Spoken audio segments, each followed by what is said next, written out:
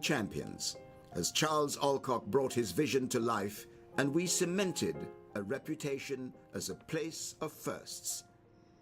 International football, FA Cup finals, international rugby, test matches, as well as where English pride came to die before a great rivalry was born from its ashes.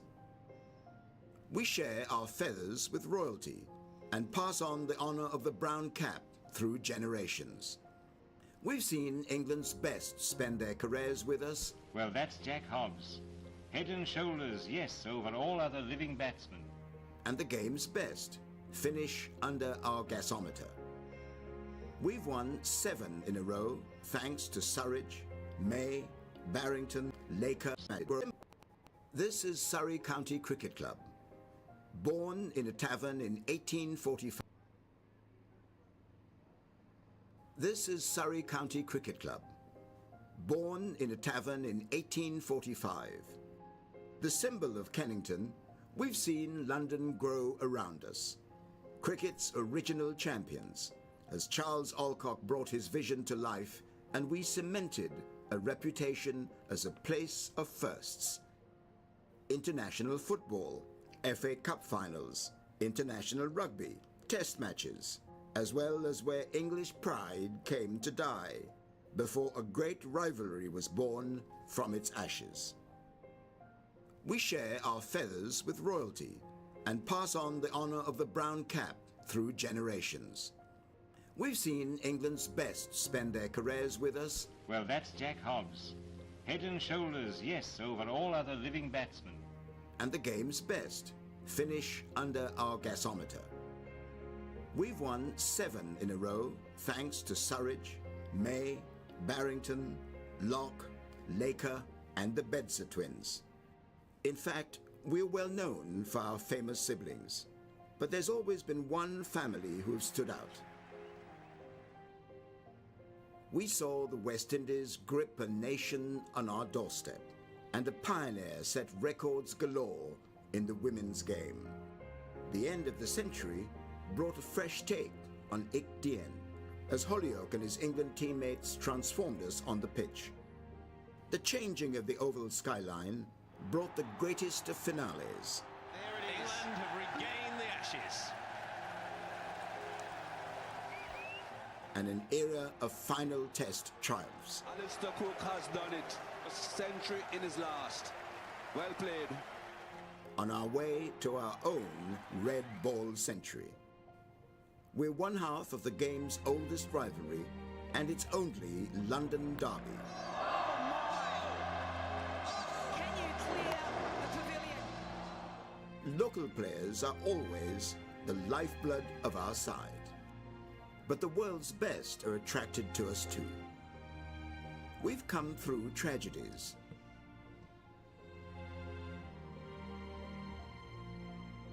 Now we're home to world champions and cricketers of the year. 175 years have passed. There's much more to come. This is Surrey County Cricket Club, heart of London, pride of the county, the grandest stage in world cricket.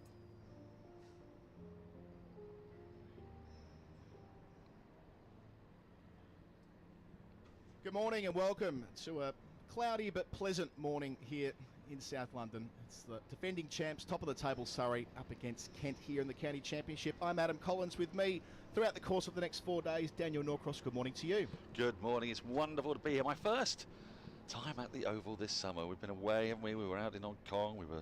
I was foolishly, for some reason, in Glasgow last week. So to be here for the first time, it is lovely. It's like the start of the season for me, but it certainly isn't the start of the season for Surrey, who are riding high at the top of the County Championship Division 1, and entirely deservedly on the back of some just fantastic performances.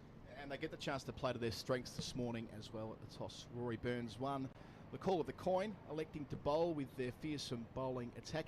Missing Kemart Roach, who's gone home with a family matter, but the depth that Surrey enjoy mean that taking 20 wickets hasn't been a problem so far this season. It really hasn't. It's the depth of those seam bowlers again. Last year we saw it, Surrey's tactics, I should say, were not to pay a spinner until the very last match of the season when the championship had already been won. Dan Moriarty came in for that game, and it's been a similar kind of pattern. We've seen a bit of Cameron Steele, and Will Jacks again has filled in with spin, but it's all about that pace bowling quintet, you would say. And I'm really excited to see Gus Atkinson today, because he's just coming into some really good form, and he's getting some real pace up as well. Yeah, had a huge game against Essex a couple of weeks ago in that draw at Chelmsford. So Surrey have won 3 and drawn 2. The other side of the ledger, Kent successful against Northants in their first game, but yet to register another win, although they were excellent in batting 113 overs to draw against Hampshire's outstanding bowling attack last week. So they've been inserted this morning. Sam Billings, their skipper, batting at 5. They'll have a lot of work to do on a surface. It looks a snifter green, but they can draw on their experience from last Sunday. Yeah, let's take a look at that team. Zak Crawley and Ben Compton. We'll be talking a lot about Zak Crawley, I'm sure, over the course of today. His controversial inclusion in the England side and Ben Foakes' omission. Ben Compton, very durable. He's really come into his own in the last couple of years. Very difficult to get up. Excited to see Tawanda Muyeye. He was in my fantasy team, start of the year, and then they didn't pick him, which is very annoying. Jack Leading, formerly of Yorkshire. Sam Billings, so experienced. I've seen him sweep Stuart Meeker here for 6 into the cricketers. Don't know if that'll be quite what he'll be doing on the first day of 4-day game. We'll see. Jordan Cox, who's obviously knows this ground very well, playing for the Oval Invincibles. And then that bowling lineup. Great to see Michael Hogan, the evergreen Michael Hogan. Ted's 42 later in the season. He's there with another Australian, Wes Agar. His final game in his stretch for Kent, Grant Stewart, another Australian. Number of all-round options there as well. And the debutant, Arafat Buryan, who only signed on professional terms for Kent yesterday and making his first class debut here at the Oval. Against Surrey, Rory Burns at the top of the list as ever. The skipper opening with Dom Sibley. Ollie Pope back in the side today at 3. Jamie Smith outstanding in their win last week against Middlesex at 4. Then the keeper, Foakes. Will Jacks, Jordan Clark, Sean Abbott and Tom Law. So 3 all-rounders lengthening the batting lineup. Gus Atkinson, the form you've mentioned already. And Dan Worrell, 21 wickets at 19 this season. He'll have the new ball. Yep, he really will. Look, Surrey will miss Kemal Roach, there's no doubt about that. It was the last game he was due to play for a while anyway, but with the depth that Surrey have got, it solves a problem, which is you want to keep Tom Laws in this side because he's got a golden arm. Gus Atkinson's in terrific form.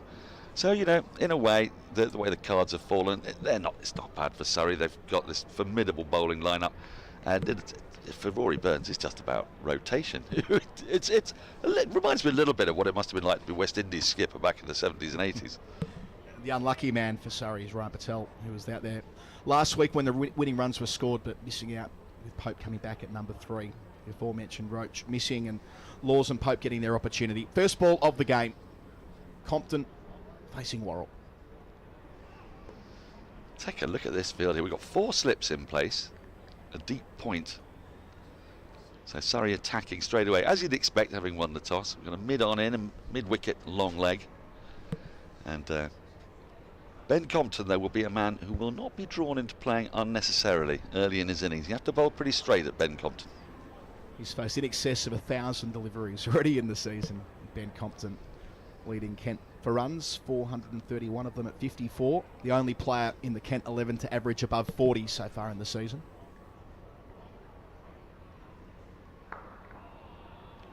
Now, last year, of course, he was on the verge, was he not, of carrying his bat twice in a match.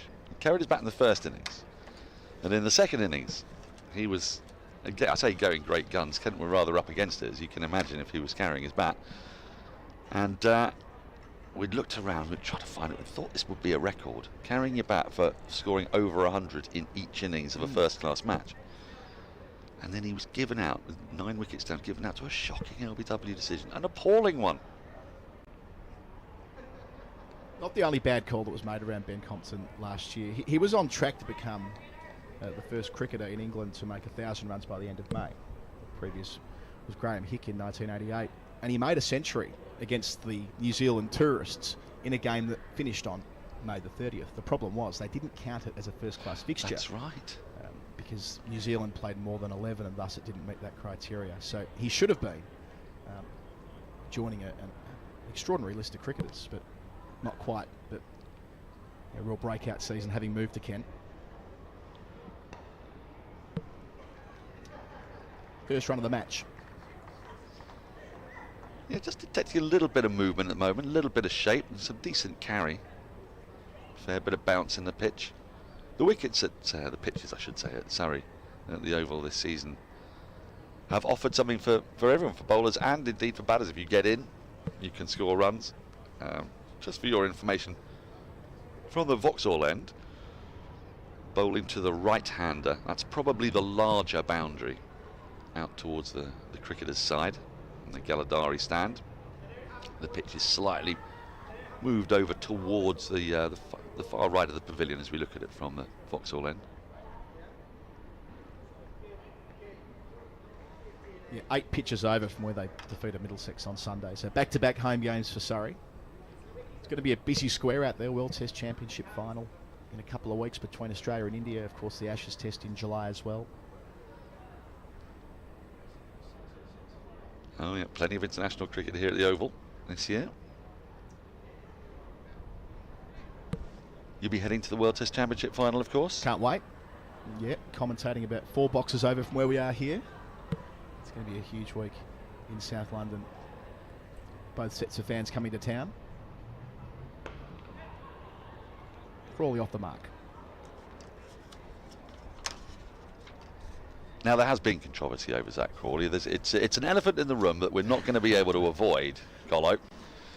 And one of the things I'd like to say, first of all, is that it's not Zak Crawley's fault he's getting selected. So I do think it could be a little bit less personal about it when it comes to Zak. I was interested in his comment. It was to the BBC a couple of days ago when he said he doesn't use social media. His probably sloppy phrasing, but I absolutely got where he's coming from. He doesn't really care what he described as average punters think of his batting. If you're Zak Crawley, why would you want to get a constant barrage of criticism about the way you're going? He's quite right to stay off social media, and he's quite right to exclude the external noise. There's nothing going for him. At the end of the day, he's got a job to do, and that can't be helped by scrolling through his Twitter feed, believe me. Clark gets the new ball. Good to start as well.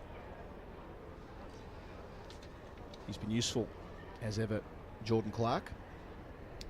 15 wickets at 23 so far in the season. He's doing that job that so necessary for Surrey after Ricky Clark's retirement. In effect, he's that very useful batter in the lower middle order and a very reliable bowler. Gives very little away. He also does more with the ball than people truly appreciate. This is a good vote of confidence in him that he's opening the bowling. He's been bowling second change as the fourth seamer, all-round option, balancing the Surrey 11. I thought Atkinson would get first opportunity from the pavilion end. Atkinson, 13 wickets at 12 in his 2 games. But as you say, a vote of faith in the senior man, Clark.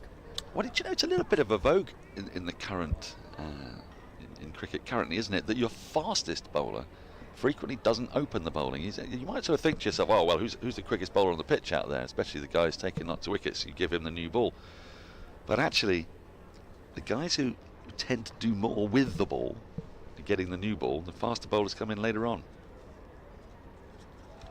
The principle being that, of course, that I mean, you don't want to wait until the ball's really soft before you bring on your fast bowler, but they're still going to get plenty out of the pitch and out of the ball 10-15 overs into the innings, whereas you give someone like Jordan Clark the best opportunity here to get the ball to move around on a morning surface on the first day. On face value, you look at that pitch, and I don't expect the ball will get carved up too badly in the first hour of play. Nice grass covering, as there usually is on morning one at the Oval.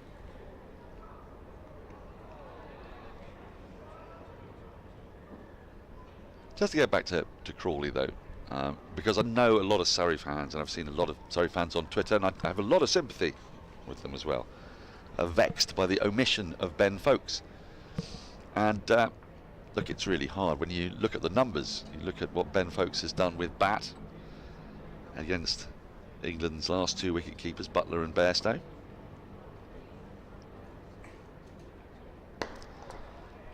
And then when you see also what he's done with the bat for Surrey and for England generally, and you weigh up those numbers against, say, Zak Crawley's numbers, and that's what's causing a bit of the vexation, you would think, because people see, how can you have Zak Crawley in the England team but you don't have Ben Foakes inside? It doesn't make any sense, and he's been told he's the best gloveman in the world. He could well be the best gloveman in the world.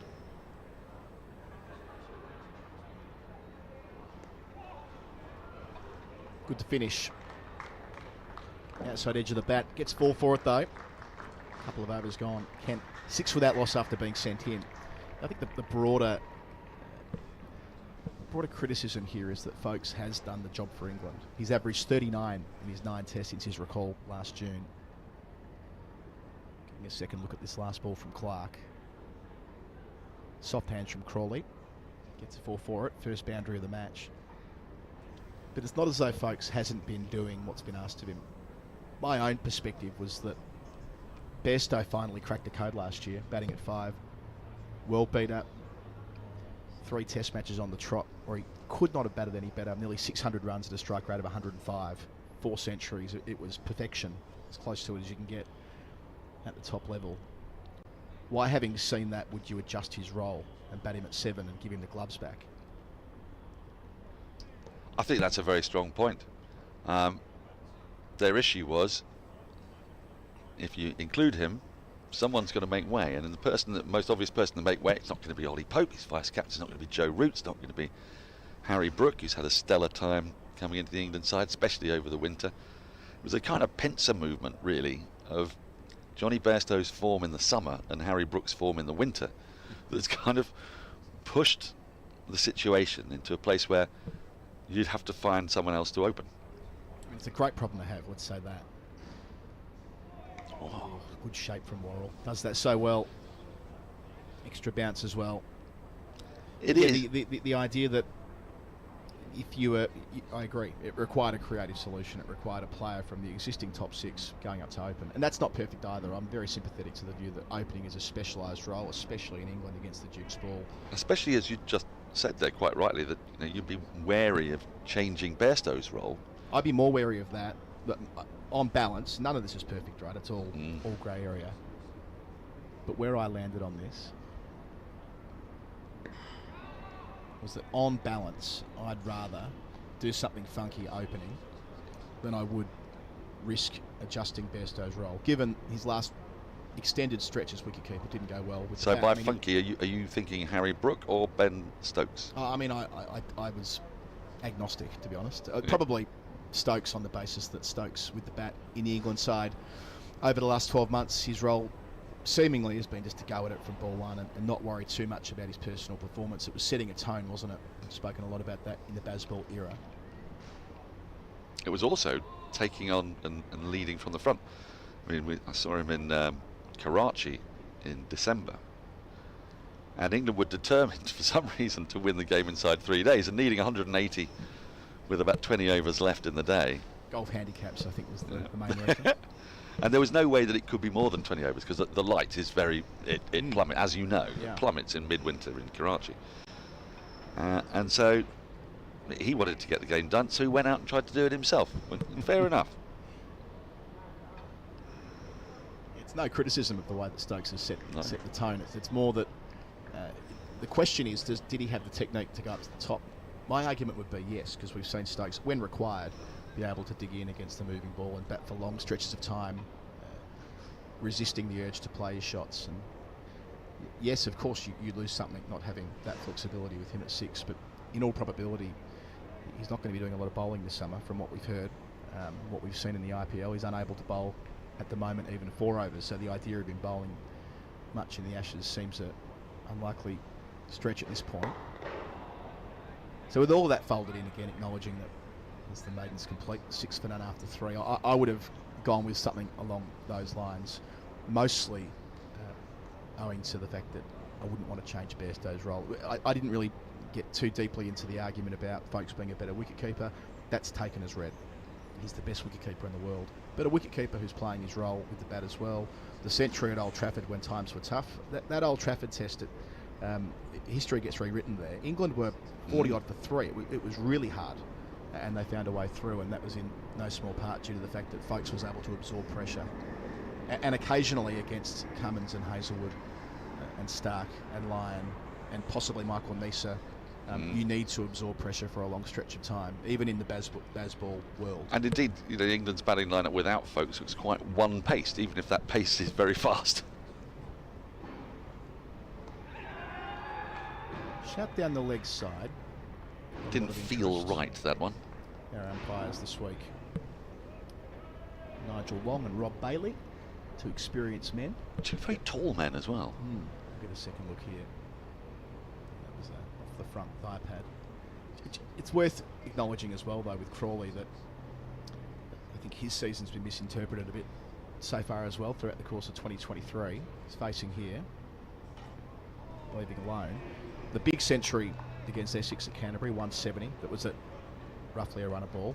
91 against Northamptonshire, which proved decisive on a really tough pitch. Then last week, making 56, but he went the other way. He faced over 150 balls for his 56 because that's what the team required of him to save that match against Hampshire. And that's Abbas and Abbott and James Fuller, who took a fifer in the first innings. And Keith Barker, 4 stars of the county championship. Oh, Finds the edge for a second time, Clark. Didn't quite take the weight out of his hands, Crawley, there. It didn't carry.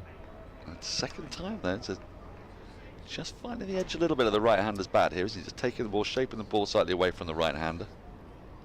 So just to finish that point, I don't think Crawley, he failed twice at Lords against Tim Murtagh, 11 and Norton, failed twice against Warwickshire, Norton 12, but in and around that he's played some good innings, and you are going to make low scores as an opener in England. It's a lot to ask a guy to walk out and make runs every time in this position. Using his feet for the first time. Saw a lot of that from Crawley last year when opening the batting for England, wanting to transfer pressure back onto the seamers with the new ball, getting down to the pitch of it. Look, I don't think there's there's no perfect solution in England. The problem with cricket is you've got 11 players in the side, not 12. You have 12, things get a little bit easier, but it's been designed fiendishly, this game. Oh, lovely. Beautiful delivery, that. Hand to mouth stuff, that. Really close to that outside edge. And I think Surrey fans are just feeling, and I understand it completely, a wave of sympathy and empathy for Ben Foakes, because he's been so unlucky in so many times in his career. He's had COVID, of course, and missed out in the game. Yeah. Sam Billings had to come in and deputise for him. We saw Sam in the breakfast hall, didn't we? Yeah. Like, what are you doing here, Sam? I'm playing a test match today as a COVID sub. Ollie again using his feet before leaving to complete the over. 2 runs from it, 4 gone, 8 for none. Kent. Lovely carry off that last delivery. And he's also, you know, he got an injury, didn't he, at the start of the season, just as he was about to be selected for England, and he's played in an England side that's had gone through a very tough time of it. And then when Baz Ball has come in, and he's been an integral and key part of that team, providing a little bit of a contrast. But sometimes, you know, you shouldn't over-egg the pudding. He bats positively when he bats for England, but he's just not as eye-catching as Harry Brook and Joe Root and Ollie Pope and whatnot, Johnny Bairstow. And it's just one of those things, and I feel terribly, terribly sorry for him. I expect he'll be back against India, because I know you shied away from talking about his effectiveness with the gloves, but I think it was Brendan McCullum pointed out in Pakistan 3 wickets that he attributed to Ben Foakes. I don't mean. I think with this particular scenario, it was less of a factor. Yeah. But you step back and zoom out. I mean, there's no doubt that his glove work does contribute. When he stands up to the stumps. Absolutely. And you're right. There's no doubt that he'll be wicket keeping. Later in the year in India, I can't conceive of a scenario where he doesn't. He did keep there the last time England visited 3 years ago. The real sliding doors moment for Foakes was tearing his hamstring here in early 2021. And remember, they turned to James Bracey for 2 test matches against New Zealand, and that was seen as a square peg round hole, because Bracey had been making runs for Gloucestershire. They wanted batting to at get him 3. in. So they said, well, we'll play you at 7, and it didn't work because his keeping wasn't up to it. Well, that was, I think, a genuinely terrible selectorial decision, and one I feel sorry for the player in as well there, James Bracey. They righted that wrong when they got a second bite of the cherry in the shadow one-day team.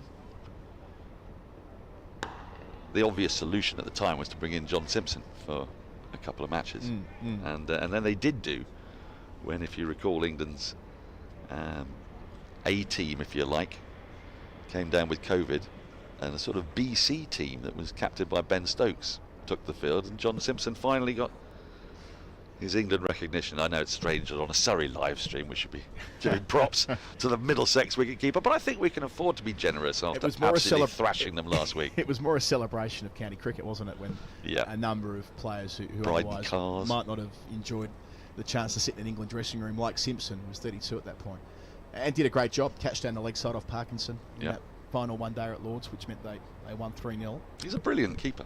Brilliant keeper, John Simpson. Leg gully now in. Round the wicket, Worrell. He performed very well last week, didn't he, against Surrey in another losing cause for our partners from, our cousins, if you like, from across the river. Who today are in action across the river. Middlesex are hosting Somerset. They're in 8th spot. Middlesex in 6th spot. Now, Somerset were a source of incredible controversy last week. Did you see that? I'll fill you in. Oh, no, I followed it closely. I just didn't buy into it. I thought it was a lot of hot air myself.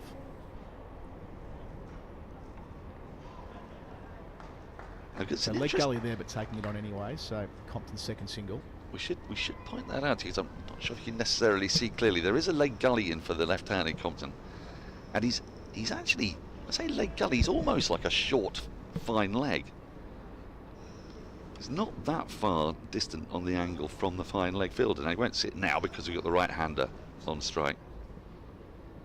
So the 4 slips remain for Worrell, who's getting some shape, but so far not too many alarms for Kent's batters. A couple of times Crawley's edge has been found. He's got a 4th slip for Crawley now. That's nice shape. Worrell finishes his 3rd over, 9 for none, Kent. So you think it was a bit overblown, do you, the criticism of Somerset? Yeah, I mean, what's that Smith's line? You just haven't earned it yet, baby. Like, I don't think that the game was. I don't think either side needed to take such a punt from where they were, acknowledging that neither side have won a game as well. I'm aware of the broader challenges for both Somerset and Lancashire. Lancashire, who finished second last year, but it would have required giving too much away on the final day. Well, it's the pitches at Old Trafford have been interestingly flat, haven't they, at this time of year? And often it's a bit of a misconception that April's a terrible time to bat. I think Stephen Finn told me on a podcast, you know, the pitches themselves are at their most prepared. They've had the whole of winter, and groundsmen like to have their pitches in pristine condition when you come to April. It's a great point. It's a lot harder preparing a pitch with a 4-day turnaround like this one, for example, when you're not on, than it would be if you're up at home in the first week of April when you've had 6 months. As Surrey found, it was a very difficult pitch to take wickets on when they were up at Old Trafford at the very start of the season. So, you know, Lancashire have also been slightly bedeviled by the weather. They've not had the best of luck, and they've attempted some sporting declarations themselves. One against Nottinghamshire that didn't quite pay off for either side. So I can understand their frustration. Oh, I say. Moving in and shaping away from round the wicket. Always going to be a handful. Good skills from Clark. That's an absolute beauty. How do you play that? Well, I think you play it how Compton did, was inside the line of it. The point is you have to play, don't you? On the angle, you can't be shouldering arms there. Yeah, you get a little nick to that, you're just unlucky.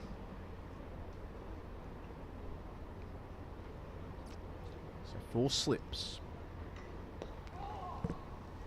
Bit straighter. So the other games in Division 1, Nottinghamshire hosting Essex. That's probably the game of the round in terms of where the table is placed at the moment. 4th up against 5th. Hampshire hosting Northants, who are down the bottom of the table. Hampshire in 3rd spot after they couldn't claim full points against Kent last week. And no game for Warwickshire or Lancashire. In Division 2, Sussex Glamorgan. There'll be a lot of eyeballs on that, I suspect, given a couple of blokes, you might have heard of them, Smith and Labuschagne up against each other. Pajara playing in that game as well at Hove. At New Road, Worcester have got Leicestershire. Gloucestershire hosting Durham, and no game for Yorkshire or Derbyshire. So Crawley again trying to use his feet against Clark to mitigate any movement away from the right-hander. Gets a single here. Yes. Well, we've had a couple of wickets already, you know, across the river. We're going round the grounds, are we? Well, Tell me. Try and have a quick look. Please. Well, it's the old firm again. Tim Murtagh, formerly of this parish. He's picked up the wicket of Tom Lammonby. And another former Surrey player, Stephen Davis, out for a first baller. Caught by Eskenazi off Roland Jones. So Somerset 10 for 2 as they languish down near the bottom of the table. Hampshire have got off to a good start, I'm very sorry to say. I'm unashamedly biased when it comes to Surrey live stream. I apologise. But Hampshire 35 without loss after just 5 overs against Northants.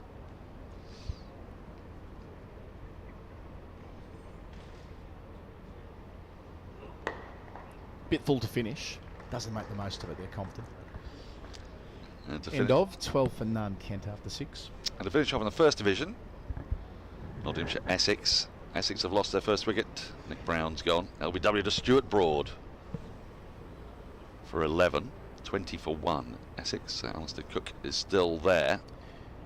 Just on Murtagh. So he's up to 948 first class wickets. He turns 42 in August. We have a man turning 42 this summer in this game in Michael Hogan as well. But I wonder whether he might end up sort of in Glen Chappell territory. Oh, he's got to get to 1,000. Well, you'd expect 52 he would. is a way to go. He'll have to play. He'll have to play next season.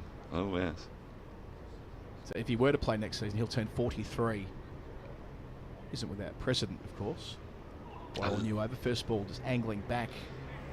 I love the fact that he's a bowling coach and was miffed when he was left out. And said, you know, he had to stop sulking pretty early. Ordinarily, you know, as a fast bowler, you get left out, you're entitled to go and have a little lick of wounds and be a bit sulky. But you can't if you're the bowling coach. You just have to get on with it. Well, Glenn Chappell was an assistant coach when he finished on 985 wickets. I think he was 42 as well. So very similar career trajectories, those two players. Having gotten better the older they were in the game. Of course, Chappell started as an out-and-out quicker bowler and had a brief opportunity for England, but in Murtagh's case, his numbers over the last 6 years have been the best of his career in his late 30s. Surrey have had a man of a similar type. I mean, look, you know, a taller man, but Martin Bicknell. He took 1,000 first-class wickets in the end. Great stalwart of the Oval. Very fine bowler.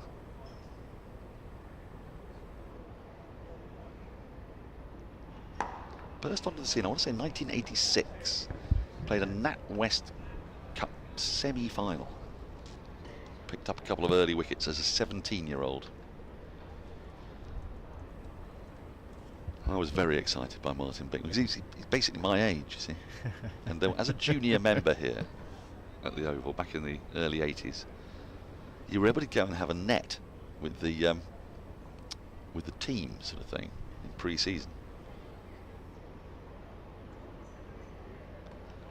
Oh, how about that? That is done loads from Worrell. Wow. Left alone on the basis of length, presumably, but hooping back through. Compton knocked over for 4. Kent lose their first wicket with the score on 12, but this is glorious from Dan Worrell. Well, do you know, I think now the lacquer's off this ball, we're starting to see it do a little bit more. We're starting to see it do a little bit in the previous over. So here on the angle, going wider of the crease. Oh yeah, that is the stuff you dream of as a fast bowler. A beauty. Yep. Ben Compton won't want to see this again, leaving this delivery. You can see on the reverse angle just how late the movement is as well. Hitting the top of off, it's done loads. You can understand why he shoulders arms there with 4 slips behind him, but I think also just been undone by a fine piece of bowling. Brilliantly grabbed at second slip as well, actually. It cannoned off the off stump. That is a beautiful sight for a fast bowler. So his 22nd wicket of the campaign down Worrell. He was capped by the county last week. Said it was the proudest moment of his cricketing career. I should think so too. A lovely LinkedIn post, wasn't it, from Dan Worrell, where he explained why this meant so much, moving his family, coming to England. You know what? He'll be England qualified, if I've got my sums right, next year. late next year. He'll tick over, or it might be early the year after. Either way, the Home Office qualification is 3 consecutive years of 240 days, and he's into his second year of that. He's only 31, I believe, so plenty of cricket left in him. And a guy who can move the ball like this and at pace. He's played international cricket for Australia, albeit a fair while ago now. He's got plenty left. Yeah, in at 3, just his second game this year. This will be hard graft. It will. Now, you know, Mayye's a player with a lot of promise. He's very easy on the eye when he gets going. From Zimbabwe originally. His first ball here. Getting the old-fashioned reverse angle there to start. Yes, Mayeye truly banged the door down. He made 3 tons in a row for the second side, then made a 97, then 95 not out. So it could have easily been 500s in a row for Kent's second team. Got an opportunity against Hampshire last week, made 28 in the first innings and naught in the second, but yeah, 22 years of age and has got massive raps on him. Mentioned he's from Zimbabwe, but he's got indefinite leave to remain through the Home Office, so another one of these players who's found a way to England qualification. Successful over for Dan Worrell and Surrey. Kent 7 gone, 13 for 1. Well, it's going to be a test for him because, as I mentioned earlier, that the lack has just come off the ball and it's just starting to do that a little bit more. First couple of overs didn't see too much in the way of movement. Decent carry on this pitch, but now this could be the hardest time to bat. This is when you earn your stripes as a number 3 against a 5-pronged pace attack, all of whom are in terrific form. Playing away in the cauldron that is the Kia Oval. Anything is, he's out of my fantasy side now after he wasn't picked the first couple of weeks. So, I mean, it's a great tale. It's been told many times, but his mother was a supporter of the movement for democratic change in Zimbabwe, which necessitated their move to the UK.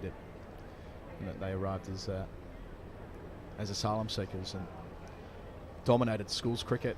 He was the Wisden Schools Cricketer of the Year in 2020. 4 slips straight away for him. And as soon as he became eligible to play locally, he was signed by Kent. He was originally in the Sussex Academy when he was at Eastbourne as a scholar, making tons and tons of runs. But did captain Zimbabwe at under 16 level. Played rugby for Zimbabwe as an underage player as well. Finished last year in great form, an excellent 80 against Somerset. So looking forward to watching him here today. It's an overstep there from Clark. first one of the day. Must be unusual for the international umpires who can rely on technology to call front foot no balls like Nigel Long. Well, I want turning to domestic cricket, and suddenly they've got to adjust the process they go through. Do you think? Yeah. Look, you would change the way you go about it when doing Test cricket, wouldn't you? If you didn't have to worry about the front line. It's a lovely shot. Second boundary of the morning, but that is just glorious. Out towards the Tennyson School. Mayeye, easy on the eye. Well, that is why people talk about this lad. He plays the ball late. He's got very good foot movement. Early on in this innings, we've seen he's got his front foot moving really beautifully. And he is a threat, make no mistake. He may be inexperienced, but Surrey will want to see the back of him early. Still the 4 slips. Sibley and Pope, Jacks, Sean Abbott here in the cordon. We'll see Abbott bowling soon, I'm sure. Yep. He was called up to the Australian Test training squad this week. Yes, you were telling me that. He's going to be at Beckenham. I think they get there the week after the long weekend. So there's a bank holiday weekend. The Australian team are in Liverpool for what's been branded a bonding session. I think what that really is a golf weekend. Well, I was going to say, I mean, there were days when bonding sessions were proper. I remember Stephen Finn telling me about the bonding session in which Chris Tremlett, was it, broke Jimmy Anderson's ribs as they were learning. But Stephen Finn was up against Monty Panesar. I kind of think that's a slightly unequal struggle in a boxing ring. They document that so well in the Edge documentary that Barney Douglas made a few years ago, watching them out at camp before the 10-11 Ashes. Now, Australians have different kind of bonding. Steve Waugh used to take them to see Gallipoli and then point out that, you know, this is where the evil English had forced the Australians to go into battle. And I didn't like to remind Steve Waugh, but well over half the soldiers who fought at Gallipoli for the Anzacs were actually British. But you would think, from the way he talked about it, that it was a purely Australian enterprise. It's a much broader conversation. We'll get into this later. We're going to have a change in comms in a sec. Oh, what a ball that is! Thought it caught the edge. So did Clark. Finger stays down. Fine finish to an eventful over. 8 gone, 19 for 1. Mention I'm going to jump out. I'm going to leave you, Cameron Ponsonby, for the first time today. And you can keep on doing your thing. Thank you very much. I will keep on doing my thing. And it's been a very intriguing morning. Surrey, having won the toss, elected to bowl. It's the way they've tended to go this summer so far. 3 9-wicket wins, and of course batting second at Essex in that draw. So Surrey very comfortable bowling first.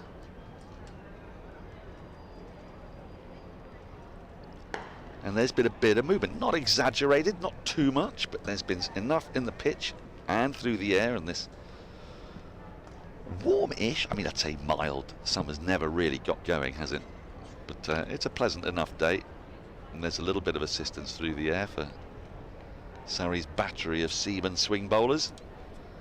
But you'd have to say Kent have weathered the storm pretty well so far. Zak Crawley only faced the 18 deliveries, but he looks in decent working order. A couple of times the edge has been taken, flown down towards deep third.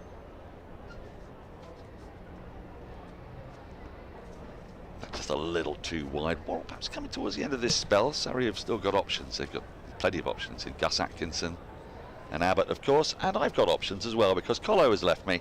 And for the first time today, Cam Ponsonby. Hello, Cam. Hello, Daniel. How are you? I am actually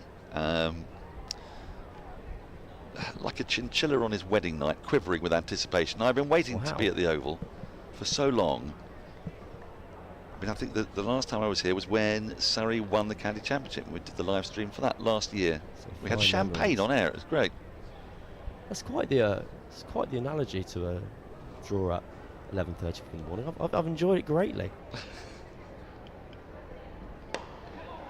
Well, for reasons that are too boring to explain, but basically Adam Collins and I were in Hong Kong for the first match, so we watched it on the live stream, listened to you, and watched Ollie Pope being absolutely magnificent. That does happen. Phil Walker expertly calling us home. And then I was away last week. A happy away? Were we on holiday? Well, sort of. Yeah. No, I was seeing chums up in Glasgow, but it was a long-standing arrangement that I couldn't get out of. Not you understand that I wanted to get out of it. But that's a lovely shot, clipping it away across those fast practice pitches out towards the boundary. That has whistled off Crawley's bat. He's just starting to, as they say, get into his work. Perhaps a little too full from Worrell, and on the pads he likes it there.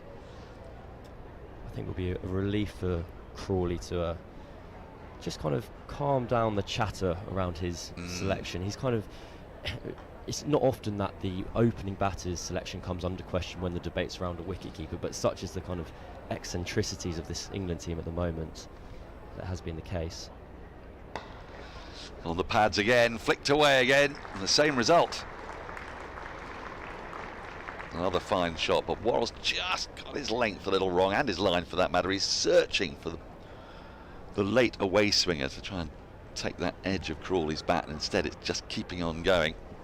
Well, I think when you're down Worrell and you're capable of bowling those magic deliveries, he bowled one here in the first fixture where I think the batter was Fletcher Middleton. It was absolute perfection, and just pitching that ball up and trying to get that late swing. That's more where he wants it. This one just going to squirt away. Will it make it to the boundary? Not quite. Good bit of fielding out there. Keeps them to 3. It's an expensive over, 11 from it. And Kent, after losing that wicket to Ben Compton recently, now 30 for 1. With Crawley going quite nicely on 19. I mean, I'm not going to go on about this too much, but I'm very excited. Do you think in any way, I mean, you raised it. It's a very strange thing, isn't it? If you're an opening batter and you're going out to bat, do you feel at all guilty when you look behind you and you see the world's premier wicketkeeper, who's also got better first class and better test match numbers than you, and he's standing really not very far away from you? I think parts of the excitement is that England have crafted this new role for Crawley. The impact opener. The impact opener, and so I think this is part of where I was surprised at the idea of changing an opener or having someone who hasn't traditionally opened the batting moving up, whether it be Stokes or whoever. That wasn't considered an option. And where I'm surprised about that is England do a lot of things at the moment that previously were never considered the an option. Nighthawk. There's the Nighthawk. Don't say that around Phil Walker. He gets very angry. But Crawley is this impact opener. They've created a new position. They want him to get 25 off 25. Edge gone! Well, that's Crawley done for. And a really good sharp catch in the slips. Clark had been threatening that off Crawley a few times. He's taken the edge of that bat a couple of times. And now this time a meaty edge and a really sharp catch in the slip. Gordon Surrey's catching has been near flawless. The occasional drop here and there, you can count them on the fingers of one hand. They have got a very fine set of pairs of hands, if you like, in that slip, Gordon. Let's take a look at this again. There was a bit of bounce as well. That's reared. Crawley not able to get his bat out of the way in time, and a fabulous, fabulous sharp catch. Yeah, I don't think we're going to criticise Crawley too much for this. It's really left it short of a length. Perhaps he's left his bat dangling slightly, but I think that delivery there is evidence of why on a kind of a sunny day at the Oval, Surrey have chosen to bowl first, because there is that life in the pitch. Clark's been getting so much bounce out of the wicket, and there Zak Crawley becomes a victim of it. I strongly do not believe in the commentator's curse. I do not believe it's a thing. No, if it was real, I promise you, Stephen Smith and Marnus Labuschagne would have been out much earlier every time I was commentating. But there was that was kind of the microcosm of Crawley there, that past 5 deliveries, 11 off 3, and then just as we were talking about this kind of impact player who is able to race away, he's kind of victim of almost a conventional dismissal at the top of the order, both showing kind of potentially the strengths and weaknesses of the player. I mean, look, I want to give the credit to the bowler there and indeed to the fielder. It's a superb catch from Will Jacks. But what could he have done better there? I mean, when you think about Crawley sometimes being slightly stiff in his approach to the ball, you've got his hands down a bit quicker, I don't know. I think you've got to give credit to Jordan Clark, haven't you? I think it was an excellent delivery that has lifted more than the bat will be expecting. I think the criticism would be it's 4th and 5th stump or whatever, could you be leaving the ball? But that's old ground. That's the kind of cliche talk for every dismissal. Great take from Ben Foakes. First delivery, just a little wayward from Jordan Clark. Does well to scramble across to his left. Jack Leading, the new batter, formerly of Yorkshire, of course. And he's in no mean form himself. He's had a couple of unbeaten 60s this year and a 48.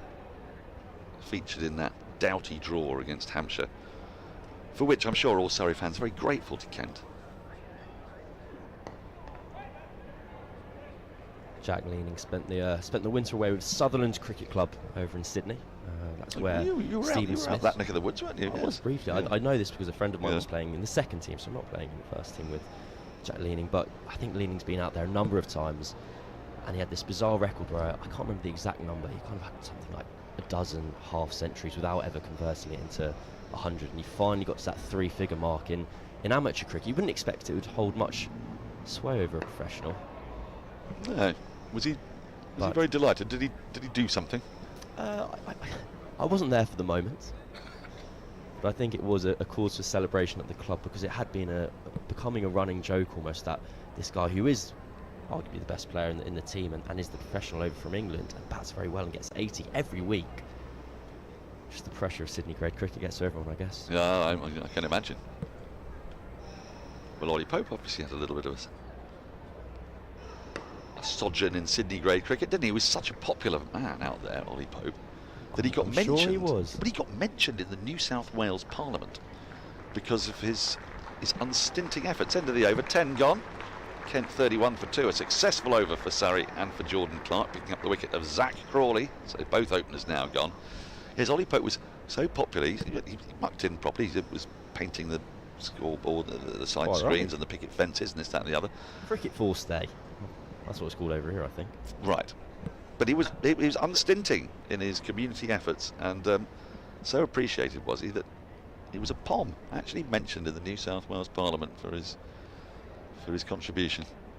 Soon to be now officially England's vice captain. Vice captain, what do you make of that? Finally, we've got a vice captain. There was a bit of a Schrodinger's vice captain for many years. You weren't quite sure if it existed or it didn't, or did they exist at the same time? Well, I think he already was vice captain. It just wasn't official. Right.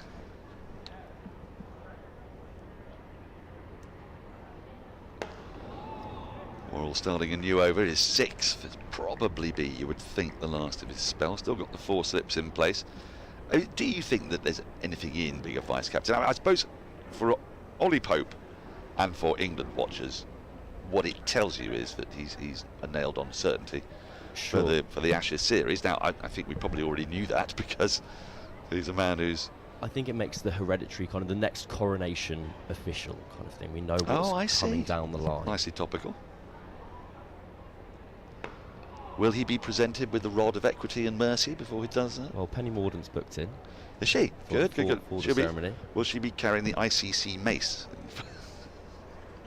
and holding it for 45 minutes, dressed in something out of Star Trek? Let's hope so. I hope so too. I was trying to think of something witty to come back to with you, and I had nothing. It's a long old day. You'll find stuff. Don't worry. Material will present itself.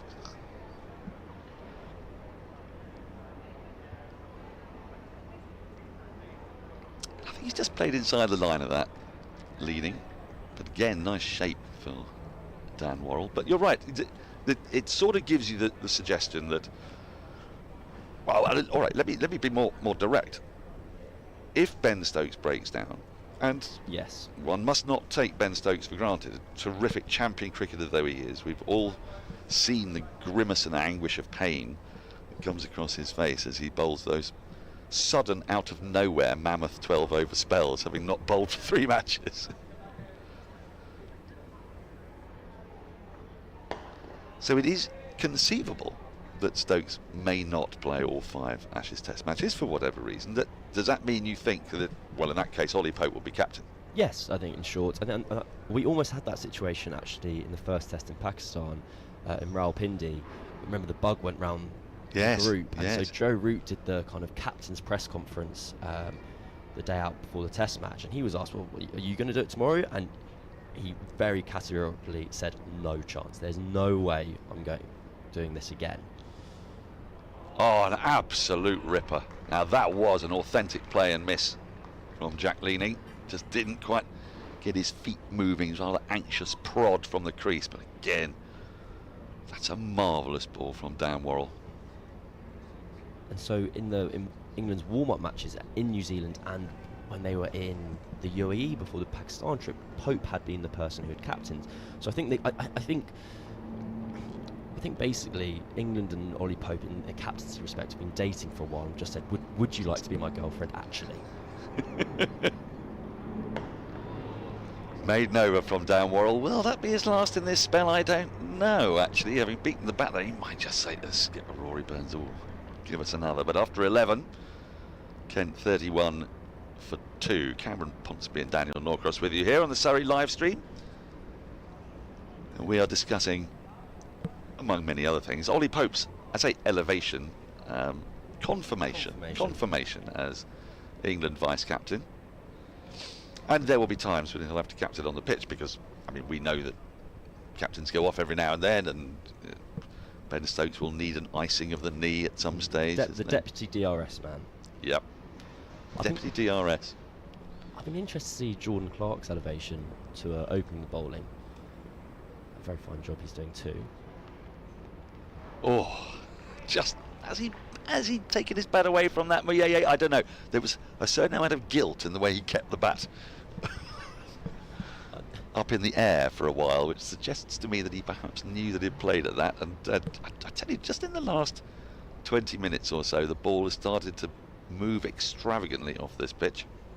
Because Jordan Clark so far, when Kemal Roach was in the team, he's almost been that kind of workhorse bowler. He's been incredibly economical, and Sean Abbott and maybe Gus Atkinson's bowled ahead of him, sometimes Tom Laws as well.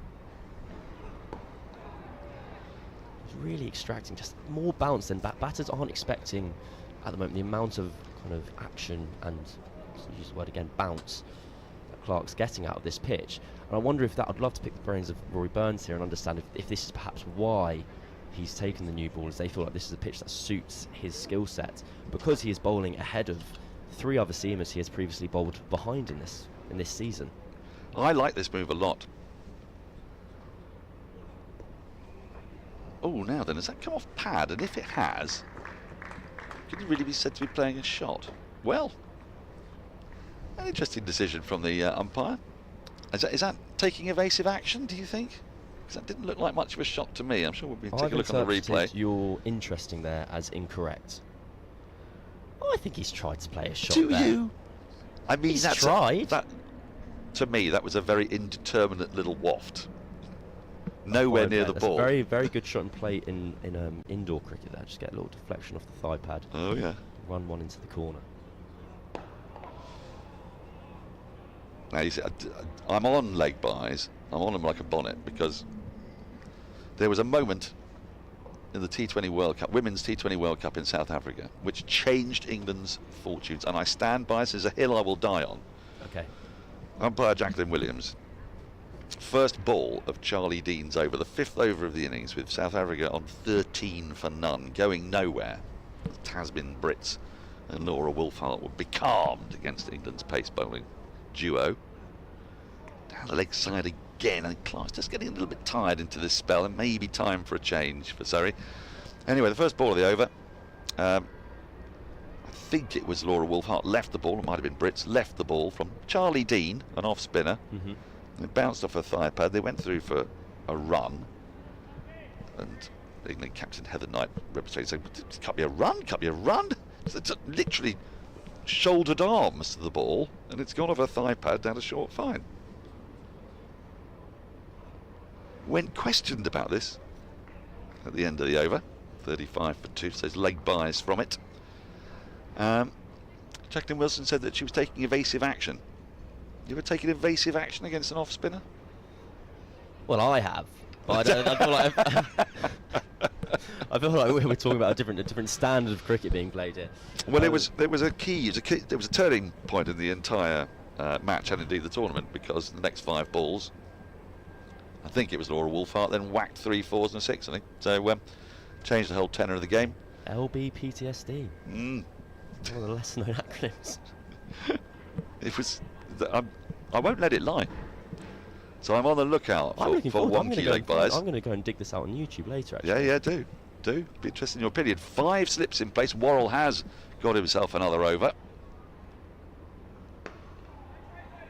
And he's still pursuing that nagging line and length on a round off stump. It's been a good start for Surrey. They won the toss, elected to bowl. When you do that, Cam, people say, and it's sort of nuts, isn't it? Well, if you've won the toss, elected to bowl, you've got to have taken at least 3 wickets before lunch, probably 4 to justify it.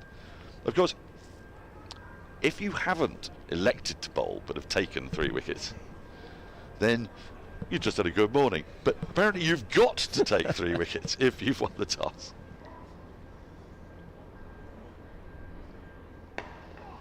And Surrey are on their way to doing that. We're not even at the hour mark. I've got to take 3 wickets. Got to take 3 wickets, absolute minimum. Very poor decision. No, I just to return to this kind of opening bowling pair, something I've been quite enjoying is Worrell's getting this, as he always does, gets this big hooping outswing. I think Clark from the other end, as those 2 balls that potentially played a shot at, but we can't be sure. He's been getting that movement into the batter and then getting the ball to seam away a little bit as well. So you've got 2 bowlers basically presenting 2 different skill sets, 2 different challenges. When he bowls like that, I can see why he's having another over. Well, Exactly, and he's a bowler who can bowl long spells, Dan Worrell. He's fearsomely fit, strong, and what a terrific signing he was by Alex Stewart. I mean, absolutely makes this Surrey lineup. This is a Surrey lineup without Kemar Roach, if you're just joining us. He's had to return home for family reasons. But England, I keep saying England, because in my mind, I think I'm probably more interested in Surrey than England. We've got 5 slips and a gully in now. This is a very Australian field. 5 slips and a gully. He's just going to get himself off strike here, is leaning. And I think to his relief, because Dan Worrell's giving him a good working over at the moment. Now that, well, one of those slips has come out, and the gully's come out for Miyeye, which is interesting. Because the change of field here, we've lost the slip and the gully, we've kind of now got a point and a cover in. It doesn't, and actually one's hopped across with an elbow into a 6-3 now in mid-wicket, where previously we didn't have one.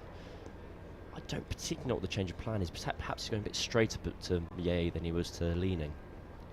Well, that's exactly it. Good spot. It's almost like you've done this before, Cam. I'm very pleased with Dan Worrell. bowling to command there. Every now and then they will do that for you. Not always. Don't get too complacent. It's too late. Too late. I mean, Dan Worrell is such a phenomenal sign. I mean, it's a. I don't want to refer to it as a loophole, but the idea of being able to get a bowler of his quality in as a local player. Yeah, it's marvellous, isn't priceless. it? It's really well played by me. Yeah, he gets a good big stride in here, and I'm very impressed with his footwork actually so far today. 37 for 2 after 13. Yeye up to 6 with that single. No change of bowling so far. We've had 13 overs of Clark and Worrell, and now finally from the pavilion end we will have a change as Abbott's going to come into the attack, replacing Jordan Clark, who picked up the wicket of Zak Crawley. He just started to look in quite good touch. Crawley had hit a couple of 4s and a 3, and then, well, as Adam Collins said, or was it even you who said it? It depends what I think it was probably Adam Collins. Yeah, it was rather emblematic of Zak Crawley's career. Oh, that was me. That was you. Yeah. Looked rather good, and then got out. It was quite poetic. It was deeply poetic. Very concise. We're here for the poetry. Abbott's first ball. Bit of pace, bit of bounce. And now Adam Collins was telling us he's been called into an Australian training squad, and this is one of these things that I'm always slightly ambivalent about. I'm fascinated to know what you Surrey fans think yourselves. I always think that, I get outraged when the very fine Surrey players are overlooked for England. When Sam Curran wasn't being selected in the Test side despite having been player of the series, and when Ben Foakes is left out. There's a sort of jarring sense of injustice. That squirts away down towards deep backward point. That's going to be a boundary and a no ball. Wasn't in complete control of that. Wasn't Miyeye, but got enough on it to pick up a boundary. 43 for 2. I wouldn't be surprised to see a double change from Surrey here. I just think if they are splitting their bowlers up into these pairs, or you've got Worrell bowling big outswingers and Clark kind of angling the ball in. Now Abbott comes in and he bowls that similar shape to Worrell. Then maybe we'll have Gus Atkinson from the Vauxhall end. With a golden arm of Tom Laws to come later, Surrey really have an embarrassment of riches. But it seems excessive. There's so much. It's not excessive, it's just right. It's absolutely perfect. But just to go back to that point, or finish it off at any rate, I'd be interested to know what you, dear Surrey fan, thinks. Because whilst I do feel that raging sense of injustice when one of our players is overlooked, I'm also quietly, not so quietly because I'm saying it on a live stream, but I'm slightly publicly pleased, because it means that Surrey have a full quota, and a large part of me is more interested in Surrey winning the county championship than anything else. So Rory Burns being available for the season is great for Surrey. Ben Foakes being available is great for Surrey. Don't really want Abbott to be going off to Australian training camps, but the other part of me is, you know, we're here to support these players, and it's what's in their best interest is that they progress their careers at international level. So, you know, how do you feel about that? Get in touch with us. What is your Twitter handle, Cam? What's my Twitter handle? Unfortunately, mine is just at Cameron Ponsonby, which is my name. Oh, you can get away with that because your name exactly. is relatively unusual, isn't it? Correct. By which I mean unique. I've heard other words used to describe it. Do you know, I met a woman yesterday at a corporate event who had a surname I had never heard. So I've heard the name Ponsonby before, largely in satirical novels from the late 19th century. In Blackadder, it's a comedy name for someone It is, so yeah. absurdly posh. That's a beautiful shot from Mayeye. I said he was easy on the eye, and he really is when he gets going. He's a threat for Surrey. They want to get him out before lunch, certainly. Lovely, languid use of the feet. Ball just a trifle too full, perhaps allowed him to get there, but Cameron, his foot movement has been terrific this inning so far. It's something that I find really interesting, listening to professionals talk about foot movement, because when the speeds goes up in cricket, footwork actually becomes a much smaller deciding factor. It all becomes weight transfer. But Mayeye here is really getting big strides in. Well, he got a stride in there and got an edge, got lucky. Last ball of the over, flying down towards the deep third boundary. Had there been the fourth or fifth slip in that there had been for Dan Worrell the previous over, it had gone straight to that fielder, but Mayeye gets away with a little bit of luck and the 50 up. The end of the 14th over, an expensive one, 14 from it. Kent 51 for 2. So yes, I met a woman last night at a corporate event who had a name I had never heard before. Okay, I'm excited. It's a very good, strong sounding English name, but one that I'd never come across. Bell Chamber. Have you ever come across anyone called, I mean, that wasn't, her name isn't Bell Chamber. Yeah, double-barreled or? I can't remember her first name. Well, I can remember her first name, but I don't want to say it because it's being a bit too public. But it's because when she told me her surname, your surname is Bell Chamber. Are you sure it wasn't Bell Chamber? Well, it's funny you should say that, because her father dislikes the name so much that he had taken to calling himself Belchambe. But I think you should own a name like Bell Chamber. I think that's a terrific name. Much better than Norcross. I mean, don't get me wrong, Ponsonby is a strong name. You don't need to change Ponsonby, it's a strong name. But Bell Chamber, wow. So how does she feel about the name? Was she happy with it? She's good with it, yeah. When she got married, she refused to change her name. Her husband's surname was Stevens, which is one of the most, with all due respect to the great Darren Stevens, and indeed Trevor Stephen and Gary Stevens and all the other people called Stevens. It's a very middle of the road, run of the mill kind of name, isn't it, Stevens? Oh, beats the bat this time. So we have had the bowling change from this end, which we anticipated, but it's Tom Laws who is taking the ball from the Vauxhall end and not Gus Atkinson. Well, I thought it might be, because while that ball's still moving a little bit, and Tom Laws does have the golden arm, he's been terrific every time he's played for Surrey. He's got a very skinny bowling average in first-class cricket. Burst onto the scene, you'd say last year. People really started to take notice. Turned out for Cranley Cricket Club over the weekend in a batting only role. Unfortunately didn't get off the mark, but How are you so up to date with what's happening in Surrey Championship cricket? Were you playing in the game? I wasn't playing in that game. I was playing in a second 11, a game a long way away from that match. But it's my Sunday morning hobby is to scroll through play cricket scorecards. Goodness me. I know. I'm aware of how that sounds, and there we go. What can you do? Yeah, so by the way, just a reminder, Cameron's absolutely right. If you're looking at the screen and thinking this is Dan Worrell bowling, it isn't. It's Tom Laws, who's picked up 7 wickets so far this summer. He's only played 2 matches. Got a 4-for against Hampshire, 4-for and a 2-for. Here in Surrey's 9-wicket win at the Oval. A dominant performance that was. I think Kent's 51 for 2 is slightly flattering to deceive here. They've had 2 double-digit overs where Worrell strayed onto the pads twice and was clipped away for 4 by Crawley, and just had that over there go for, I think, 14 from Abbott to Mayeye. And aside from that, Surrey have had the raps on it. It has not looked easy to bat out there at all. So Surrey might actually be a bit annoyed that Kent managed to get up to 50.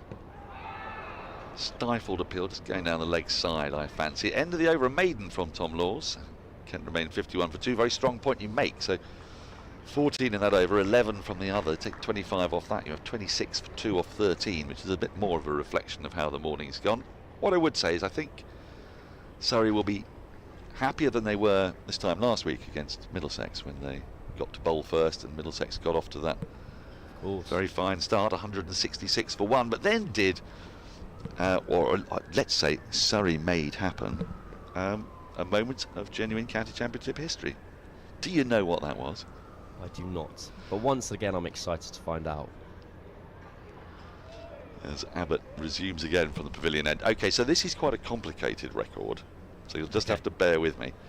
But no side, having reached 166 for 1, had ever been bowled out in the history of the county championship for as little as 209.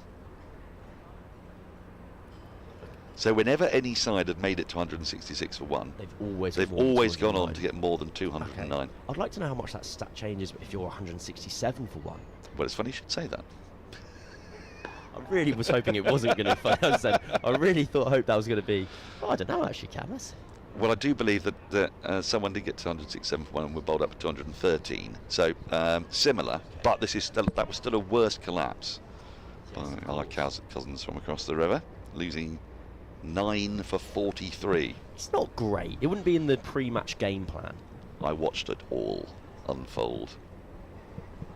And you had the live stream up. Or yeah, well, it was on Sky last week. Yes.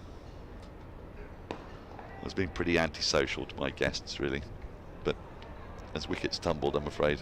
What can you do? I mean, who really wants to go on a beautiful sightseeing tour of Loch Lomond when Middlesex are losing 9 for 43? Certainly not me.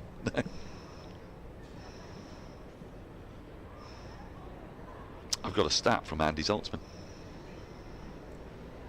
Let's go again. I've been excited 3 times in this commentary stint. Before I give you the stat, I'm just going to let you know that the umpires are now chatting about the ball. Now, Surrey tried to get the ball changed a couple of times last week against Middlesex. Does it go through those calipers? It's got to go through one and not go through the other. But of course, we don't quite know which one's which. I'm surprised.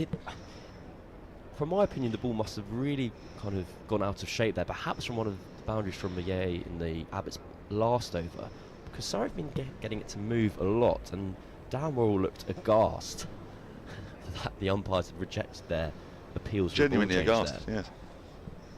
So I feel like something must have happened. The ball must have struck one of the advertising hoardings recently, because otherwise I don't think Surrey would be looking to change this ball at all. So Andy Zaltzman, Test match special scorer and general wit, bon viveur, has given me a Crawley-based stat. He's sent it through on the old WhatsApp. 116 players have batted over 20 times in the top 5 in the county championship since 2019. Crawley has the 63rd best average of those 116 at 33.3.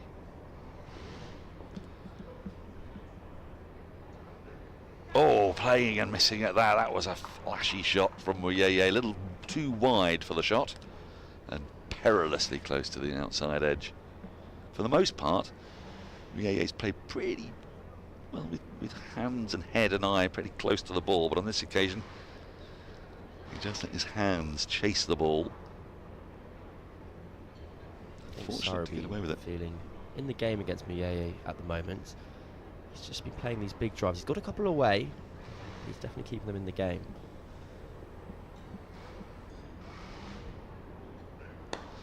He goes for it again. He gets hold of it this time. Pigeon scatter. A beautiful shot. Little too full, little too wide, but I don't mind that from Abbott. He's tempting the drive. And if Muyeye just gets that ever so slightly wrong, there's some hungry slips waiting to gobble up the chance. 55 for 2. After 16 overs.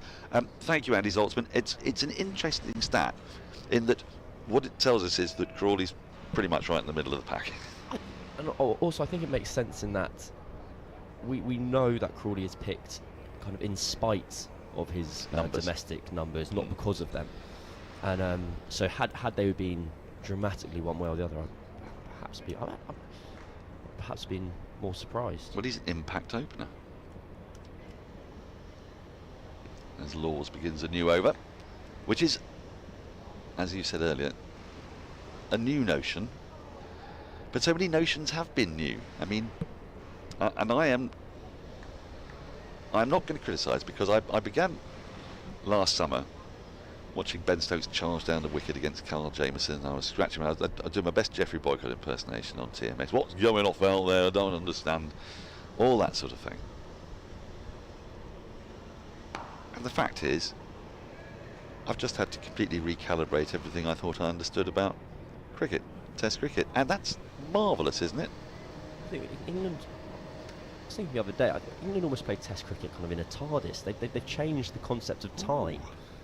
It used to, if you think about the Rawalpindi Test That's match, right, 504. the number of runs that was scored in that match, conventionally that match has to go for 7 days. because of the rate that England score at, they literally create time out of nowhere. They create time. You're absolutely right. That's exactly what they do. But also they do it in the field. You know, watching Ben Stokes captain is a fascinating thing, because you can either say he lacks patience, or you can say he's continuously inventive and innovative, because you will often find that a plan will last for no more than 15 minutes, and this is usually, it has to be said, in the first innings. Just gets it away for a single, leaning. He could do with that getting off strike. He'd be slightly becalmed at one end. I think what Stokes is really strong at as a captain is he's patient, but he doesn't wait. Yes. So there's no kind of dead time. And so I can't remember who was the England player who gave the interview about that, again, winning Rawalpindi. Because they were like, God, I don't think we've got enough here. I think it's still really flat. But the clarity of plan that Stokes presented.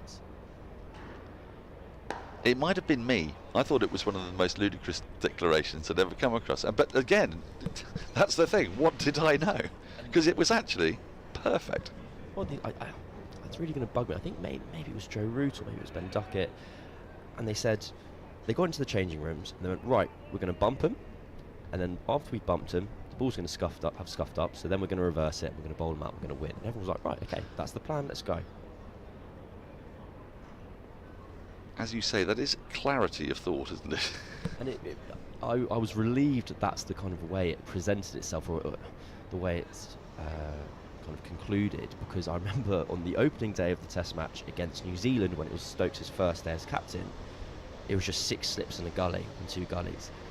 And I remember being like, oh, I don't want it just to be a case of more slips equals more attacking. It's quite kind of club cricket, dare I say it, kind of lazy commentary where we go, oh, let's have 7 slips, and then that means that we're being attacking. That's the best decision. But no, it's been much more kind of, well, it's not always defined, nuanced and calculated. And also you find that he's actually quite different in his approach between the first innings and the second innings. The first innings, there'll seem to be more movement and more change, and then as the game becomes more solid, a little too wide that time from Abbott, floating into the gloves of the keeper. Then things that, broadly speaking, look a bit more conventional come into sight. But what it always is great food for thought.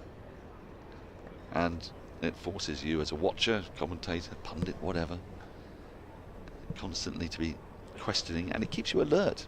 And it keeps the game extremely exciting to watch. Oh, my word, that's gone a mile. That's a pretty good parry from Foakes. Now, was that signalled wide or not? I think it might have gone just after it's past the batter. Let's take a look at this again. This has gone a mile. Foakes has taken this in front of second slip, I think.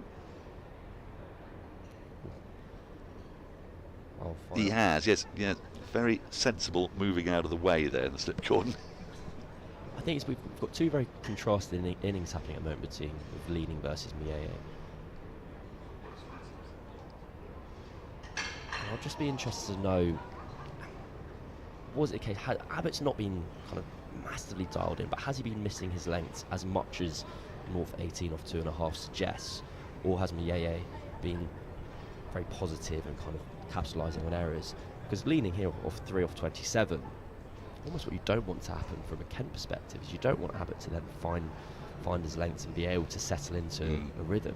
Because at the moment you've got the wraps on him.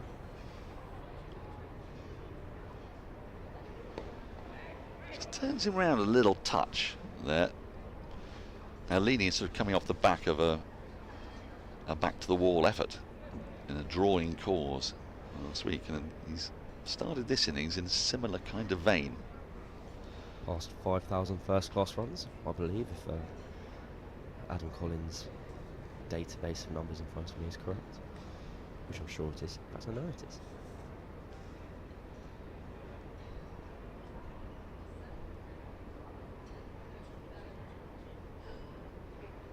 Oh, he's played at that. He's had a little nibble. And now I think Abbott is just about, he's getting his length is where he wants it as much as anything else. Little wide, probably didn't quite need to play it that leaning, but the pace of Abbott, sometimes, you know, you will see a dismissal and think, why has he played at that? But sometimes that extra pace just hurries your decision making. The ball has just left him there later than he was expecting it to.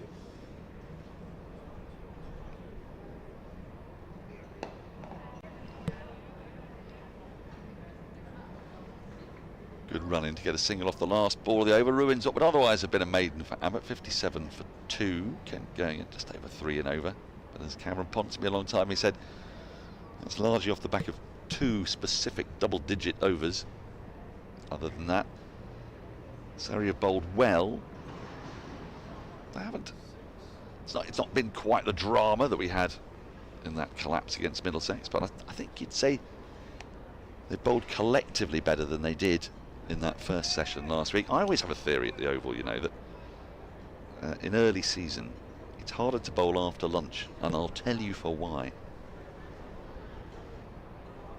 And by bowl I meant bat. Because in the first session in early season, it's still quite chilly, and the air's quite chilly and the ground's quite chilly, and there's no real difference between the air and ground temperature. As we get past 1 o'clock, it starts to warm up in the air. The ground remains still quite cold, and you get this shimmery convection, which is the source of a lot of swing movement. Now, I've made myself a hostage to fortune here, but I would say that from sort of about 1:45 through till about 3 o'clock, that's a nice time to bowl at this time of year at the Oval. It's very specific. So this is my second match on the sideline. Okay. And somehow on both occasions I've been spoken to about the very finite physics of the air, the inch above the ground. Oh, that has flown through the gully region. A fortuitous boundary for leaning, playing away from his body. Went at catchable height. The gully had been in there. We've seen some funky fields today. We've had 5 slips in a gully at one point. And that was very much at catchable height. So another streaky boundary takes Kent to 61 for 2. So Simon Hughes was explaining to me about how it's meant to be that Yes. That's kind of volatility of the air just above the pitch. He's right, you know. He's absolutely right. Should we get you two doing it together? It'd be remarkable. Oh, I say, how close was that to off stump? And it's completely bamboozled Ben Foakes, because Laws tends to take the ball away from the right-hander, and that, after pitching, has swung violently down the leg side. It really wasn't far from off stump. And Foakes, who was expecting the ball to go away, had to adjust and couldn't quite get his glove to it. That has swung after this. Oh, it's virtually impossible to take that. That's almost like a knuckleball free kick. Reminds me of going back to the 2010 Football World Cup, the Jabulani. Oh yeah, swing all the way through the air. Yeah, that's what that reminded me of. I don't think anyone had any chance there. Flashes hard, gets it up over slip, and that's a second edged boundary for Jack Leading in this over. He's going after Tom Laws, interestingly. I know he's 2 undeserving boundaries, as it were. They're kind of not deliberately scored runs, but I feel like he's earning his just rewards there. He's worked really hard for 30 deliveries, where it's been difficult going, difficult batting. And now, two fours, and he's just kind of finding his tempo. I don't think Surrey will mind that too much. I mean, obviously they'll mind the boundaries, but they won't mind seeing Jack Leaning go after it. It's an element of streak, let's say, in both of those. And this time just glided down to long leg for a single. 70 for 2, a profitable over. 13 from it, but 4 of those in buys. Mayeye going nicely, Leaning just a little bit streaky, you might say. It's time for a change in the commentary box. A double change! And I'm absolutely delighted to say that I'm going to leave. Adam Collins is going to come in, and a friendly face who has solved so many problems for me over the years is going to come and replace me. Andrew Sampson is in the building. Get your questions in.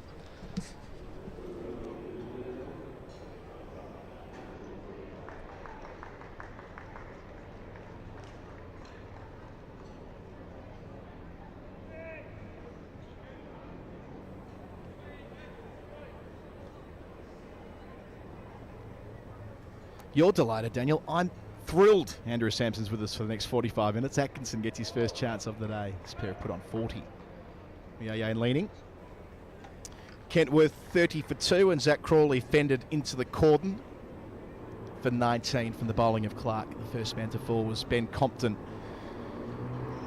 Clean bowled by Dan Worrell with one that hooped, shouldered arms, clipped the top of off stump. Fabulous piece of bowling to get Surrey going. So wickets at 12 and 30.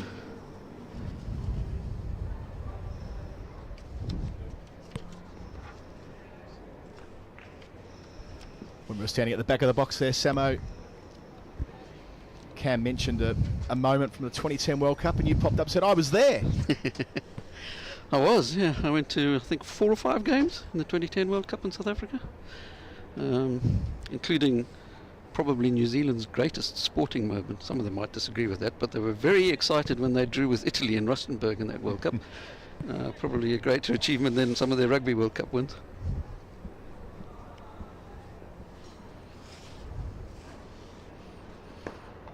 So the beauty of having you with us is that, one, we can source every and any question. You can fire them through to Surrey Cricket on Twitter. Oh We can play that game as we work our way through. But the rich history between these two sides, well, the richest history, isn't it? As far as their history going back as far as it does. It does, yeah.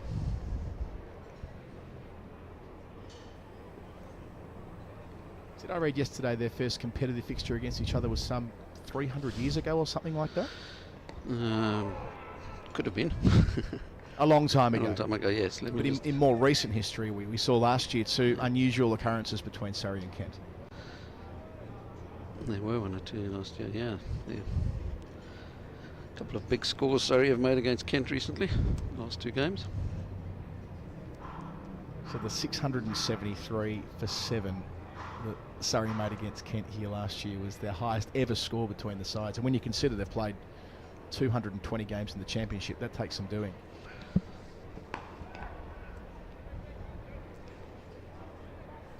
Yeah, beat their record that they made in the previous game, the 671 for 9, which of course was famous for being the highest first-class total ever without a century. And it smashed the previous record. It was a kind of Bob Beeman-esque moment. I know how much you like that particular stat when we get into games we've been doing together, when a side's in the 400s or 500s without a ton, your spidey senses go off. Yeah. Fantastic. Atkinson started this season so well, bringing Mieye forward.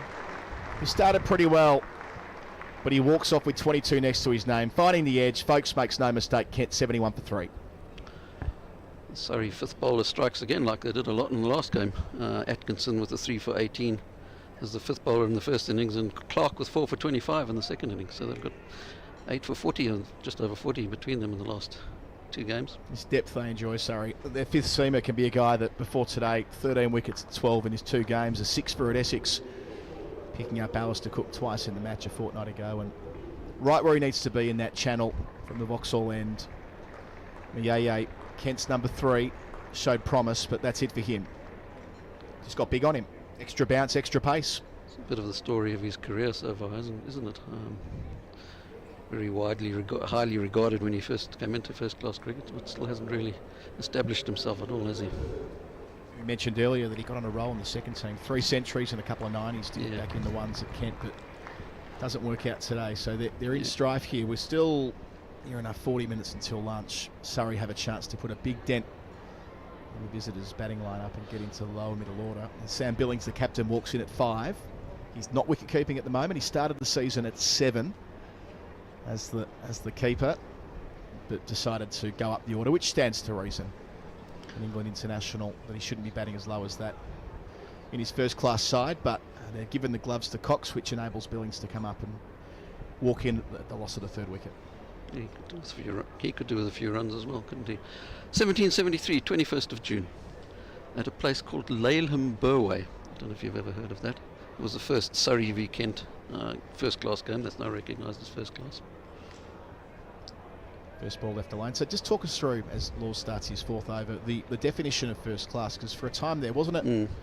There was an assessment made which had it as post Battle of Waterloo, is that right? Was the kind of off back of a post-it note? Yeah, it's kind of been assessment used for a time, but they've adjusted it back. They've adjusted it a bit, yeah. So first-class cricket was only ever first officially defined in 1947 at ICC level. So up until then, there was a lot of kind of, I suppose, making it up as they went along. So who made that assessment in 1947? ICC. So they said that game, and they allowed each member board to decide what matches would make the grade, as it were. Yeah, so they put in the conditions of first-class cricket. The most important one, I suspect, being that games had to be 3 days, and obviously the standard of play had to be high enough to be regarded as first class, although that's obviously a bit more nebulous. So something similar happened in Test cricket, didn't it? So 1890, there was a book written which retrospectively said, well, that counts, that doesn't. Yeah, Clarence Moody, Australian guy, drew up the first list of Test matches. 1 or 2 of which maybe should not have counted, especially the early South African ones.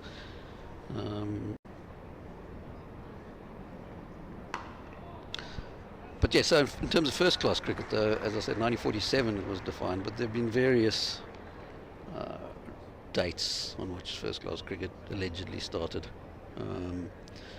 1864, the first Wisden is a marker in that whole process. So for a long time there was lists of winners of county championships from 1864 onwards, even though the county championship itself only officially started in 1890. So 1864 was kind of the cut-off for first-class cricket for a long time, and then, as you say, it moved back to about 1815. But now the list we have now, so there was a list, the Association of Cricket Statisticians actually drew up a list of what they called important or great cricket matches. So matches which would have been regarded as first-class had they been played today, in terms of the quality of the players. But it wasn't called first-class until, I suppose, it just... Wanted to play, wanted to leave, did neither. Spills away. So leaning, collects a boundary, his 3rd.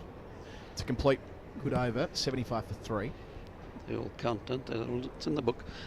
All the computer as it is these days.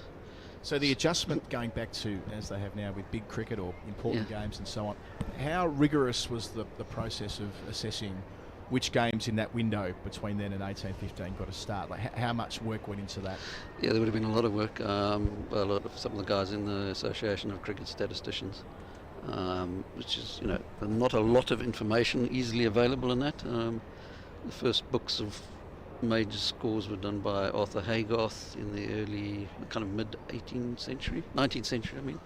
So those kind of games, trying to find the scorecards, there weren't that many newspapers in those days either, or newspaper reports, but effectively first-class cricket now goes back to 1772, and appropriately enough the first game was played at Hambledon, Hampshire beating England. That was in 1772. Back of a length to start his 2nd over. Atkinson, after striking in his first, You go back through it, and some of the sides that get recognised as first-class status are slightly bewildering. One that often comes up is the smokers versus the non-smokers. Yep. So the games that were played in Australia and England, but in Australia Yep, especially right. over a long stretch of time. They've retained first-class status. Nothing wrong with the players in the sides, but the categorisation's a fraction odd in modern terms. Yeah, no, those were. I mean, they were mostly very good players, the top players of the day in those actual matches. Although it is, as you say, an interesting. It's the kind of thing that's normally a fantasy type team that we sit and discuss in the commentary box. You know, players with long hair versus players with short hair, or whatever it is. But that they actually used to do in those days. They used to play left-handers versus right-handers, and married versus bachelors. Yep, married versus single. Not first class, but one arm versus one leg. Really? Yep. It does kind of make it slightly ridiculous. Daniel and I were speaking about Ben Compton last year not getting a first-class century recognised against the touring New Zealanders playing for the county select 11. So a serious game of cricket on the basis that New Zealand were playing more than 11. It couldn't count as a first-class game, and he was denied the chance to make 1,000 runs before the end of May. That must have been frustrating from your perspective that New Zealand didn't do the right thing there. Yeah, no, that's the way the tour games are these days, unfortunately. To the extent we have them. To the extent we have them, yep. Australia aren't going to play any at all, are they? They're going to have a glorified sort of centre wicket practice at Beckenham next week and straight into the World Test Championship. Is the warm-up for the Ashes, yeah. Yes. Not ideal, but it's the way it is. Yeah, there's not many people who get 1,000 runs before the end of May, so to lose out on it effectively on a technicality was a bit frustrating for Ben Compton. Pretty good list. Bradman did it 3 times, didn't he? Twice, I think. Twice. Yeah. I'll have to try and remember the list now. Bradman got there in Compton. 7 innings in his quickest advance right, to 1,000 runs. Yeah. Graham Hick, of course, the most recent, back in 1988, thanks largely to one big innings, 405 not out. I remember following that quite closely at the time. I think he had 410 runs before that innings, 405 not out, and then had 4 innings which were single figures. Helped away, nicely played. Leading started well, coming in at a tough time. And does go the journey, beats Abbott to the rope. Yeah, drifted a bit leg side there, didn't he? Completes the over as well, so 5 runs coming from it, 80 for 3 after 22. So he then got to the last game of May, needing 153, playing against the West Indies, the 1988 West Indies. Pretty decent bowling attack. And he got there, he got 172, I think it was in the end. Extraordinary record. He had 50 first-class tons by the time he was 25 here. Yeah. The way he started off, but that was complemented by runs that he was making in New Zealand, first-class cricket. Yeah, had a bit of that. In Zimbabwe, of course, as well, when he went home from time to time. It was mostly county championship, though. It was mostly. And just, had a disappointing test career after that, didn't he? International career. Because, certainly for a statistician like me, following Graham Hick's early career was great fun.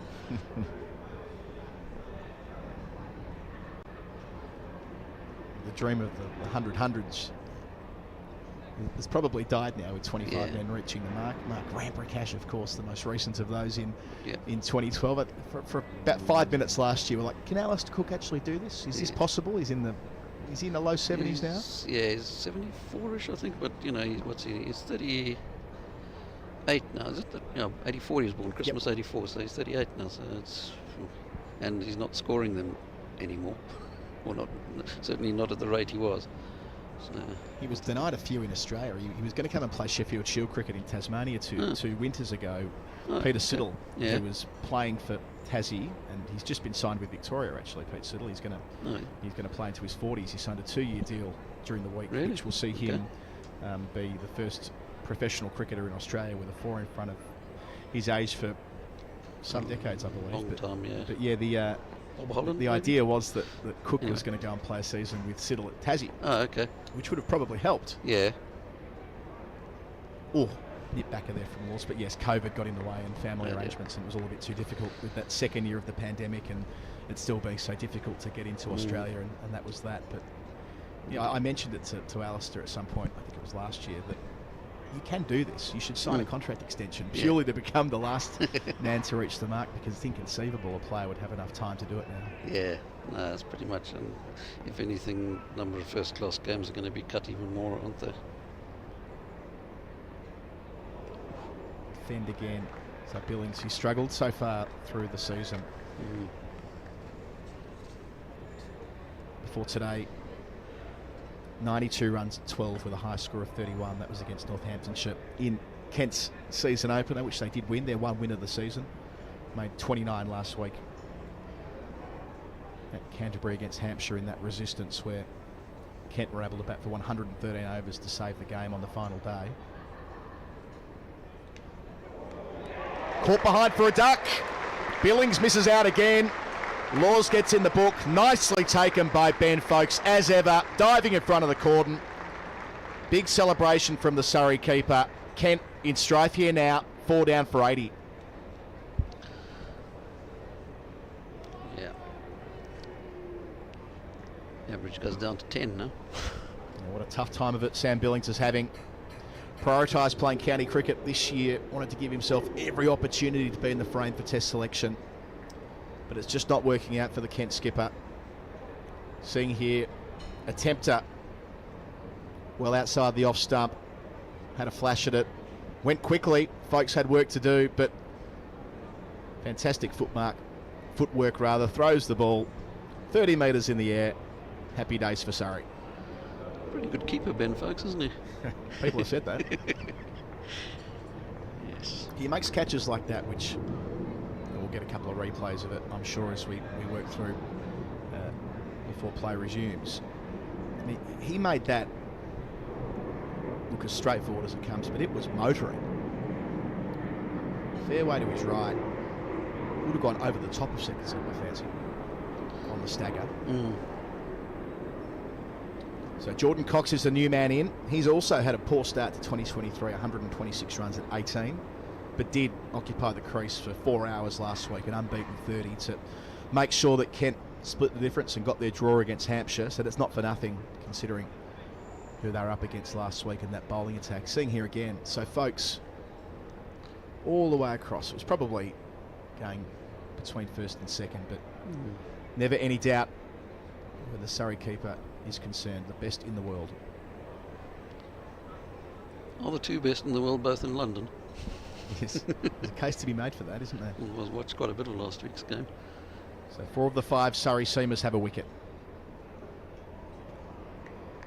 That completes a wicket maiden, 80 for 4 after 23. So Jordan Cox knows a bit about playing at the Oval. He was part of the 100 Invincibles.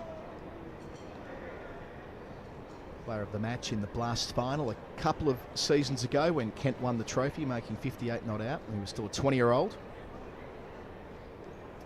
Had that huge partnership with Jack Leaning down at Canterbury in the Bob Willis Trophy, where they put on a record-breaking stand for the club in excess of 400, where Cox finished with 238 not out. So these two have formed together. They'll need it today.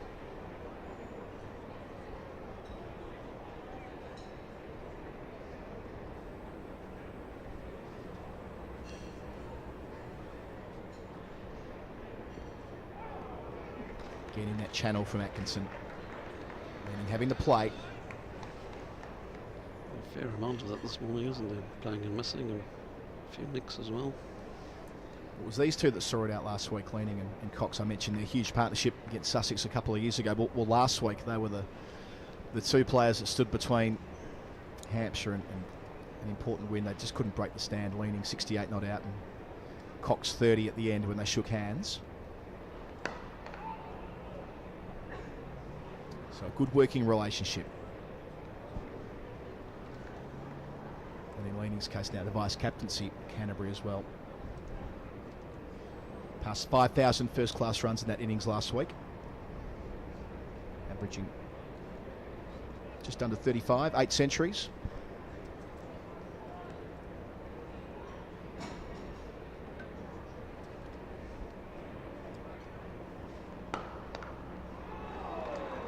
Misses out there. Took some stopping. Jamie Smith occasionally known for his work with the gloves, but with Foakes in the side, no chance of that. Saves 4.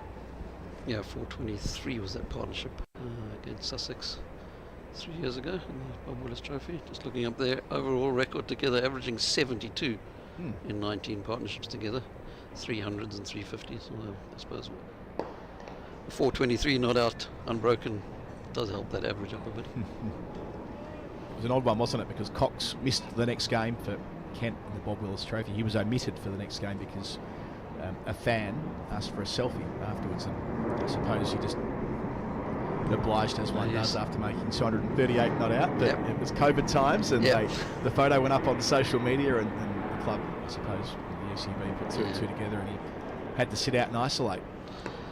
Yeah, there were all sorts of rules that we weren't used to in those days, were there? No, we never go back to there again. Games played behind closed doors. It just didn't feel the same. Good cricket played, but just no one in to see it. And it did give rise to these streams becoming a major part of coverage across England, but that's cold comfort. It's tough times. And not just England, you could watch them around the world as well. I certainly sat there watching quite a bit of that in those days.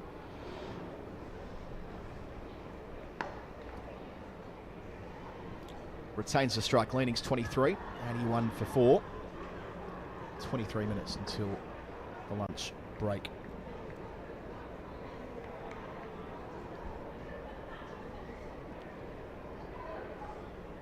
So you must take great enjoyment. You prepared an immaculate stats pack for us yesterday, Andrew, working for Surrey as you are this season, which covers every possible base. What did you find when trawling through? That stands out. That's quite tidy. One of the ones that I noticed is Rory Burns' record against Kent. In 14 innings, his highest score is 46, which you wouldn't expect a player of that quality. So if he does get a 50 in this one, it'll be his first against Kent. That'll be exciting. It's a big old sample size. 14 innings for Burns not making a 50. Yeah, exactly. Yeah. I see you've added a few pages to my stats pack, as I would have expected. Got to prepare for these things. It's a long 4 days behind the mic if you haven't done your research. Yep. Believe me. Yep.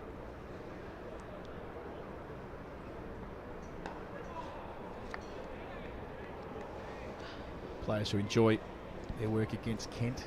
Jamie Smith, 2 of his 3 first-class tons have been in these clashes in the last few years. Yep. Well, Burns' opening partner averages 55 over quite a decent length of career as well against Kent. So, if you look at it from a odds point of view, you might be expecting Burns to get out before Sibley when Surrey start their innings, based on those stats. We've been joined in the box by some members of the public coming through for a look-see as they see Cox get off the mark with a nicely clipped boundary, just straying onto the pads there, Lords. I remember I did something like that as a kid, going through the Lords tour as a boy and going into the combox, and that probably informed in some part me going into this line of work. Yeah. Best seat in the house. The combox have still been the old one when you were there as a kid. Yeah, it was. It was up in the turrets. In the pavilion in the turret. That's right. Yeah. Yeah, no, it's worth good value to do that Lord's tour if you can. I've done it a couple of times. You can go through the museum and see exactly how small the actual ashes are. Yes. we always speculate when seeing at the Lord's Museum the ashes. Is that really it, or is that in a bank vault somewhere? Well, they run the risk of it sitting there locked in, locked behind? I'm sure it's well secured there, but still. Yeah, no, it would have to be. Just past the edge, not far away from Laws, who has started well. Yeah, there's a bit of a dip in experience with him coming in for Roach, but he's obviously a very promising youngster, isn't he? You've probably seen a bit more of him than I have. Yeah, bowled well last year in the Royal London Cup. Got that added responsibility when most of Surrey's players were off playing in the 100, and Laws with bat and ball. Yep. Found his way into the first-class side by the end of the season. Finishes his 6th over here. 86 for 4 the score. What jumped out at me in your prep was something that was perhaps lost upon me. It was the most ever centuries in the county championship. I mean, we often think of the Hobbs record, 199 first-class hundreds, but I was surprised to see he hasn't got the most in the history of county cricket. For that, you've got to go down to Hampshire. Yep, no, that does surprise a few people. Most people who know a bit about the history of cricket will know that Jack Hobbs is the leading run scorer in the history of first-class cricket with 61,960, including those 199 hundreds. So you would have thought he would be the leading run scorer in the county championship. But not so. Tell us more. Philip Mead of Hampshire. He made 46,268 county championship runs, including 132 hundreds, which is nearly 3,000 ahead of Frank Woolley, who's second. Jack Hobbs isn't even second. Hobbs is actually third. I suppose Hobbs played a bit more Test cricket. Well, he played more Test cricket than Mead, but not more. Well, probably the same as Woolley, but Hobbs got more of his runs in Test cricket. But, yeah, Mead was a left-handed opener for Hampshire for many, many years. Good record for England as well. Played in the 28-29 success in Australia when they won 4-0 and had a Test career that spanned the better part of 2 decades either side of the war. Yeah, let me just check his Test record. I can't remember it offhand.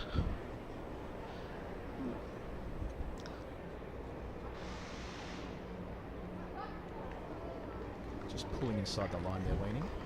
Yeah, just the 17 tests compared to Hobbs' 61.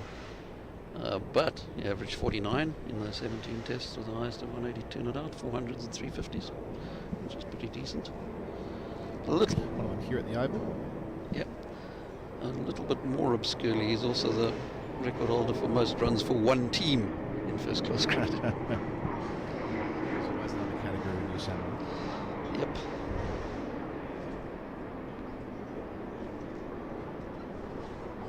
So Zak Crawley was the second man out this morning. Compton the first, Crawley the second. A lot of speculation around his Test spot this week, but you've been crunching some numbers about his Test career so far. Yeah. 1905 to 1936 was Phil Mead's years, just in case you're interested, but let's get those numbers up.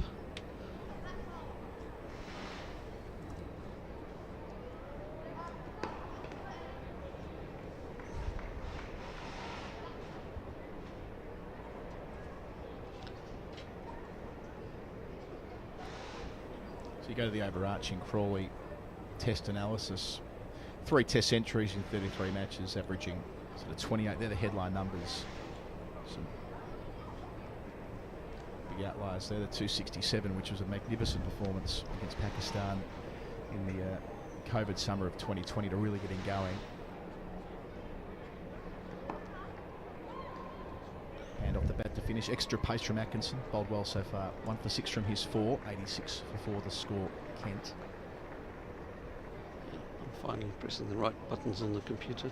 I find it. Struggled a bit I love watching you do your work behind the scenes with all of the different categories and all of the different. It's like watching CNN on election night with the touchscreen. You're comparing me to John King. I am actually. Yes, favourably. That is high praise, I suppose. Thank you. So Crawley's 3 tons. The 267 against Pakistan at Southampton, 122 against Pakistan at Rawalpindi last year.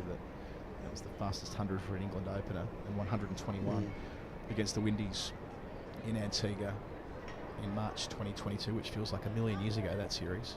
Abbott back into the attack. Shot. Gives Cox something to drive.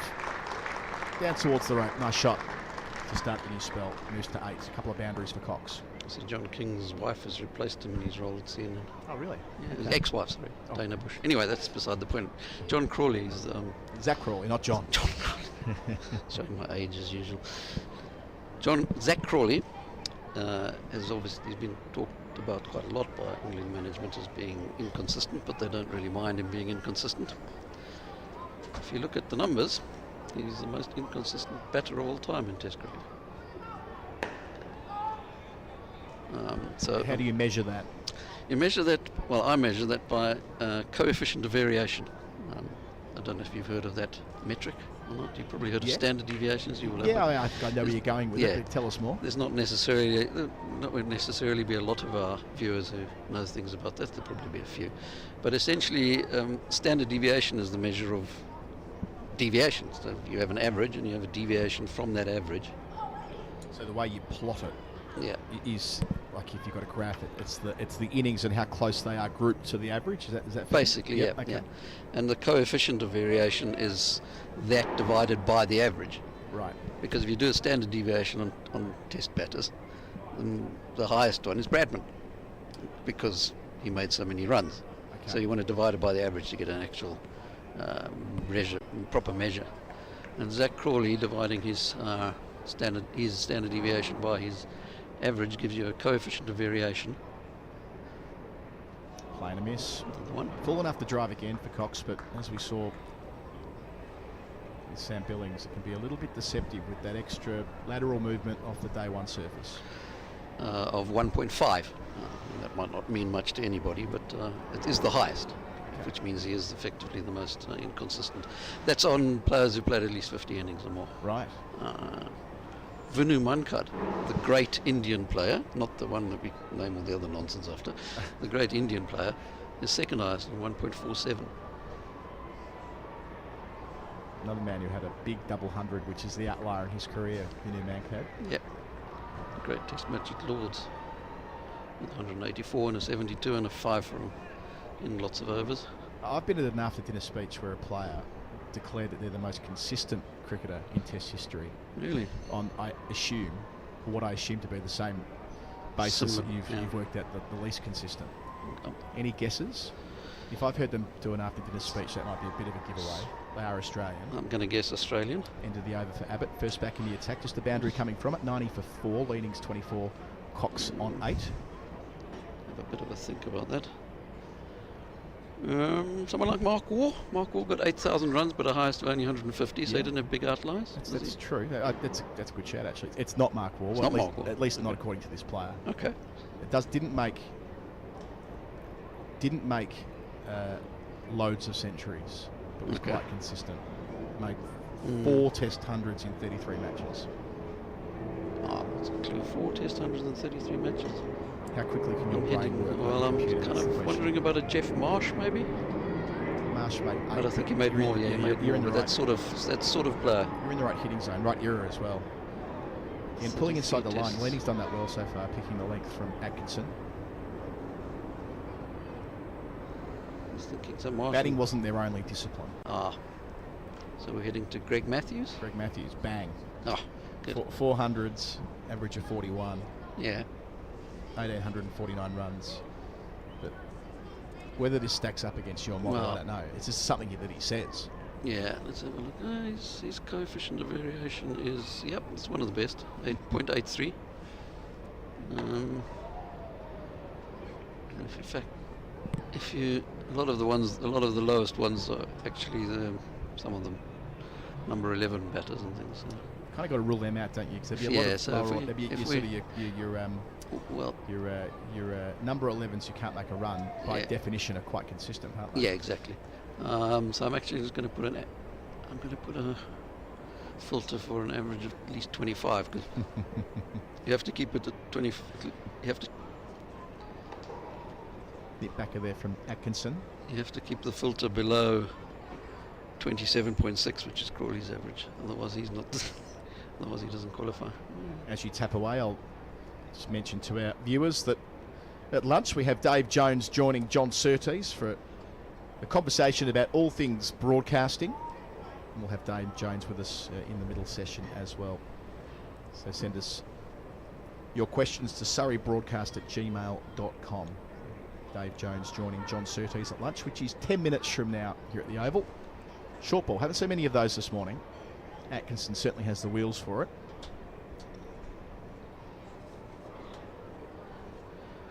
Yeah, there'll still be a few below Matthews on that reckoning.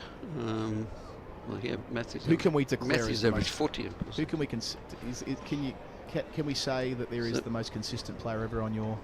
Are you happy with one? Yeah. Statistically, you might be, but there's always room for debate about how you do the statistics and all those kind of things as well.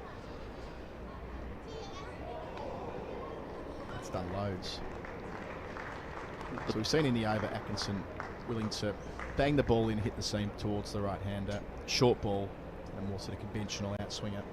But the guy on this measure with the lowest coefficient of variation will definitely resonate, because he definitely was consistent. Much more recent Australian. Watching the replay back, it's rare to see Ben Foakes caught moving in the wrong direction, but that reflects just how much that ball moved late from Atkinson. Class there. So he started well. 5 overs for him, 1 for 8 his figures. 92 for 4 Kent. Tim Payne. Yeah. It's not surprising, actually, if you followed his career. Yeah. Never made a test ton. Yeah. You'll like that. Yeah. We'll be sure to relay it to him at some point during the Australian summer. Jolly good. Yeah, Sean Pollock is another one just above him. Herbert Sutcliffe is another interesting one, very consistent. Yep. He's not always talked about in those. So we were talking about Jack Hobbs, partner for a long time in those days.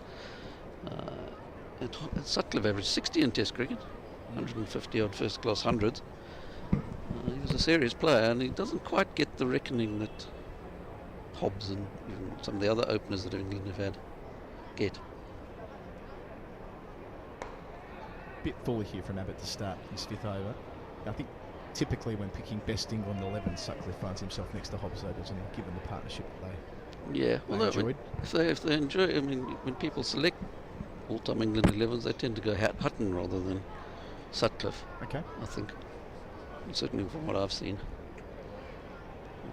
So maybe the fact that Sutcliffe was with Hobbs doesn't help him in that regard. You kind of want to pick people over different eras, perhaps, whether that counts. Hutton's world record here as well, of course. Yep. 364 back in 1938. I wasn't there, in case you were wondering. That was one of the first games that were televised, only to a very small number of people. The Alexandra Palace, what do you call it, the spire there, not far from where I live actually, that was able to get the signal out to those who had a television set within a 10-mile radius. Oh, okay. So they showed some of that 364. Yeah, there wouldn't have been a lot of people with televisions in those days. It was a very small segment. It was more on the Pathé newsreel. You could see retrospectively see the celebrations when he passed Bradman's world record. Yeah, jumping up and down, running down the pitch, waving his bat in the air.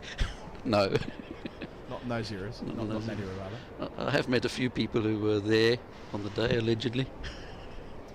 I'm not sure whether they actually were, but there's certainly a good few who claimed they were. I came across a bloke in a hotel in South Africa a few years ago who swore black and blue that he was at Bradman's last Test innings here in 1948. Okay. He was probably just old enough for it. Yeah. But I just didn't believe him. Yeah. I just feel like it just didn't quite. Yeah. It just didn't quite have the level of detail. It felt like one of those stories that he's been saying for a long time. Well, you've got to be in your 80s now to have seen that. Yeah, and some maybe. More than that even.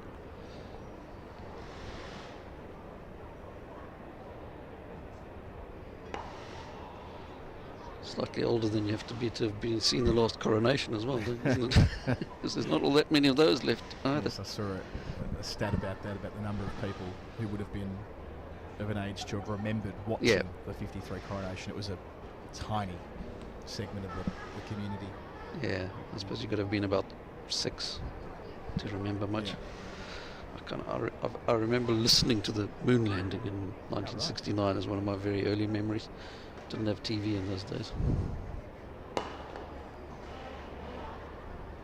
Quite middle that to finish. So Atkinson's bowled 5 overs in this spell. 92 for 4 as we trend towards lunch. A reminder that we've got Dave Jones joining us at lunch with John Surtees. Any questions? He's been the face of Sky Sports football for a long time. Proud member here at Surrey as well. surreybroadcast@gmail.com. John Surtees, the boss of all things comms and commentary here at Surrey, will be manning that interview.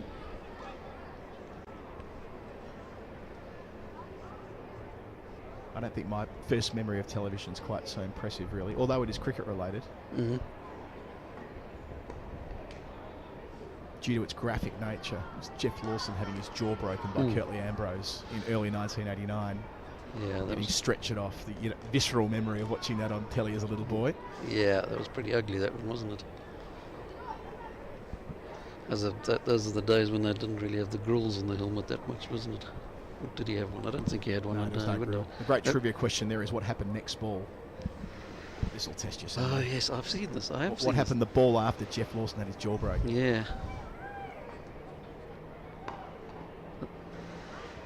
I think I've seen this. Was that the one where there was the hit wicket off the next ball and nobody noticed? No, that's that a different series. That was the previous Windy series. The next ball, because it was Australia were, by virtue of the number 11 being knocked out, they were all out. Oh yeah. And Merv Hughes completed his hat trick. Ah, okay. The next ball of that Test match. A hat trick over 3 overs and 2 separate days. Do you remember seeing the hat trick as well then? Yeah, you see, the thing is, I don't remember that. I remember the loss. I might have got sent to bed. Yeah. Even it was a test in Perth. I mean, it might have taken them a while to figure there was a hat trick because when you have Merv would have known. But the commentators. The commentary on that for radio on the ABC, it was Jim Maxwell who was helming it. Yeah. But he had with him the Prime Minister, Bob Hawke. Oh yes. So Bob Hawke that's called right. the Merv Hughes hat trick. That's right. I remember. On ABC radio, he was a sort of a regular. He'd go in and do an annual spot, and it just happened to be that he was in Perth that year, and that's how it played out. So famous piece of audio you hear and played out on the archives from time to time. That's right, I have heard that one. Oops. It's big on him as well. Atkinson, the fastest on show this morning. Hand off the bat there for Cox. It's not been easy for this pair. No, but they're still there. It's building a little bit of a partnership. If they can get to somewhere near their average of 72. Speaking of your first-class list of games and players and all the rest of it, Bob Hawke wasn't far away from getting one of those. Correct. He played a number of games for the ACT when he was, but well before he was Prime Minister. This was in the 50s. That of course, didn't have first-class status. Yeah. But he was 12th man for the varsity game. Correct. Oxford against Cambridge. Yeah. I'm not sure what year that was. Early 50s, I suppose. I presume it would have been. In fact, I can probably tell you because I know there was a story of Roy McLean, the South African batter from those days, well, probably one of the top players of South Africa from those days. So that was probably the 51 tour, I would guess. Roy McLean allegedly saved Bob Hawke's life because Bob got knocked by a roller or something and was bleeding quite profusely. And Roy McLean came and gave him some attention, I suppose. Very eventful life, Bob Hawke. Yeah. On many fronts. 3 from the over. They'll get one more in before lunch. Kent 95 for 4. Did you meet him in your earlier life? I did, a number of times. He was a character. I mean, everything, Yeah. all of the various things you hear about Bob were broadly accurate in private as well. Okay. Which is not always the case. No, he was true to the, I don't want to say cliche because that underplays it, but yes, he was a regular around the circles of my former life. It'll be Sean Abbott who's got the responsibility of the final over of the session. It's been a busy one. Still 3 in the cordon. Deep third, deep fine, back for the short ball if it comes. So Abbott's done well, bowled well enough through the course of this series, or this competition so far I should say, to get himself into that Australian training squad next week, which I suppose you'd say is a de facto entry to the Ashes squad for Australia. And given they didn't bring the spare fast bowler, you could easily imagine a world where either Abbott or Michael Neser play Test cricket this summer against England. Yeah, I suppose that was part of their calculation, wasn't it? You'd think. And Abbott said as much before the season, when doing an interview with Chris Stocks in the I newspaper, that he wanted to be here through this stretch to get added to the squad if it were to be a possibility. And as I say, he's given himself every chance of that. 14 wickets across 5 games. Took a fifer in the first round against Lancashire. And scoring runs as well, isn't he? Yeah, averaging 48. Very consistent down there. Just that depth that Surrey have got through the middle order. After Jacks, Clark, Abbott and Laws, who all can seriously bat, takes them down to number 9. It's not quite the memories of Mike Whitney in 81. He was a bit more peripheral to the procedures in those days, but called up when there were injuries in the Ashes squad. Yeah, called up from league cricket. That wouldn't quite happen, but yes, they've got the depth here with Neser staying put. Bowled the house down for Glamorgan. Made runs last week as well. looks born to bowl in England, Michael Nisa, with the Duke's ball. Was a squad member in 19. Nearly forced his way into the Test 11 for the final match here at the Oval. Not quite. He's played a couple of Test matches, both at Adelaide. Pink ball. Hashtag Nisa must play. Nisa must play, yeah. It's a force to be reckoned with, that hashtag. I might give you a little job here. It was South Africa played unofficial tests against SB Joel's 11 in the 1920s, and they were captained by a chap called Boet Nisa. Right. Any chance they're related? We can find out. I mean, I'm sure we can find out. It might take some work. Might take some work, yeah. But it would be interesting to know. Second man drops back for the short ball to the short boundary at deep square. Close leave, but again that generous movement through the air. They've bowled so well this morning, Surrey. Yeah, I mean, it's not a very common name, not even in South Africa, so it's a possibility. One that I'm keen to work out at some point soon. I've seen Joe Burns from time to time tweeting about the Italian cricket team. Yes. With Gareth Berg now coaching that side. Yeah. Northant's mainstay. I wonder why Burns keeps tweeting about it. Has he got an Italian granny or something? Is he shaping up for a second international career at some point? It's almost possible these days. A lot of opportunities in those countries, that's for sure. Including in this game. Grant Stewart plays Ridley. That's right. Last ball of the session. A couple. That's that second sweeper.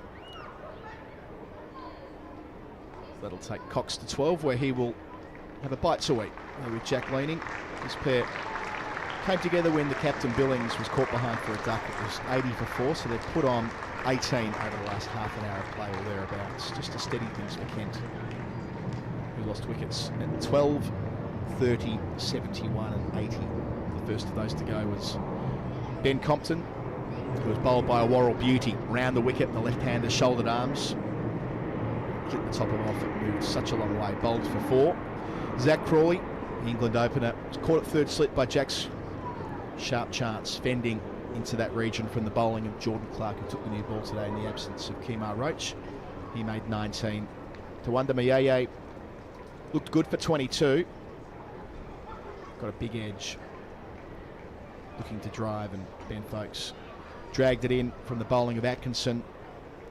And Foakes' second catch was a beauty. Sam Billings again looking to drive a ball that swung away. Got a healthy edge from the bowling of Laws. Foakes up and away to his right, like a football goalkeeper. He was gone for a duck. Billings, a 9-baller, had a terrible start to the season, which left them 80 for 4. They're now 98 for 4. Jack leaning. He's hit 4 boundaries in his 28 so far, and Jordan Cox a couple of 4s in his 12.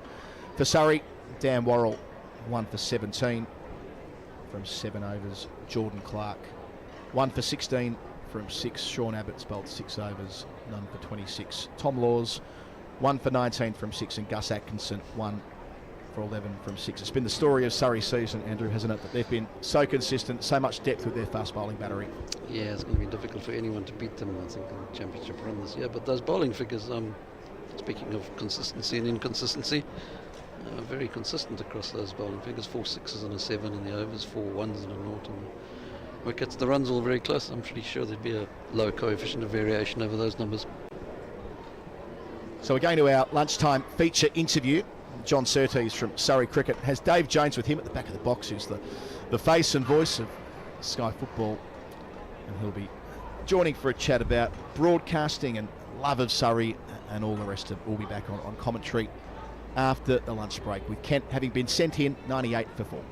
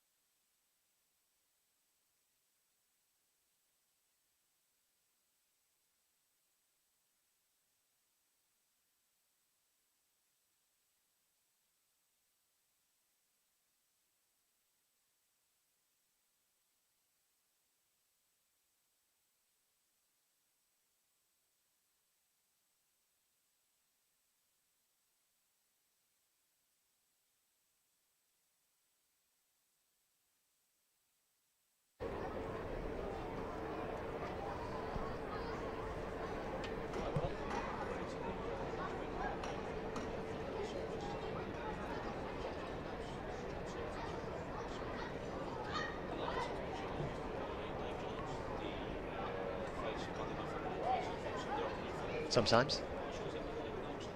Super Sunday. Come on. Always super.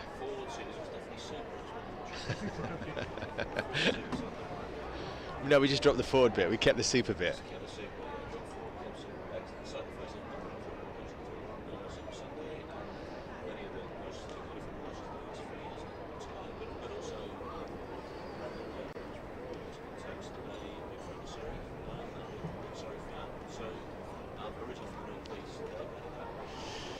Yeah, I mean, my cricket journey is several decades long now, John, and it started out probably with me being a fan of Yorkshire. I grew up in North Yorkshire, very close to Middlesbrough, where I played a lot of my early cricket, and I was around that area when Durham came to life as a county, a first-class county, and I was also sort of part of that junior setup when it first started out.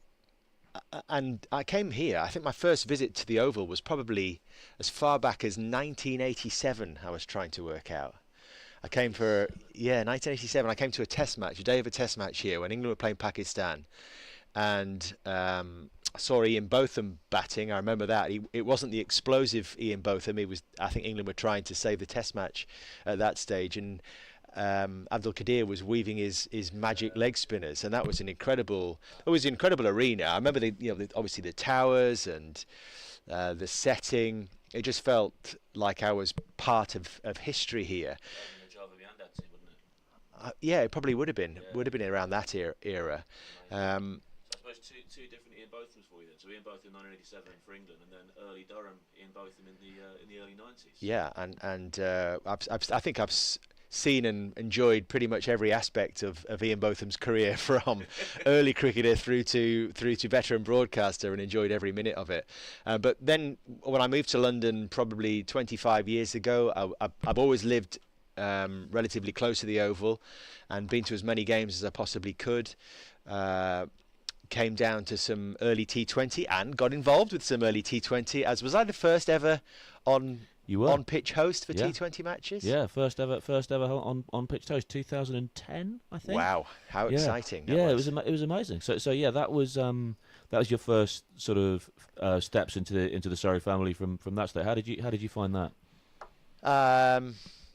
Yeah, it was quite good fun. I think I remember. Wasn't it? Yeah, you were.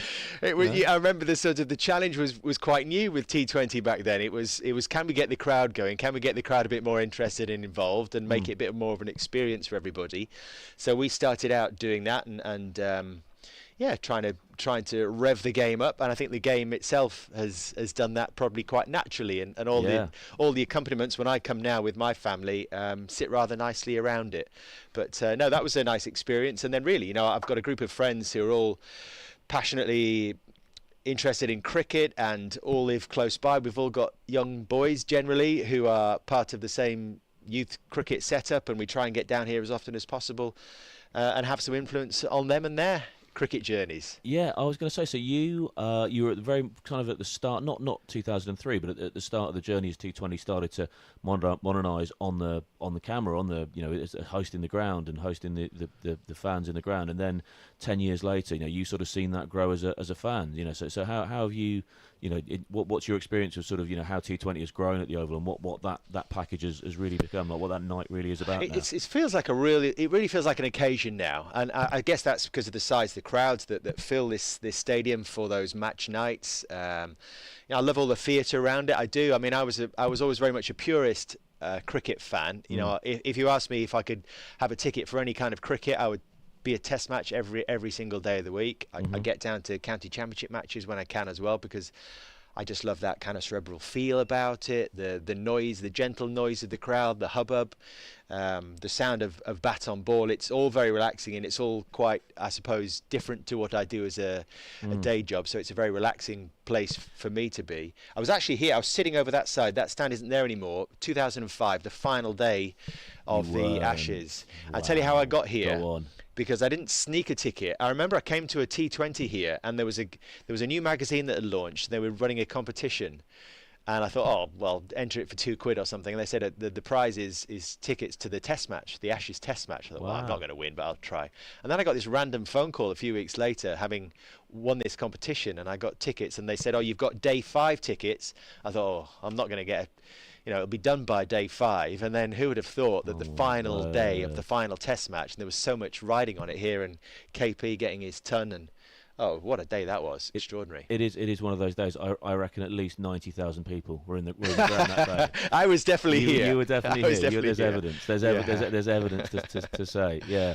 And now, so yeah, you talk about how much you enjoy county championship. I suppose one question: are you one of these people who works from home at the county championship?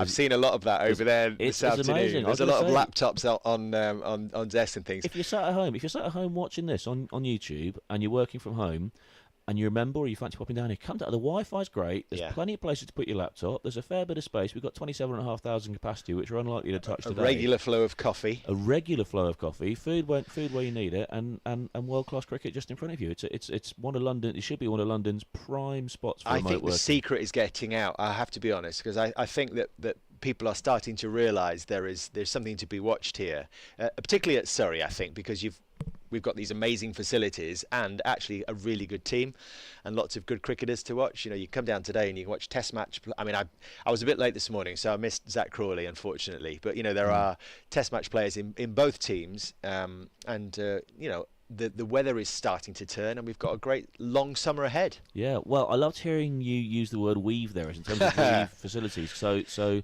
the eventual end of the journey of anybody who starts, what we hope, I suppose, at the club is anyone who starts buying the odd ticket here and there for T20 and, bringing their kids along or whatever is becoming a member. And that's what you decided to do the other year. Yeah, I honestly wish I'd done it 10 years ago. I don't know why I didn't, quite frankly. I think probably young family and all that stuff got in the way a little bit, but in the nicest possible sense. But really enjoying my membership. My wife's a member as well. My son's a member. All our mates. It's not just the blokes, it's the wives and girls that come along as well. It's a whole family experience. And what we tend to do is book an area, and we all come and make it a big social thing every time there's a match that we can all get down to. And there's a WhatsApp group that organises it all, and we're even together for the test match, actually. I think the Saturday of the test match. I'm coming a couple of days for the test match. That's so great. Yeah, we've managed to speak to the team at the Oval and get a little section together, so it's going to be really exciting. Brilliant. So yeah, plenty of chat, plenty of clips off the stream on the old WhatsApp group, and get all that chat going on, because Surrey isn't your only cricket club in South London, is it? Well, no, because my boy, it's the only one I'm sort of regularly watching, I suppose. But my boy's a member of Spencer and has been since the age of probably 5 or 6. I'm sure a lot of Surrey members, most Surrey members, will be well versed with Spencer. Well, just assume someone's not. So if someone's watching from away from Surrey, talk to us about Spencer. What's Spencer all about? Spencer is like a cricket factory. I mean, every age group, it's extraordinary. Don't get too romantic about it. Well, I think when I grew up as a kid in North Yorkshire, and I was captain, opened the batting, opened the bowling, and didn't have a lot of opposition to do any of those things, and it was it was difficult sometimes to cobble a team together. And when you go to Spencer, in each age group, they have to cut it off at like 120, 130, because just every kid in the area wants to join. Every parent wants their kid to be a member of it. It's down in Wandsworth, right? Down in Wandsworth. Alex Tudor would probably be the most famous ex-Spencerian. Well, we've got one playing today as well. Yeah, Gus Atkinson. He bowls the Lambeth Joffre, if you believe Cameron Ponsonby. You'll hear more on the. I have to say, I was really impressed with him watching them this morning. I think he's got a big future. Gus has been bowling beautifully last few weeks. Yeah, really beautifully. But no, it's a great place to learn your craft. But it's not just that. At Spencer, it's very much the ethos is on everyone finding their level, and there are various tiers for the age groups, and also great enjoyment of cricket, which is the most paramount thing. Because I think I can speak for my friends, in terms of their parents of young kids, you want them to find the love of the sport that we have, because it's such a wonderful game that we're all passionate about, and it would be really great if I've got a lifetime left of experiences with my son watching cricket, and I think we all feel that about our own children and families. David, it's amazing listening to you talk about cricket. I love listening to anybody talk about something they're incredibly passionate about. And obviously, if it's something that I'm equally passionate about, then it's even better. But you clearly love cricket to the soles of your boots, and I think it's an amazing thing. So how did you end up being the face of football on Sky Sports? How's Wardy got the gig that you always wanted? Surely, come on, what went on there? It's an interesting question, and it's probably not a straightforward answer. But I joined Sky Sports. I was a news journalist. I joined Sky Sports when Sky Sports News launched, and I was writing scripts. And then I became a reporter on Sky Sports News, and I was covering bits of cricket and covering elements of football as well, which is obviously our sort of driving force, certainly through the winter months. I remember one moment when I was doing the rolling edits of a Test match. I think it must have been England-Australia. I couldn't tell you the year, unfortunately. But I was in the edit suite, deep in the edit suite, and the producer came in and said, our guest has just arrived and he's missed the last hour. Can you just show him the highlights of the last hour? I was like, yeah, no problem. And I looked round and it was Alan Border. Oh, my word. And I mean, come on. AB just stood behind you. It was just stood in my edit suite. Wow. And there's something about football I grew up watching and whatever, and don't get me wrong, football is my game. It's my sport. Football is my life. But I was a little kid who, my dad was a big cricket fan and played a lot. So I was on the boundary, grew up on a boundary, grew up in a score box like a lot of kids. I was the kid who carried the Wisden around with him under his arm. I just, I was married to that book, and I knew every stat in it. Yeah. I mean, the Abdul Qadir reference gave away. That's not the first person many people reach to in that team. No, but so that was my big passion, and I had a sticker book, which my mum actually found for me the other day, which Alan Border was one of my heroes as well. So Right. so that sort of early 80s era, he was a living legend for me. And then he's just standing there at the back of the box, and I got complete stage fright.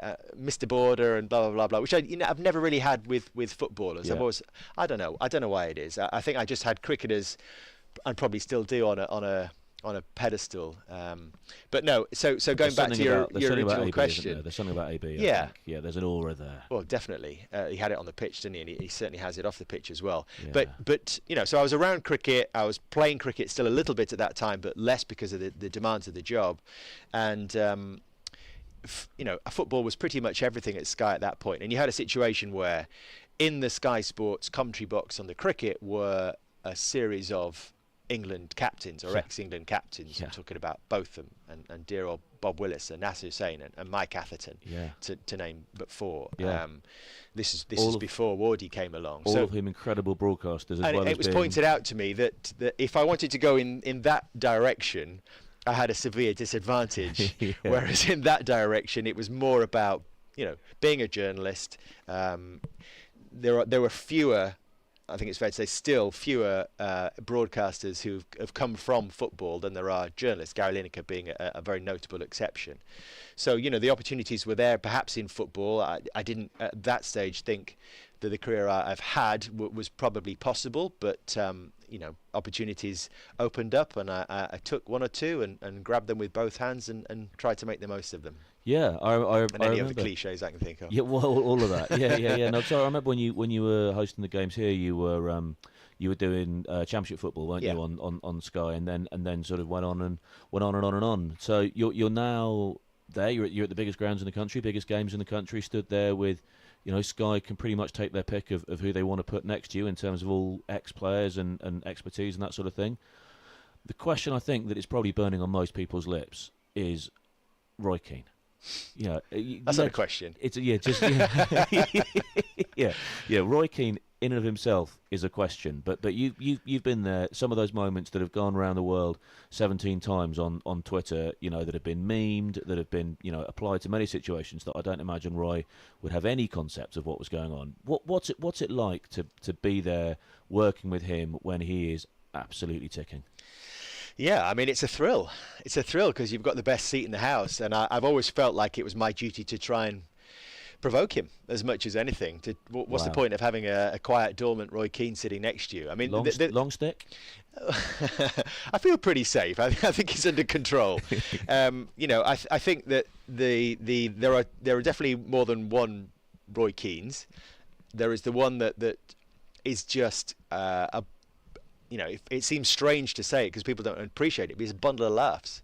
He turns up on a Super Sunday, and it's a long day, and he is telling stories, cracking jokes, winding people up. Yeah. He is the centre of fun on most Super Sundays. It's a wonderful image. And then sometimes he's just got this knack, which still catches me out to this day, really. You'll be having a bit of a joke with him off camera, and then the red light comes on, and you're back live on air, and you sort of you're still in that sort of jocular mood, and then you see the shutters have come down, and you've got the other Roy who's turned up, because he likes to present this image, I think, of the seriousness, and have that aura, which he does anyway. I'm working with Roy on Sunday at Manchester City, and barring a miracle, there'll probably be a trophy presentation on Sunday. We'll be on the pitch with the customary interview with Pep Guardiola and the Manchester City players, and Roy will throw himself into it. He will get stuck into it, and I think there's a part of him that will really enjoy that as well. Yeah, a part of him, but then there's also the other part of him that will notice all the Man City fans watching Roy Keane, watching their presentation, and knowing that they've got a Champions League final coming up, and knowing that 99, 2023 could be 99 for Man City, and to have Keane there, it's there's and that's, I suppose, the magic that he still has to fans, though. I think with Roy, he just recognises greatness, and he appreciates greatness. So, if he thought that Manchester City weren't up to it, he'd probably be there begrudgingly. But he has huge admiration, I know that, for Pep Guardiola and for the way that Manchester City play football. And I'll be asking him on Sunday to compare the two teams, and where do we actually put this Manchester City team in terms of the great Premier League sides we have seen. I think certainly for the evidence of last night against Real Madrid, they are right up there. I mean, they're right then. They're peaking at the right time. This isn't a football discussion here, but they're certainly peaking at the right time given the performance they put in last night. That was pretty special. Another incredibly important member of your crew at Sky Sports, less on camera, but the voice of the Premier League. I think it's fair to say, all around the world. Martin Tyler, huge Surrey man, isn't he, Martin? You know this. You've chatted to him about. Tell us about Martin's I've watched history. cricket with him here. I've watched a couple of Test matches with him here. Actually, we back in the day, we used to get an invite at the end of the season from, I think it was Barclays or someone, and we used to come en masse and watch games here. But Martin obviously knows that I'm a Surrey supporter and a Surrey regular, and we've shared a lot of stories about his history with the county and with some great figures. I mentioned Bob Willis before, and he and Bob obviously used to live together and got up to all sorts as far as I can make out. What a time! But he speaks with great fondness about those times, about Bob, about other characters that he met and was part of. Martin's in many ways, we're similar in the sense that we have the great love of football and it's everything, but we also have that great passion for cricket. And it doesn't have to be mutually exclusive. The beauty of our year is that you get cricket and then you get the football, which wraps around. I always had a problem actually as a player, and I took cricket quite seriously in my youth. And as a big supporter of Sunderland as well, when you get to the end of the season and there were cup finals occasionally, playoff finals, but yet your team was expecting you to turn out on a Saturday from April all the way through to the back end of September. You had to make some tricky decisions. This is the time. This is the tricky time of year, isn't it? If you've had a successful football season and you want to hit the ground running in your cricket season, this is really where you're getting shouted at one way or the other, either by your football club or by your cricket team on a Saturday afternoon. That is, you need to make the decisions here. I remember when I was very new here, about 2008, 2009, I was sat in an ante room in the old Guildford Pavilion, which Surrey fans might remember. It's been knocked down now; the new one's been built. And I remember just sitting there trying to get some work done. And then I suddenly heard coming out of the main room in the pavilion this voice, and I was just like, that. I recognise that voice.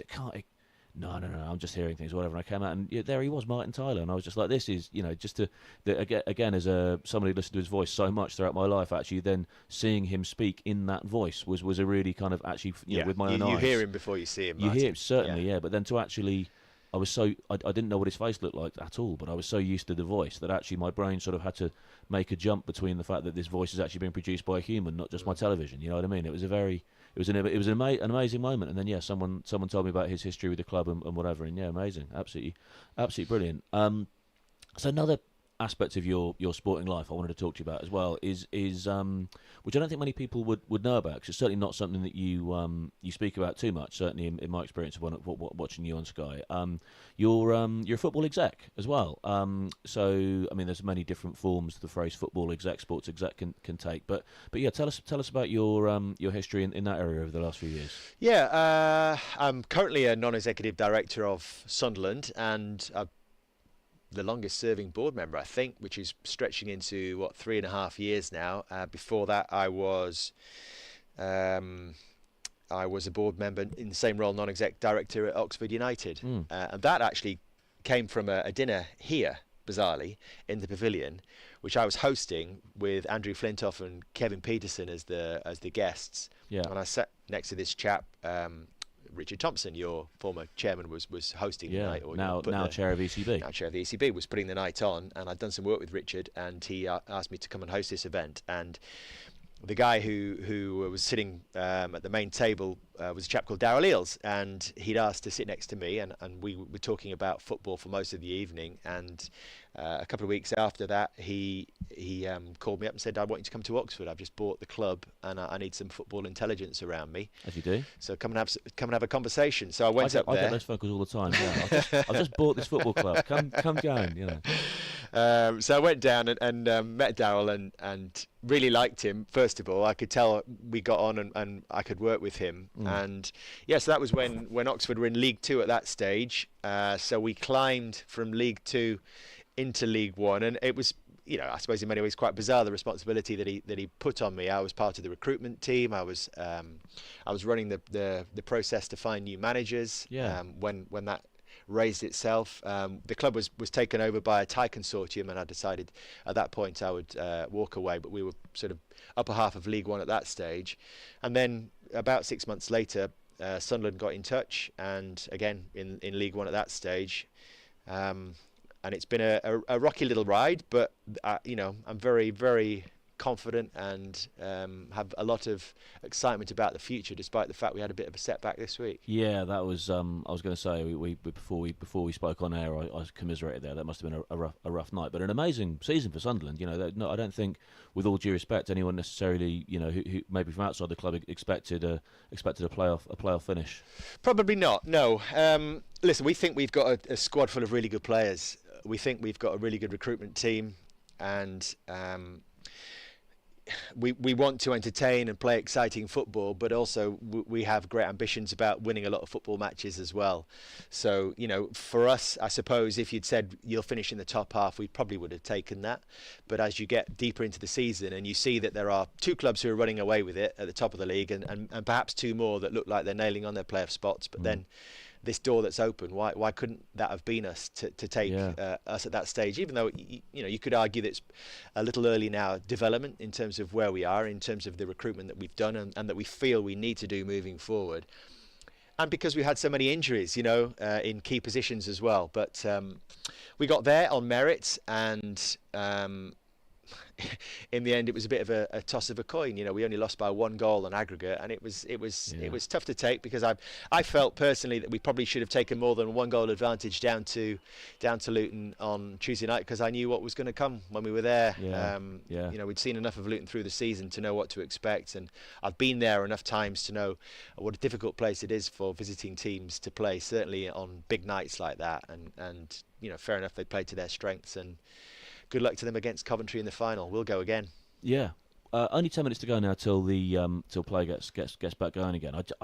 I suppose I wanted to just go a little bit deeper into this football exec stuff, because there's a lot of, there's literally no one in your specific position. You've got an incredibly unique position in the game and in the UK, but the sports media industry the football media industry is a huge and extremely deep beast, and there's a lot of people who would consider themselves on a similar sort of path to you and similar sort of knowledge and experience and that sort of thing, but very, very few of them are you see them in boardrooms or actually looking to get involved in the administration of the game, or helping to put a project together, or actually kind of putting their putting their knowledge to the test, I suppose, to an extent. I don't mean that critically. I just mean that's how they, what they choose to do. You know, they will choose to sort of deepen their involvement with the sport in other ways, maybe by becoming a writer or becoming a broadcaster or launching a new podcast or whatever it is.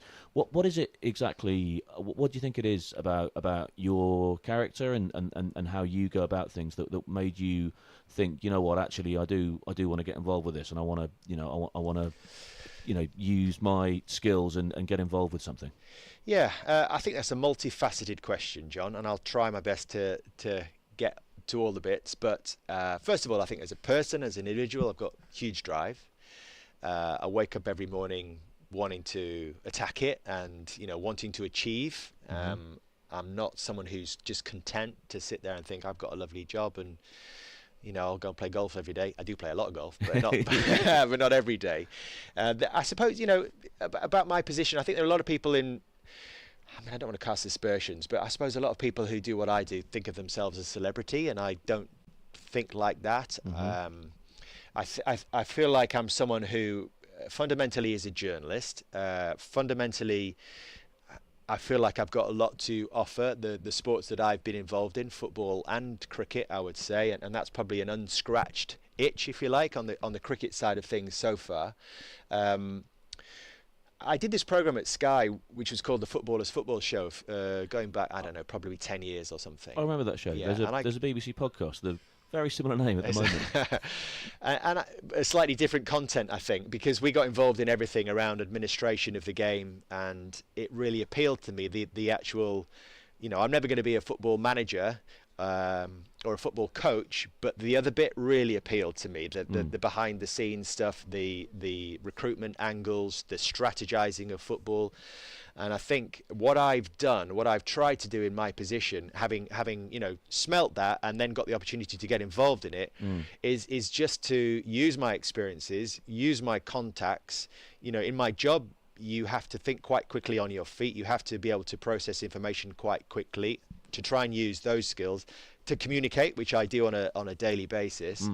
But fundamentally, ask questions. That's what my training is. That's what I do week by week at Sky. And I have to tell you, I've got an absolute love affair with my job and with Sky Sports. I wouldn't swap it for anything, and I'm just incredibly fortunate that it has given me an opportunity to do these other things. I don't work for other broadcasters. I haven't got involved in doing podcasts or anything like that. I work for Sky on the football, and I do that, but I have this opportunity to get involved in other projects as and when that don't collide with my day job, but I think complement it. I think the two things sort of marry off quite nicely. I'm able to use all that I get from Sky, all the experience of working there for 25 years with some incredible people, and put that into Sunderland. I've seen best practice everywhere, but I've also seen worst practice, so I know what that looks like too. And I suppose on the flip side, the information that I get from working at Sunderland, the knowledge of how the game operates, I get on a different level. And what I'm not going to do is sit there on Sky and pontificate about that, but it means I can ask a different kind of question than I suppose than other people. There's a deeper understanding, I suppose, that your questions are based off, because you've seen those conversations happen around the board table. Yeah. So what tell us? What's been your most sort of positive experience about the Sunderland role so far? Was it maybe the other week when the playoff qualification? Because I suppose with the light, with the dark of this week came the light of the previous week, or no, they're probably longer burning things, to be honest. I mean, we've got a brilliant head of recruitment in Stuart Harvey, who we got from Blackburn, and I'd started having conversations with Stuart before the new owners came along, and I did everything I possibly could to influence that process. Even though the club went through a separate process to hire him, I was delighted that we got him on board, and you take huge satisfaction from that. And when you see the quality of the work that you thought he was capable of coming to bear fruition. And I've been involved in the appointment of Alex Neil, and that was a difficult couple of weeks for the football club, but we wanted a manager who was going to get us promoted. We felt we had a squad capable of doing it there and then, despite the fact that the season was starting to wobble a little bit at that stage of the season, but we thought someone could probably grab it, and we had the conviction to give it to Alex, and he got us over the line.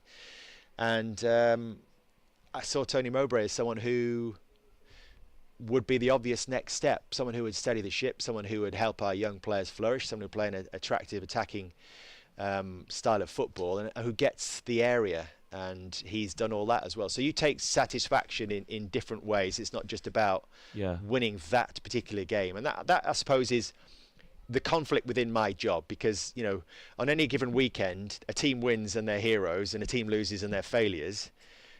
But actually it's not like that if you're strategizing and you're part of a longer journey, and this as a Brighton fan, of course. You see different wins along a longer journey than just one result. Yeah, absolutely. Which again, I suppose, as a broadcaster, sometimes I suppose I don't see this at Sky Sports at all, but a lot of other broadcasters and people who maybe have more of a social focus, will get dragged more, I suppose, into what you could call clickbait and the idea of hero one week, villain the next week, and there's nothing ever in between. But actually, the ability to see the game off the field gives you nuance when you're talking about it, on camera, doesn't it? Nuance is the word. Yeah. And sometimes it gets forgotten. Sometimes I'm guilty of forgetting it, and sometimes you are guilty in my job of going straight for the clickbait and forgetting the nuance. It's frustrating when you're on the other side of the fence and you see headlines being generated about your own football club that are just not true, or there is a lot of nuance behind them. Yeah. And you sometimes feel like actually you've just got to stay quiet and rise above it. Well, look, Dave, I think we're gonna go. We've had a whole group of kids from the Ben Hollyoake Centre, the club's community classroom, moving on the field at lunchtime, having their picture taken, celebrating all the work that they've done there this year. We've had at the other end of the ground, at the pavilion of the ground, one of my favourite things of a county championship, which is when everyone just gets to stroll out of the pavilion. And I was just about to say, I really love that, and that was a real feature of my sort of early cricket watching, whether it was at Ackland Park, whether it was at Headingley.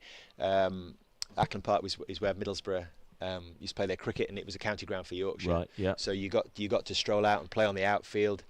I saw some amazing games there. I saw Clive Lloyd play in a testimonial game there once with Derek Randall and all sorts of people in the field. Wow. Derek Randall took a catch behind his back on the boundary. I'll never forget that. And I tried to repeat it, never was able to. I had similar memories of watching Malcolm Marshall play at Fordingbridge Cricket Club in Hampshire when he was playing a benefit game for Chris Smith. And my favourite story of that is he was bowling off spin because it was a Chris Smith Hampshire 11 against the Fordingbridge Village team. And so Marshall was bowling off spin, and he pulled one of them down a little bit, and one of the Fordingbridge batters decided, right, I'm never going to get a chance to do this again. So he whacked him into the beer tent for 6. And they regretted it. And well, I remember at the time being quite surprised by this, even as a young boy, thinking, wow, this guy, he's hit Malcolm Marshall for 6. And then Marshall went back to his off spin run up, and he came to the crease, and he 2-3 paces, and he came to the height of his action, and then he just didn't let go of the ball, and he stopped, and he put both hands on his hips, and he looked the batter straight in the eye, and just shook his head. And then he turned his back on him, and walked back, and kept walking, and he kept walking to his full test run up, and then he just turned, and he just raised his eyebrows, and he ran in off his full test run up, and he bowled a Yorker, and it would have hit the bloke's toes if he wasn't already at square leg by the time the ball was to He followed him to square leg. But you could imagine, he just all 3 stumps out the ground. Yeah. But you can imagine that bloke from Fordingbridge was in the pub that night, and it no matter what happened afterwards, for the rest of his life, he hit Malcolm Marshall for 6, and it's a beautiful thing. Yeah. I hit John Embry for 4. It's not quite the same story. Wonderful. No, but still, that is. My brother got Michael Slater out. You probably got Go on. Yeah, so that was playing in the NYSD. I used to bat with Ian Blackwell at Chesterfield in Derbyshire. Right. Wow. So we always drop these little names into our stories. Well, there's always the famous Gary Neville and Matthew Hayden photo as well.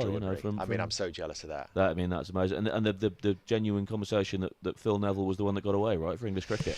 Yeah, there's plenty of those, aren't there? But just to fill the blanks in on the Gary Neville, they got 400 together in a partnership with Matthew. I just couldn't believe that. When I saw that, I was just so jealous. I was like, you just can be good at one thing. Don't be so good at 2 things. Well, that's like Mike Atherton, isn't it? Mike Atherton is a writer and a broadcaster and a cricketer, So like I say, I think people should just, if you're really good at one thing, just for the benefit of all the rest of us, don't try and be a football exec or something if you can broadcast it. Just stick to your, just stick to your, stick in your box, son. Stay in your lane. Yeah, stay in your lane. Stay in your lane. I can't stay in my lane. Don't stay in your lane, please. I think the most interesting people don't stay in their lanes, and I think it's fascinating what you're doing. fronting the game in the UK as the Premier League goes from strength to strength and becomes one of the biggest sports properties in the world. And then also, I think it's fascinating what you're doing below that and trying to use your expertise and your experience, to benefit the game and to benefit clubs and whatever. I think, it's great that you're a member now and you see what we're doing here, and that's a really fascinating and I think, hopefully a positive thing for the club to have brains like you around the place. So look, thanks so much. Really appreciate you taking the time Thank you, John. to chat about it at lunchtime. You're going to be staying with us, I think. I'm really excited about this. This is going to be great. Yeah. So I'm now going to hand the microphone over to a much more experienced and frankly better broadcaster than me, Daniel Norcross. So Dan is going to be sitting with you for the first session of the first part of the afternoon session. You'll do well to get rid of me now. We'll absolutely. We'll see how it goes. I'm going to just mute the mic now, pass it over. You can see Ben Foakes there wandering out. Kent 98 for 4, Surrey looking to get amongst them. I'm going to pass the microphone over now to Daniel Norcross, who will be with Dave Jones for the first part of this afternoon session. Thank you. Thank you very much. So, Surrey's morning, I suppose it was Surrey's morning. When you win the toss, you elect to bowl. And he said, for some bizarre reason, you've got to take 3 wickets. That's a sort of bare minimum, haven't you? When you win the toss and bowl, you've got to take 3. They've taken 4. And those wickets have been passed around. It's a slight concern, perhaps, was Abbott didn't quite fire. But Jordan Clark's going to continue from the pavilion end. And straight away, he's got leading in all sorts of bother. Leading's had a bit of a charmed life, you might say, so far. I think that one hurt, Dan. I think it might have done. Where do you reckon it hit him? 2 guesses. There's been a few of those this year, actually. I saw a montage doing the rounds on Twitter. And I've got a bone to pick with commentators who say, we're just going to revel in this moment. First ball after lunch. And I think pretty much where we expected. Yeah. Do we think there's a bit more bounce from that end? I think there has been. Yeah. Jordan Cox as well has got quite a lot. That's Jordan Cox. Jordan Clark got the outside edge of Zak Crawley's bat a couple of times before he nicked off. And the one he actually got Crawley with did bounce quite appreciably. 3 slips in place.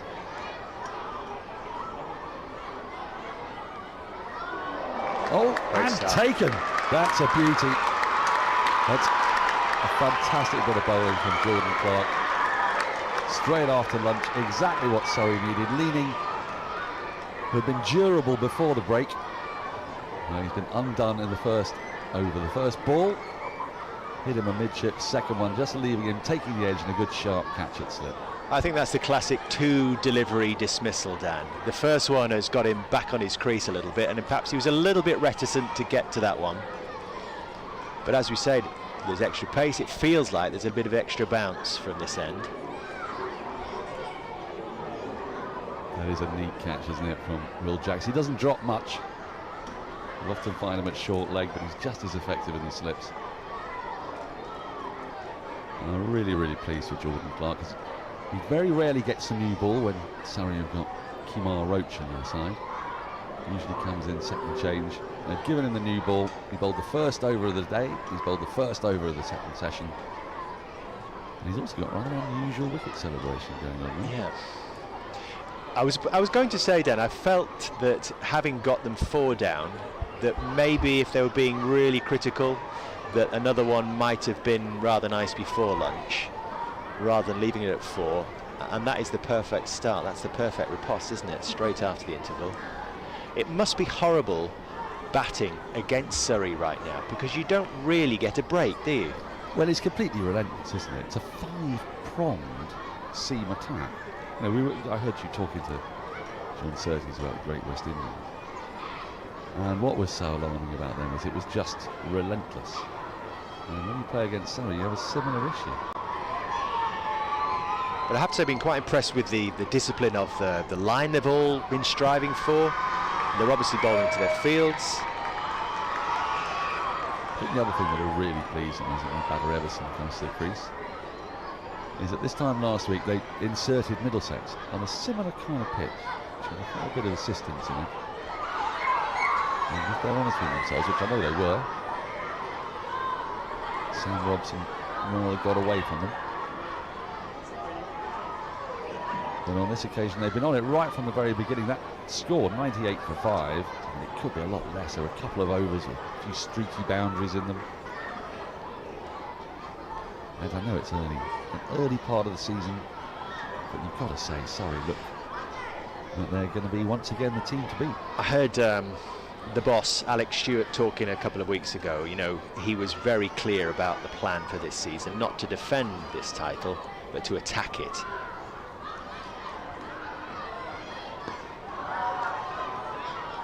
Well, he's the architect of this incredible squad. I mean, he's done wonders. You think about signings like Dan Worrell, that they do more than just complete the bowling team. It gives you an extra overseas option, rather craftily added. Yeah, he's obviously thrilled with Worrell, not just as what he adds in terms of on the field, but off it, the intensity, the competitive edge that he brings to the dressing room as well, which has got to rub off on this talented young bunch. Oof. Oh, there's that extra bounce, isn't it? Absolutely flown. And you're right, you know, this bowling from the pavilion end, there's that little bit more pace and bounce off the pitch. No wonder no one's in a rush to get forward. Obviously, it does look a little bit of a green tinge just where he's prodding down there. Well, you're not really playing that, are you? You're just trying to get out of the way of it. Yeah, we see it from side on, but just see how much it's lifted. Oh, that shoulder height. It's getting in the realms of a bit tennis ball-y, but you have to credit the bowler as well, of course.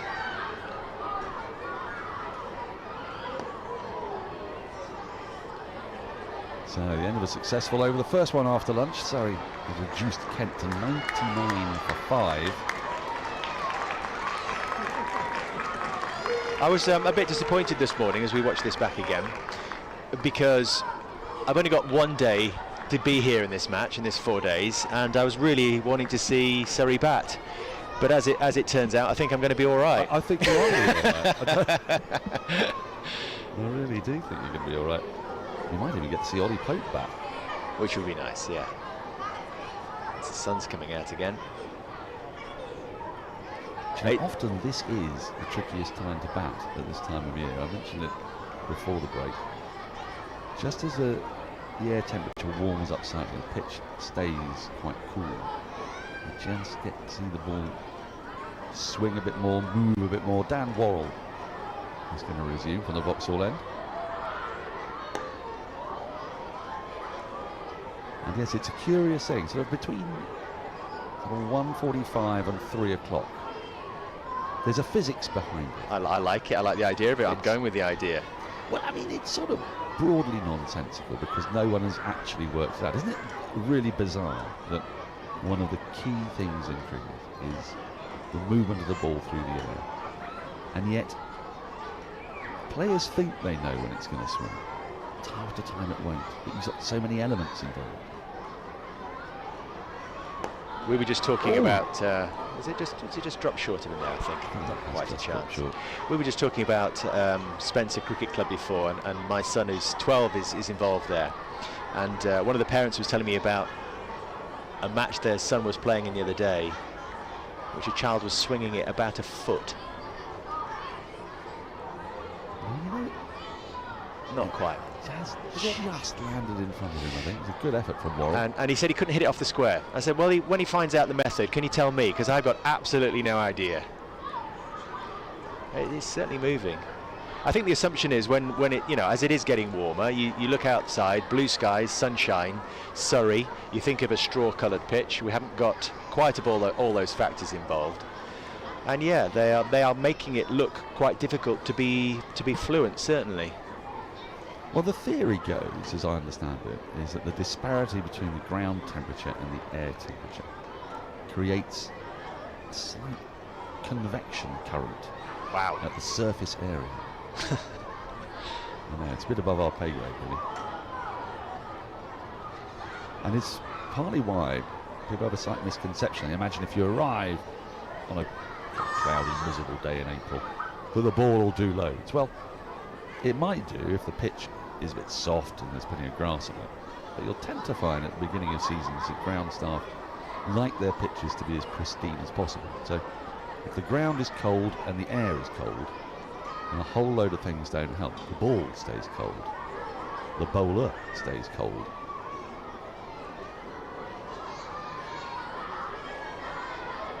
Oh, that's beaten the bat. Absolute beauty again from Worrell. Harrison will claim he was playing just inside the line of that. So your son's at Spencer. Spencer's very near me. Yep. Up on Wandsworth Common. Near Wandsworth Common. You'll see the armies of teams that they produce on various pitches in that area. Friday nights, Saturday mornings, Sunday mornings. It's a huge girls section there as well now, isn't it? And it's really growing as well, and they're having some early successes with that.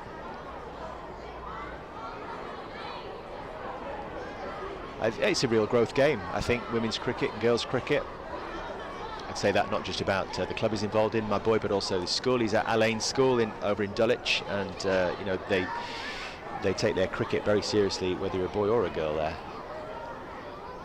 I mean, the big challenge that is going to face the organisation, I guess, of girls cricket is just the concentration of players in clubs at the moment. I know Spencer is struggling to find enough matches for the girls that are playing because there just aren't as many clubs who've got such an advanced and developed programme. And the challenge for the clubs in Surrey is that you get a bit more even spread. I mean, it's just an extraordinary area, and you see the evidence in front of you, all these lads, and I know Alex Stewart's really proud of the pathway that they present for them here. There can't be anywhere else in the country that has such an extraordinary ability to produce players. I mean, you go to any club, not just Spencer, any club across South London, down to Croydon and Surrey and beyond. There are good players, good young players coming through in every single club and all the schools as well. And you ally that to things like Everly Rainford Brent's ACE programme, which is heading out into inner cities, especially in London, of course, where it began, but Bristol, Birmingham as well. Because that is another challenge for cricket, is to try and spread participation beyond its public school base. I do feel like there's a lot of work to be done in that area. I think it's, you know, they've made some fantastic strides already. But that is the obvious next step. I mean, we are surrounded here by, you would think, thousands upon thousands of kids who've got the physical skills. Now they just need the interest and the opportunity to develop their cricket skills as well. Well, let me fling a fact your way. This is one that has cropped up in the last couple of months. Vocal appeal there, just drifting down leg side, so you get through for a leg bye. Actually, I think did the umpire not signal that? There might have been a little bit of inside edge. Yes, here's the fact I'm going to give you, and it's quite a staggering one. But after the Women's Premier League launched, 3 of the four highest earning women's sports players, if you like, are cricketers. So after Emma Raducanu, you then have Natalie Sciver-Brunt, who made £320,000 from the Women's Premier League, on top of her England contract, Women's Big Bash, what have you. Sophie Eccleston and Heather Knight. So despite what's happening in women's football, which is also a great news story, cricket is probably the most profitable enterprise if you're a young woman athlete. I wouldn't have guessed that. No, well, you would. I mean, even 2 or 3 years ago, that would have seemed. Maybe that is just of its moment, Dan. I do feel that football is about to explode. If it hasn't already, there's a lot of development there and a lot of investment in football as well that's going to see it develop even further. Oh, for sure. But you know what cricket has as an advantage? If you're a young woman, say who's athletic, quite near the oval, football's a global game. It's an awful lot of competition. Now, women's cricket, for all sorts of socio-cultural reasons and historical reasons, is really played at the elite level best in probably 3 countries, India, Australia and England. And yet the rewards are there because the Women's Premier League is open, as I say, Women's Big Bash, the 100. Central contracts increasing massively in Australia, for example. The equalisation of match fees that you're seeing in New Zealand between men and women. So it is a moment, but it might be quite a lengthy moment. It's a great opportunity for cricket to exploit. Because I don't think if you'd gone to inner cities 4 or 5 years ago and suggested there's money in cricket, if you're a young woman, I think you might have been laughed at.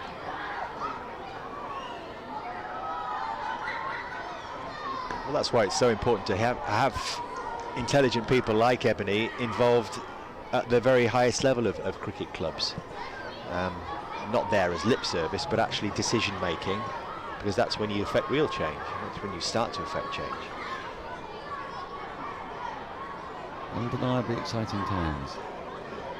I just got back from a tournament, the Fair Break tournament. We'll be talking more about that tomorrow when its founder, Sean Martin, joins us.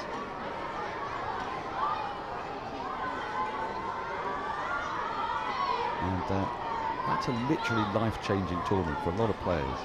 It brings together players from more established countries, England, New Zealand, West Indies, Australia, alongside players from the likes of the UAE. And there we unearthed in Hong Kong 6'3" Mahika Gaur, left arm pace bowler, bowled from the UAE, but England qualified, now plays for Lancashire Thunder. He's 17 going on 18. Sign her up. Oh, I'm pretty sure they'll sign her up before very long. She bowled 3 overs in the power play every game she played, bowling against the likes of Deandra Dottin, Lauren Winfield Hill, Danny Wyatt. So just taking a look at this, we're seeing exaggerated movement from Warren. Do you know, it's really interesting looking at his the way. I haven't watched enough of Jordan Cox to know if his stance is normally like this, how open he is at the crease for the ball that comes across him. But when you're fielding in these conditions, you're in the slips, you feel like you're in the game every single ball.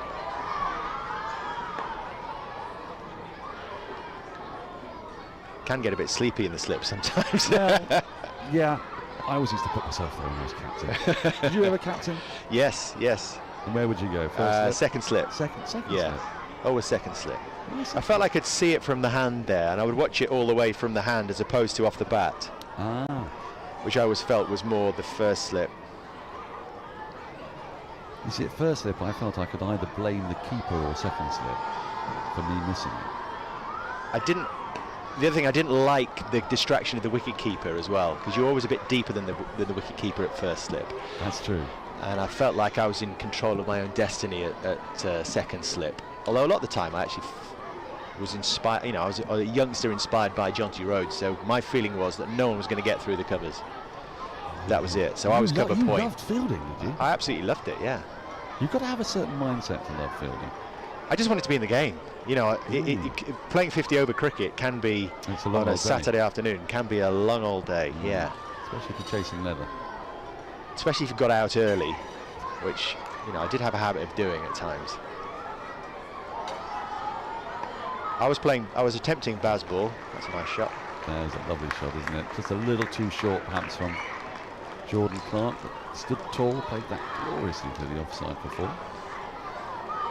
I was attempting Bazball in the North Yorkshire South Durham League as an 18-year-old opening the batting. You were a pioneer. Yeah, about 25, 30 years ago.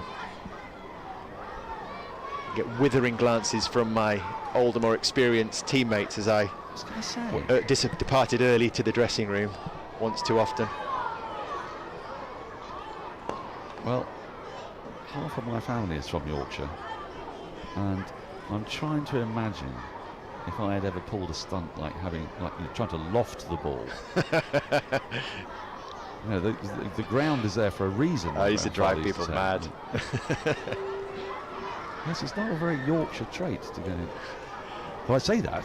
Yorkshire, of course, has produced Harry Brook and Joe Root, who are reinventing Test match batting. Different generation to me. Oh, Bill. Oh, got him. Another wicket for Jordan Clark. And it's Jamie Cox this time. And that is as good as perfect a ball as you will find. Kent lose their 6th. They're on the skids. Just giving nothing away. Just bowled since lunch from that end. Just such a tight line and length.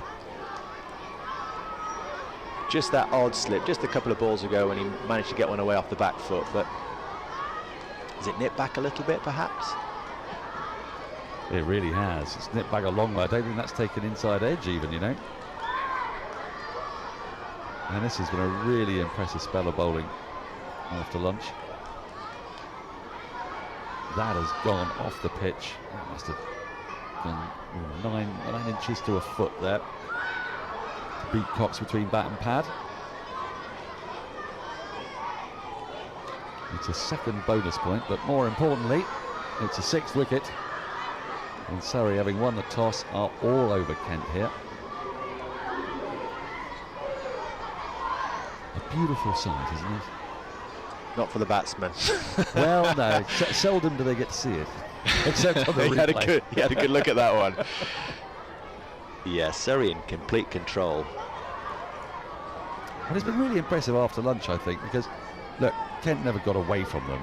They were still 4 down at lunch, but they'd had a few streaky boundaries. There was Jack leaning there. Jordan Cox had shown a bit of application before lunch. Both those batters have gone. Surrey are into the tail.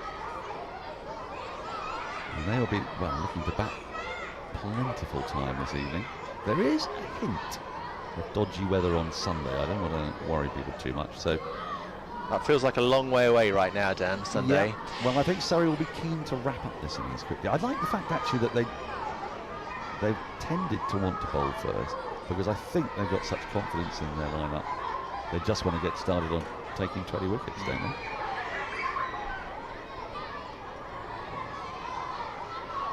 So the new batter, Grant Stewart, streakily off the mark straight away. Now this will be entertaining. Grant Stewart. Have you seen much of Grant Stewart? I haven't. Right. Well, he is a biffer. He is man of my own heart. I was going to say, he wouldn't be out of place in the Durham and North Yorkshire leagues in 1992 or so, batting alongside you at the top of the order. He likes to get on with it. A very positive player, let's say.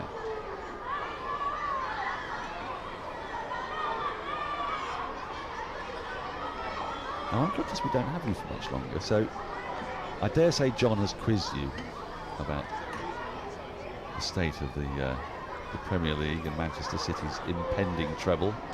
Have you been put on the spot? I have, yes. What was your answer? Are they going to do it? It would be a huge surprise if they don't, wouldn't it, from here? Feels like it. Yeah. Have you seen a better all-round team? No, I don't think so. And I was watching them last night. They seem to have gone up another level, if that was possible. It's now that one boomeranged as well. That's gone. Indeed, it's nipping all over the place at the moment. Jordan Clark's on fire, I tell you, not literally, mercifully. And he's taken 3 for 23 at the end of the over. Kent having lost another wicket, 106 for 6. Manchester City have become a winning machine, haven't they? And I think you see traits of it early on in this Surrey side as well. You know, they all know what they're doing. They've been in this match situation already a couple of times this season. Get the job done as quickly as they can, blow this tail away, and then bat for as long as possible. And there are opportunities here. There are going to be some players in that Surrey lineup who will want to get the weight of runs behind them at this stage of the season for various different reasons. Oh yes, Ollie Pope will be strapping on his pads as England's vice-captain before very long. First Test match against Ireland starts in a couple of weeks. I mean, he could have a huge summer ahead of him, Ollie Pope. Obviously as vice-captain, but it seems the captain is strapped up in every possible Yes, which he is. way right now, and you know, probably will be for the foreseeable future. Yeah, he has shares in gaffer tape. So there's no doubt about that. So there could come a point where Ollie finds himself leading England out in the Ashes. It's a kind of defining moment, isn't it? You find yourself captaining England in an Ashes match. And then I think to myself, if that is the most important thing in his sporting career, which you would say it surely is, isn't it a shame he's not had a bit more experience?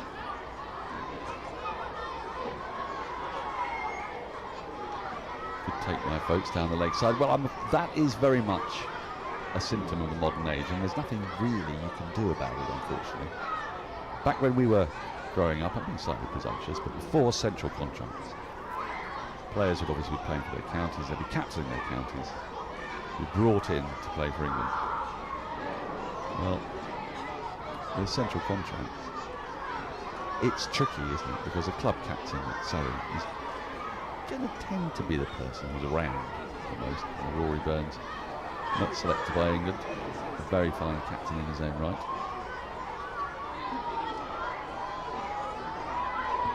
Oh, wow, that looks close. That looks very close. He likes it.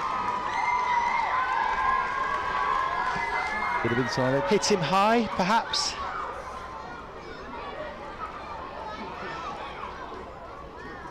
Well, his prevailing movements, it started on around middle and leg, didn't it? It was moving towards off stump, but then It was the Terry Alderman, wasn't it? Oh. Is it back leg? If there's no bat on that, if there's no bat on that, he's absolutely... He's hitting all of them. Yeah. I think.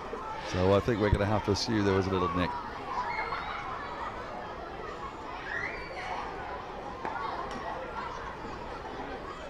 So scamper through for a quick single. So yeah, I mean, it's very difficult, isn't it? You look down that England lineup, and no one's really got captaincy experience apart from Joe Root. And I suppose you could argue with Joe, he had to do it the same way with England rather than with Yorkshire. Alistair Cook did as well before him. So it's been a while since he had the likes of St. Alex Stewart or Michael Atherton, I suppose, would have been another one who started captaining England quite early in his career. Feck. Yes. Is that not scrawled on his coffin? On his coffin, yeah. I don't think it was meant as a necessarily positive, was it? Let's take another little look at this. Well, that's moved, it's carried nicely through the Foakes, It definitely doesn't feel like to your earlier point, like a nice time to bat right now. No, no. The ball's doing plenty out there right now.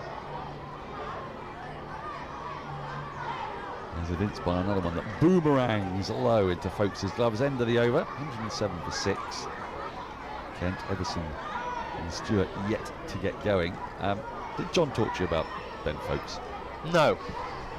What's your take on Ben Foakes? Because obviously here in Surrey there's a lot of dismayed, disappointed fans. Disappointed for Ben as much as anything else. But also, I think, disappointed at not getting to see him in an Ashes series. Best gloveman in the country, possibly the world. It was always going to be a tricky decision for England. But do you think they've got it right, or was there really no right? From Ben's perspective, there's certainly no right.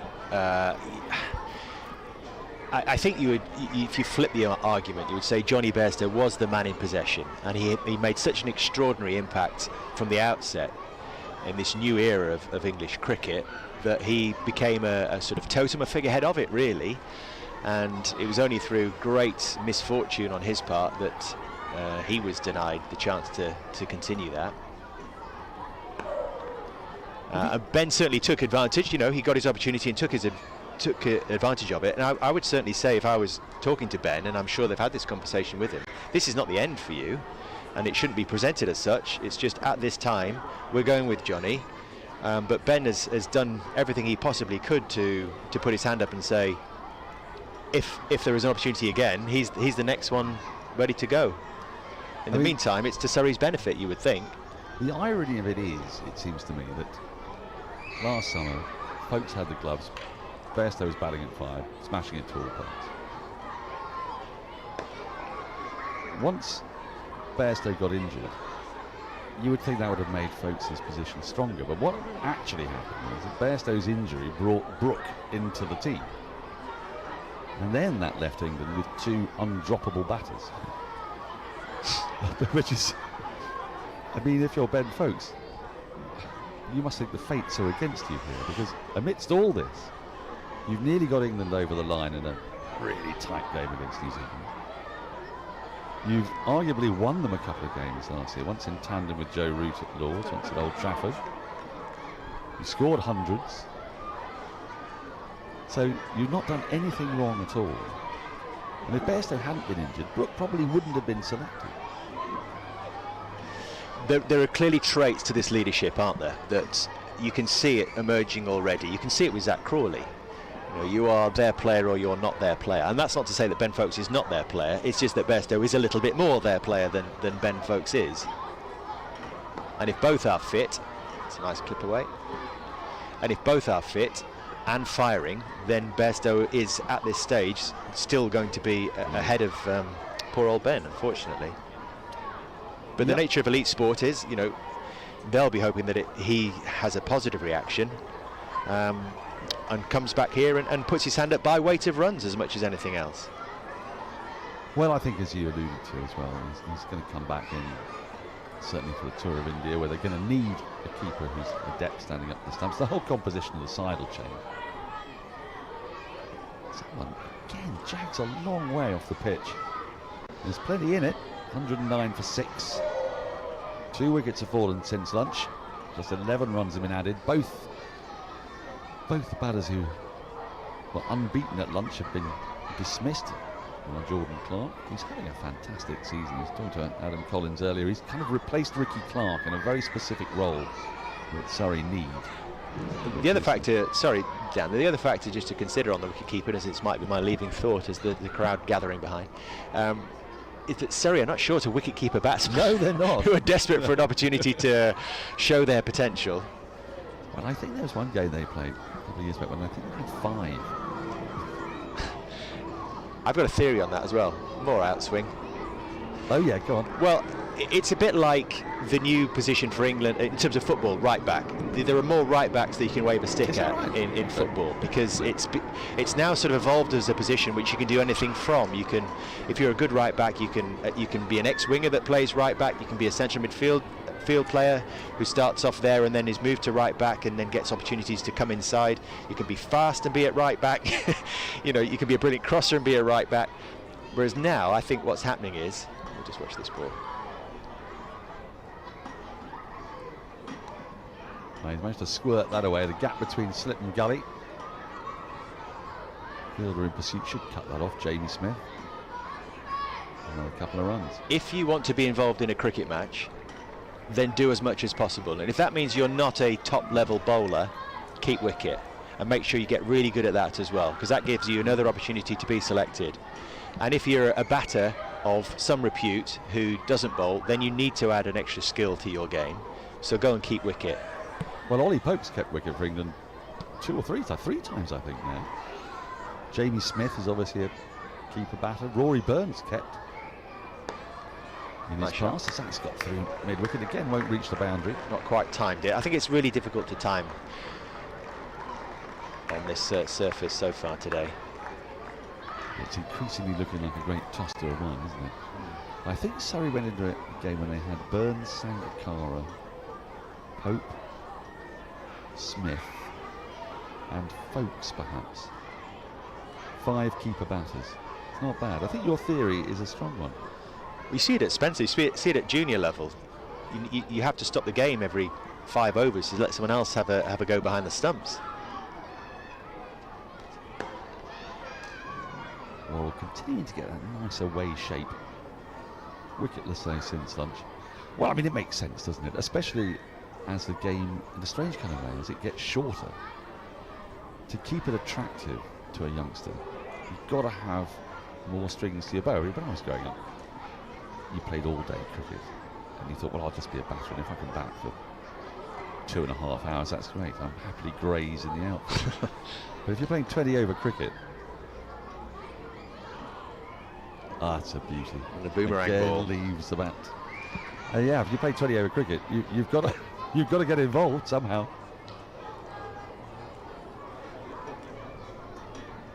A noble thing to do, I suppose, is to enjoy fielding. It's great to sit next to somebody who enjoys fielding. I always saw it as the bit before the bar. I set myself the personal challenge just to keep myself interested. You're not getting past me, or you're not getting one here.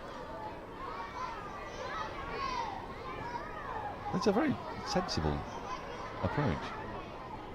And Jonty Rhodes, your hero. Derek Randall as well, maybe? Yeah, a little bit early, but I saw later Randall. Nice shot, won't beat the field. End of the over, 4 from it. So, Dave, I think we say goodbye to you. Thank you so much. Are we having a double change in the box? Well, do you want to jump on? So, Dave, thank you ever so much. My pleasure. It's been an absolute joy having you on. Thanks, Dan. Cheers. I love your work. Are you staying around for the rest? I'm going to stay for a bit before duty calls. So you need 4 wickets to fall pretty quickly. Yes, that would be nice. You may well get your wish as you look at the scorecard there. 113 for 6. Kent in a lot of bother, having been put into bat. A couple of catches for Ben Foakes. A couple of catches for Will Jacks, and the wickets spread around. But Jordan Clark has been the pick of Surrey's bowlers, and he's still in the attack from the pavilion end, having picked up 2 wickets since lunch. And he's quite close with that one as well, but just a little bit too high, hitting on the back leg. As I said earlier, I'm absolutely delighted for Jordan Clark. Let's take a little look at this. Just a bit too high, perhaps might have just got outside the line. Not a lot of support from the slips.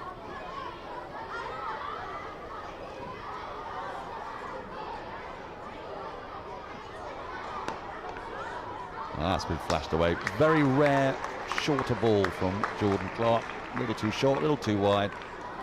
And thwacked to the boundary by Stewart. He will be fun to watch. And 2 people who will be watching him for, well, it could be the next minute, it could be the next half an hour. We shall wait and see. Adam Collins and Cameron Ponsonby. Thank you, Daniel. Very much enjoyed your conversation with Dave Jones. Shout for leg before.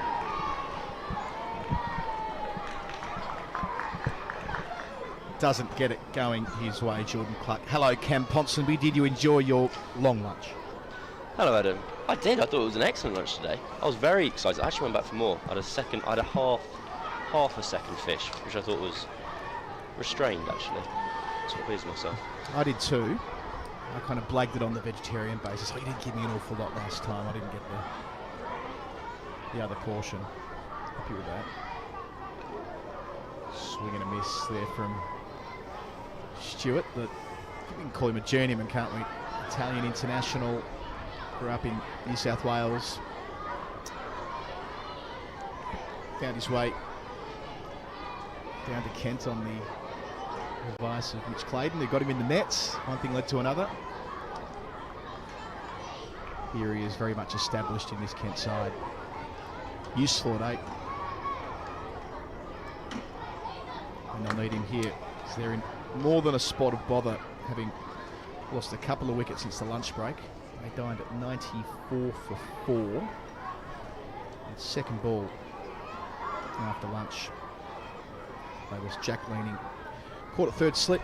Will Jack's nicely taken his second catch today from the bowling of Clark, and not long after that, Clark went through Cox with an absolute beauty, castling him for 18 at that stage. 105 for 6. So this pair have put on 12. Misfield there. Actually my first press box lunch of the summer, which is pretty unusual to say on the 18th of May, end of the over, 117 for 6. I'm usually pretty busy through April and May, but circumstances have conspired against me, and I've not been doing much any championship cricket, so you've been an international traveller. It's just been that kind of summer, or that kind of winter rather. A lot going on around the cricketing world, but yes, the rhythms of county cricket agree with me. Lots of people in today in the sun. We've seen bunch of students, 250 kids over to our left. Students from the Ben Hollyoak Learning Centre, where they do their studies downstairs through the year, and this is their big day out today, so they're making plenty of noise and enjoying themselves watching Surrey go through their paces.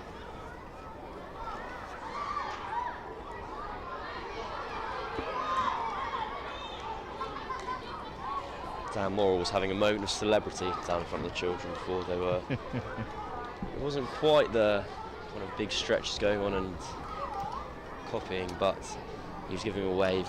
They had a big cheer. I don't think anyone knew what was going on, but everyone had smiles on their faces. So what more can you ask for, really? I mentioned the Samo before lunch when he was commentating about the Dan Worrell LinkedIn post last week after the. Not that I'm spending much time on LinkedIn, believe me. That place is, anyway, it's worse than next door. But it did get sent to me. Oh, it's close, it's out. Stewart looking to transfer some pressure back onto the Surrey number 1. Couldn't do so. Back pad, up goes the finger. Kent, we're in a world of pain. 118 for 7. Really, really looking forward to seeing how, assuming Surrey do bat in the near future, how much of this is pitch related, because it's looked incredibly tricky out there. And me and Dan Norcross were talking about this before. They've been going along at 3s, but they've had 2 double-digit overs, which in a score as low as this, well, it takes a score below 100. And whether Kent will be able to kind of inflict the same movement.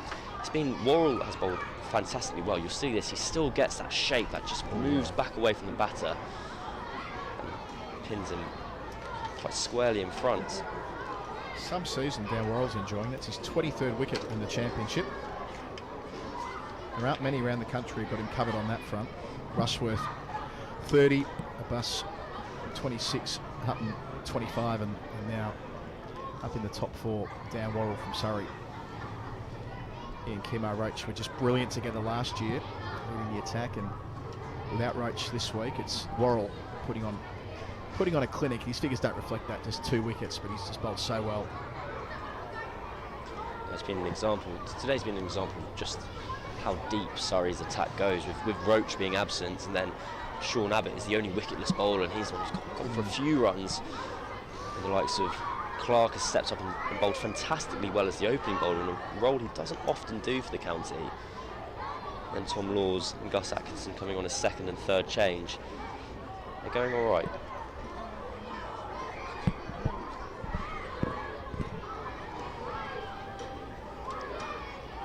So where's Agar, his final game for Kent in this stretch, in at 9. Can bat. Yeah, loved having him round the club. Where's Agar, he's fitted right in. He was desperate to get to England and to continue to press his claims for higher honours. He's played a couple of one-dayers for Australia last year. He's been mainstay of not only the short form sides in Australia, but had 3 really strong Shield seasons back to back. He was the Bradman Young Cricketer of the Year a couple of years ago, which is the award they give out for the best young Sheffield Shield player. He had a stint in that kind of Northern Territory competition, which is very strong. You know, Ashley Chandrasinghe. It's good from you. Had a stint over there as well. I believe he scored 5 tons in a row, got himself into the Vicks team. I didn't expect to get from you a little factoid about a teenager playing in the Northern Territory, but that shows how well prepared you are. He's got his first senior contract last week, Chandrasinghe. He's been, they've gone both ways, Victoria. They've signed a 19-year-old in Ash. Campbell Kellaway's the other young gun, and Peter Siddle, who they've signed back from Tasmania to play until the age of 40, 2-year deal for Sids. Perfect. Did they also get, or no, Jackson Bird's gone back to New South Wales. Yeah, his original state, leaving Tasmania.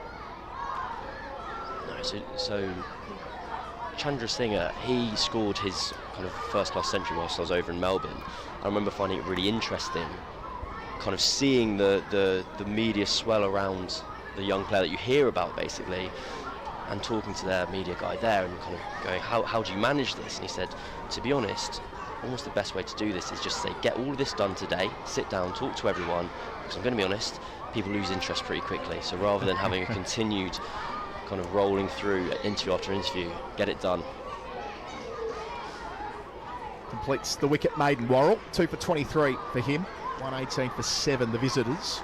Yeah, that's right, the Sheffield Shield, much as it is with the county championship, it's in blocks, as you know, so as soon as the red ball stuff finishes, and he's Chandrasinghe, the man you're referring to, very much not part of the white ball planning. I think he took 41 balls to get off strike in his first game for Victoria or something like that. He's very much of the old school, but could be a likely type as far as that specialised test opener role in the years to come, but he's getting the chance to be a full-timer next year at the Vicks. By contrast, speaking of Dan Worrell, he's made the decision to no longer play in the Sheffield Shield with a view to becoming England qualified, which he'll do next year. Late next year, I think it is. The British, or access to the eligibility through a passport. There was a bit of a race for his services, Dan Worrell, because he's also eligible for Ireland. So when he was making the decision to move away from the Australian setup, he wanted to be a full-time professional in the Northern Hemisphere, but Surrey got the job done and signed him up on a long-term deal, and now that's paid off. Past the edge again. How many times have we said that today on a lively surface? Yeah, the LinkedIn post from Dan Worrell when he was capped last week during the Middlesex game was really nice. He described it as his greatest cricketing achievement, or his proudest cricketing achievement, I think it was, that he'd been capped at Surrey, and he gave great credit to his partner, young family, having moved over here, and he explained how when moving for work, it's often the partner who has to do a lot of the heavy lifting when you're not getting to do what he is, being in the public limelight, being a professional cricketer. Swinging a miss again. But yeah, at the age of 31, I suppose he might be 33 by the time that he could feasibly play for England. And look, if he's bowling as well as he is this season by then, they'll take a look, why wouldn't they? Well, it's almost a conversation that's forced upon England selectors if every year you have a guy who can play for you and he's top of the wicket charts. Normally, that's how people are selected. I've been amazed to see how much movement and life kind of Jordan Clarke's been extracting from the surface. I think the bowling figures are giving due credit to him as the best bowler of the day.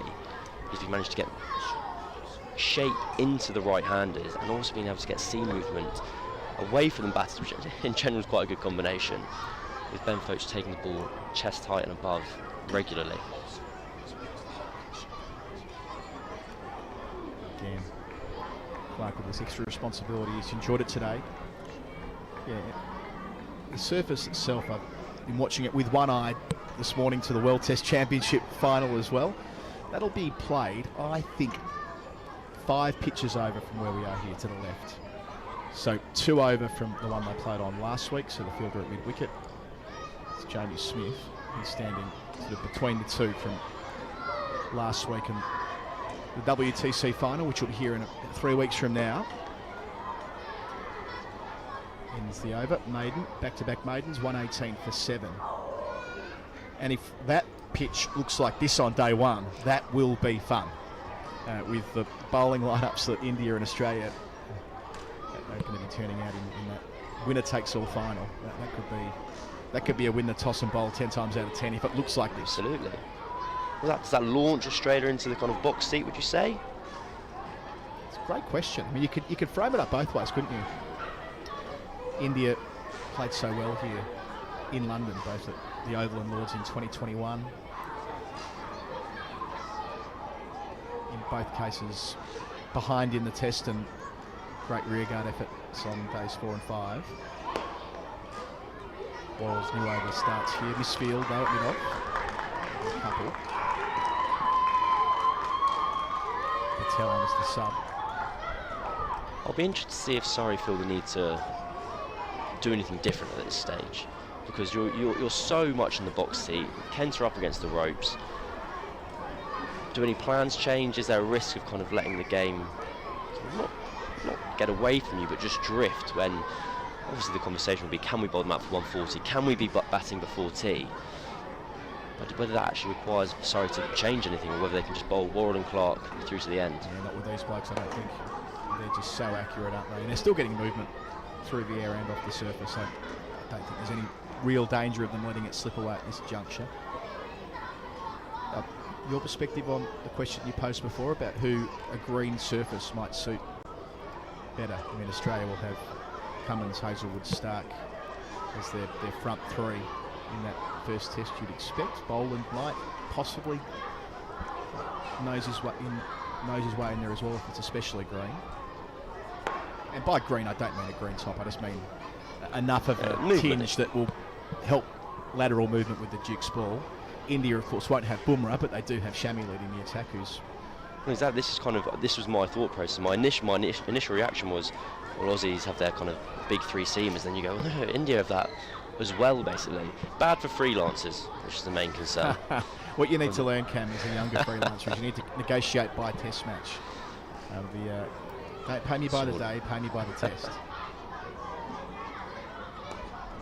All of a sudden, it becomes great for freelancers. Flip it on its head.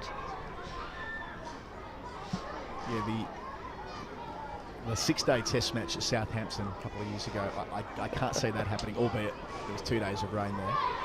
There is that provision for a 6-day if required. But it's going to be a massive event here in South London. Surrey hosting. Packed house first few days at least, you'd expect. The noise from the Indian fans, a lot of Australian touring fans, of course, getting out ahead of the Ashes. Sun shining again now. And Australia aren't playing warm-up games. Instead, they're having a centre wicket run around at Beckenham next week. I was listening to yourself and kind of on the final word talking about the idea being that you can't get any better practice than playing against world-class opposition, which is to be found within yourselves. But just the idea of it's this gradual takeover of cricket from golf, and people being like, right, the best way we're going to play is if we're at peace, if we're happy, we've got a few rounds under our belt. A rare wayward delivery to finish 3 off at 121 for 7 after 43 overs. Kent after being sent in this morning. Yeah, there is a variety of ways of looking at this. My sense is that there has been such an emphasis on playing golf in the Australian team and the England team especially, that where do those roads lead when you have an option to play cricket and you choose to warm up at that bonding camp up north in Liverpool? Whether they could have been playing some quite useful 3-day cricket, there could have been a county select 11. We saw New Zealand play one of those last year, India the season before, but I'm sure that the ECB would have enabled that had that request been on the table. Through the cordon for 4, genuine edge from Agar. Good start to the over from Clark. They won't mind that, Surrey. Plenty of fielders still behind the wicket in the cordon. But yeah, there's the island option that England have decided to take for the second Ashes series in a row. I think I definitely do have a degree of cynicism around it. That kind of runs to an extent. They just want a day out. They want to have a beer and have a round of golf. Kind of that's a bit naff basically. But on the other hand, I remember Stuart Broad talking for the New Zealand series.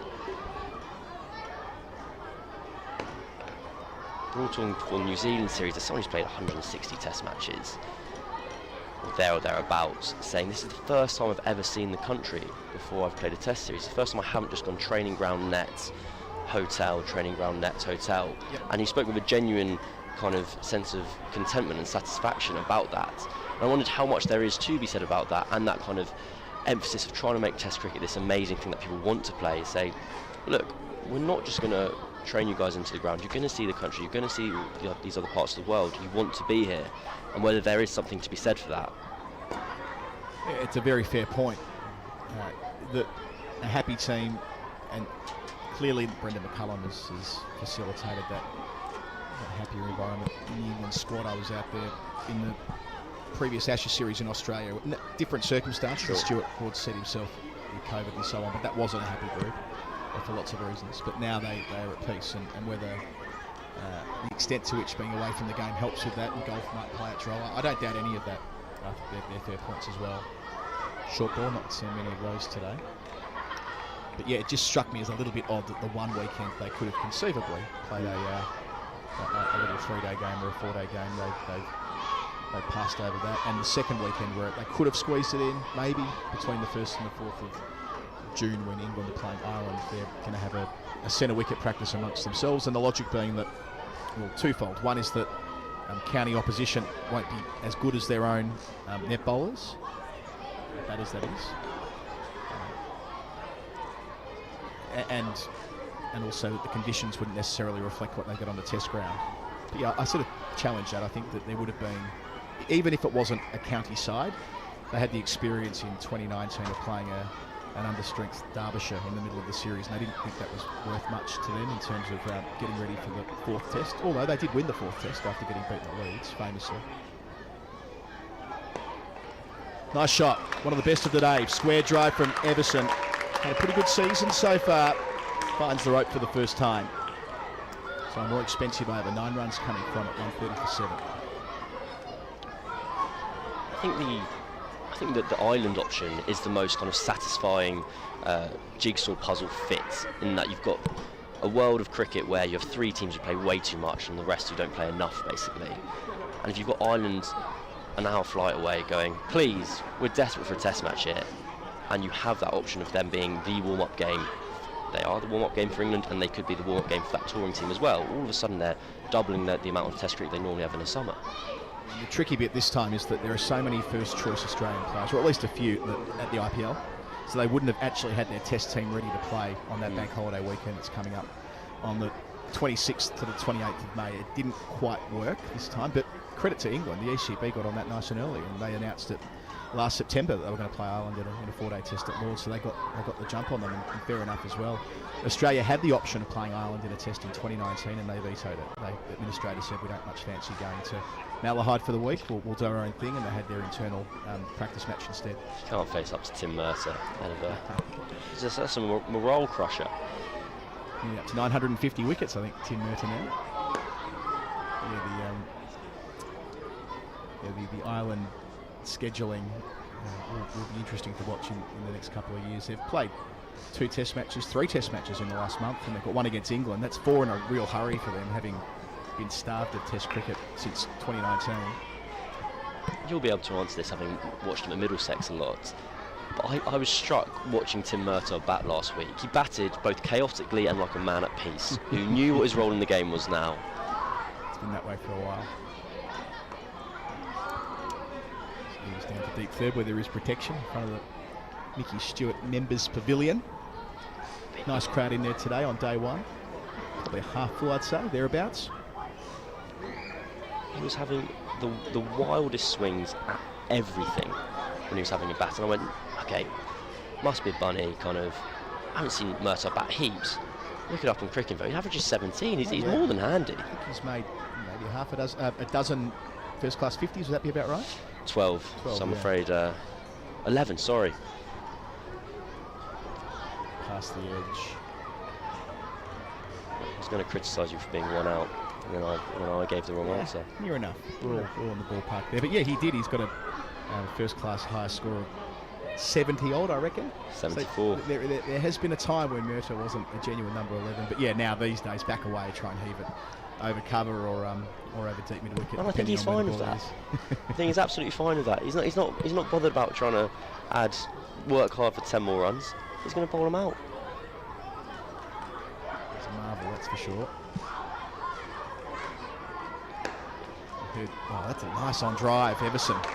Said in the previous over, his square drive was one of the shots of the day. That's better again. Not easy to play on a surface like this. Everson has found the rope on a couple of occasions now, building into it. 13 for him, 135 for 7 Kent. Everson missed out last week, wasn't required in the second innings when Kent got to the finish line with Coxon leaning, putting in a long shift to secure that draw, but made 99 against Warwickshire at Edgbaston in the second round, 38 not out against Essex at home at Canterbury, averaging 28 this season with the bat. That's a beauty from Abbott. That has done loads. How many times have we seen balls deviate that way off the surface in the 45 overs so far? All 5 seamers have got it to move around. Yeah, Everson was signed via Lincolnshire originally. Nottinghamshire came over to Kent last year. They agreed to terms late last year that he would play here full time after he made a century in the Royal London Cup for Kent. Well, he's the Darren Stevens succession plan, isn't he? It could well be that, you know. He does perform a similar kind of role, albeit quite a bit younger. 21, Joey Everson, Steve-O, close to 50. But, you know, levelling the side, balancing the side as the fourth seamer. A guy that can come in and make runs down the list at 7 or 8, as he's done through the season. A couple of years ago, made an 18-ball half-century for the England under-19s, so he has been on that pathway as well. Good signing for Kent. It tallies with the kind of the idea of Jack Leaning joining Kent and coming from Yorkshire, and the kind of kudos that's taken from a county like Kent being able to attract players from kind of test ground counties. Everson will have come down here with hopes of kind of cementing a spot in the side as that all-rounder. Gus Atkinson into the attack, pavilion end. Yeah, I think that's right, that Leaning signing. I know Leaning wasn't playing heaps of first team at Yorkshire when he left the county, but he's played in a couple of championship winning sides at Yorkshire. Serious pedigree. When he came down to play full-time at the club, it was 2020, wasn't it, when he first came down to Canterbury. It was seen as a big get. And Kent got themselves promoted around that time. I get slightly frustrated by the test playing county, non-test playing county discourse, if you like.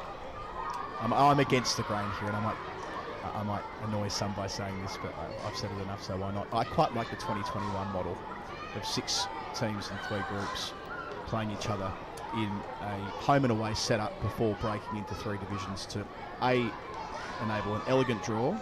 It provided 14 games, and it made sure that all 18 counties were able to win the comp on day 1. I think that's important.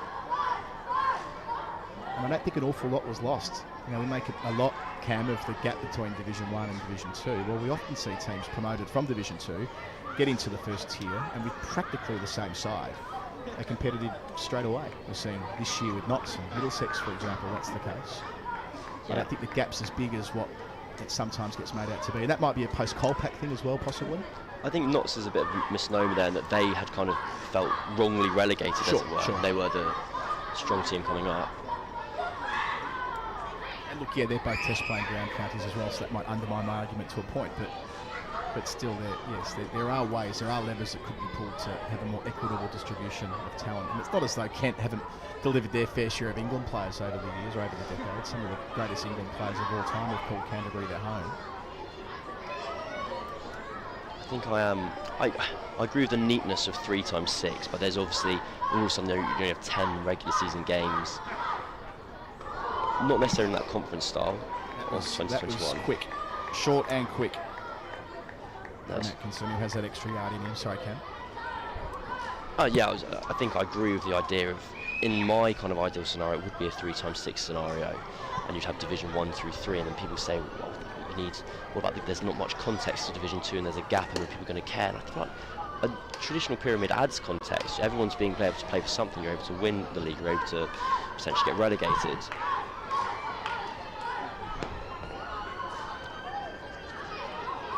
Single to finish into double figures, retaining the strike, 136 for 7. So yeah, I'd see it slightly differently. I wouldn't have Division 1, Division 2, Division 3. I just have A, B and C with them seeded each year based on their finishing positions. Remembering in 21 it was done geographically because of COVID, and that was fine. That was a function, you know, of the times. My ideal model, if you like, would be you get to the end of the season, sides will be ranked 1 through 18. They'd be equitably distributed between 3 groups for the next year. They'd play home and away, much as it was in 21, and the last 4 games of the season, 11, 12, 13, 14, they'd be split into 1, 2 and 3 for that. And you'd get, as it was then, a champion of the country, Division 1, and then 2 and 3, and that would carry an awful lot of kudos. But by that point, most clubs haven't got an awful lot to play for anyway, unless they're in a relegation scrap between Division 1 and Division 2. So, and there was some evidence in that working in 21 as well, as Abbott starts a new over. Hand off the bat from Ago. Extra bounce. With Middlesex, they were in Division 3, so they didn't win many games in the group stage in 21. And in Division 3, like, what's to play for here? Well, they had 2 wins, and that propelled them into 22, where they got promoted out of the traditional top and lower tier that we're conditioned to usually, with 21 being the outlier due to COVID. So I think there was something there where all 18 teams rocking up on day one, being able to win the thing, and knowing there would be that peak for the last 4 games for those who are good enough to make the top 6. I think the scenario, my kind of main concern or main worry is you kind of avoid a situation that happened last year, where for the most part of the season it was a 2-horse race between Surrey and Hampshire, and they only played each other once. I think like that's the kind of inelegance, that's the imbalance that you want to avoid as much as possible. And whether that kind of plays into it with kind of conference systems where it's done geographically, and is there for 5 years, is one conference weaker or stronger than the others, which is a risk of what happens when you go away from that meritocracy. Finds a gap at mid-wicket. Yeah, I definitely wouldn't go to a geographic conference system. I'd base it purely on seeding from the previous year. So, in crude terms, 1st and 4th and 7th and 10th and so on would be in one group, then 2nd and 4th, and I probably got that wrong. I'm trying to say it right. Sure. You'd spread it out, so to the extent that it's possible, you'd have 3 pretty similar groups based on the finishing positions of the previous year, and they'd play each other home and away. That's the elegance you want. Because I agree, like last year it was ridiculous that Hampshire and Surrey only had the chance to play off once. That did stand out. It was glaring that when you've got one division of 10 and one division of 8, it doesn't work if that's what you're seeking. So, yeah, splitting it in 3 for the first 10 games can achieve that, and I don't think you miss out on that really exciting finish to the season, the race to the title with the carryover points that we saw in 2021, where you would get. Last year, for example, we knew that Surrey had won the comp with a week to go. It's improbable you would have that in this system. It's more likely that it would go all the way to the finish line in the final weekend. I think the match is just in a little bit of a holding pattern here, where Kent are happy to sit in and Surrey see no reason to change their plans. So neither side are particularly wanting to force the game forward at the moment. Surrey not feeling the need to change and try and go short and bump the tail out. They're pretty confident there's enough in the pitch and this ball still, which they wanted to change in the first session. I couldn't believe that. I thought, you guys, this one's working just fine. You're all right. Bowlers are capricious at the best of times. Little fend to finish. So Abbott, the one seamer yet to get in the book. 139 for 7, Kent.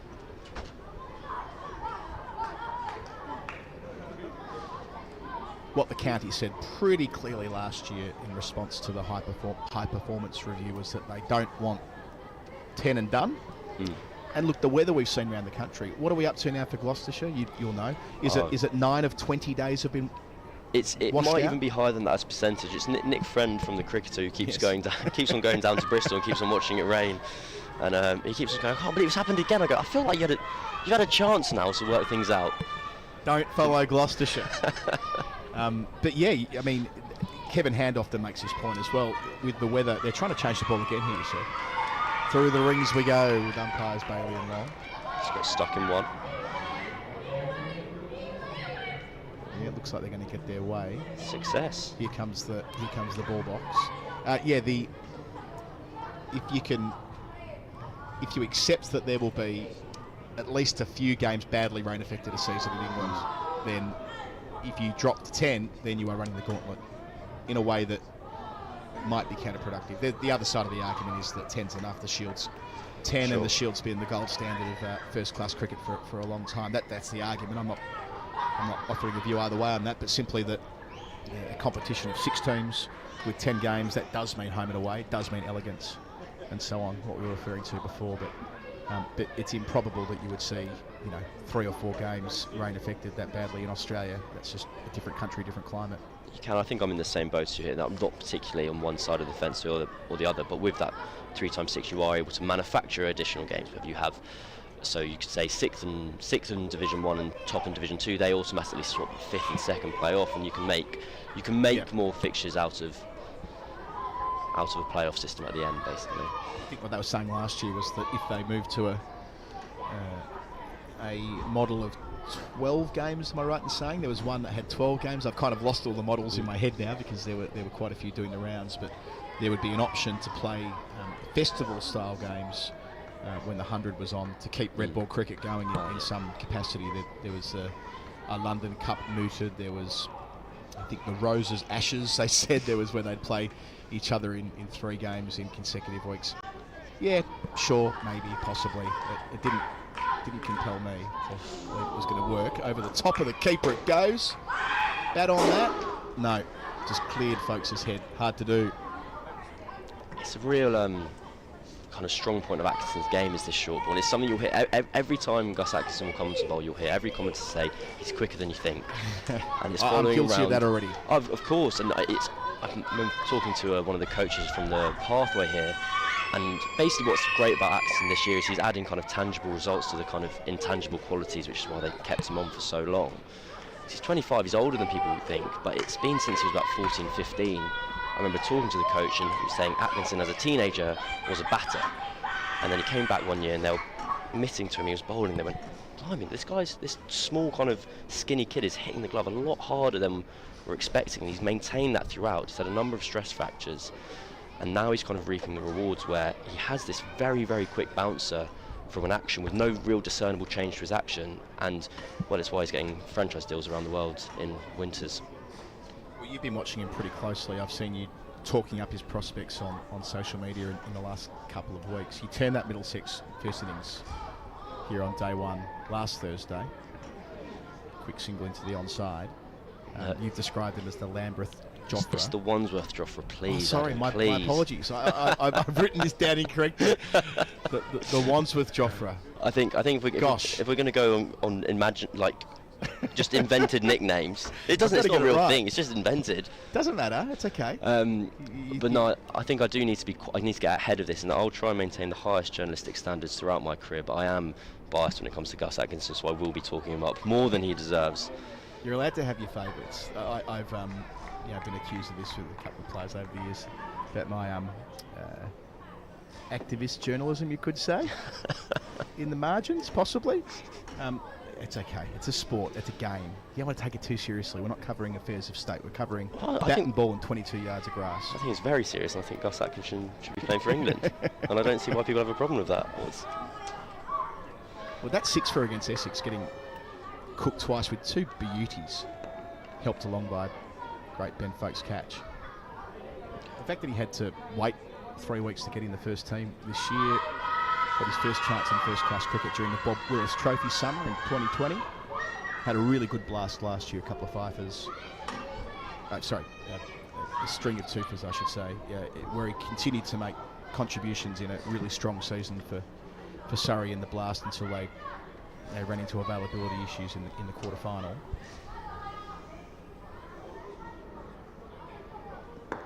I think that is where it's kind of his career's changing at the moment, is he's becoming this kind of red ball bowler as well. I think originally, because of this kind of intangible quickness to him, where he rushes batters, and he had this very quick short ball, he became a weapon in white ball cricket, basically. And having said what I've said about my kind of biases towards him, he is a player to look out for in terms of finish after this ball. Is that the teams that he's been getting deals with in kind of white ball cricket in the franchises are the Invincibles and kind of in Abu Dhabi, and they had strong connections with Freddie Wild, who is now the England white ball analyst. And so as someone to have in your corner, someone to go, oh, this kid looks like he's got something, he's worth keeping an eye on. And I believe is the end of the over. Am I swapping out, or am I having another? I don't know whether we're getting the tap on the shoulder. Taha saying 1 more over. 5 more minutes, 5 more overs. Just roll with it, mate. Easy. 145 for 7 after 48. Sean Abbott is back on strike. Nice sunny afternoon here now. Sneaks down.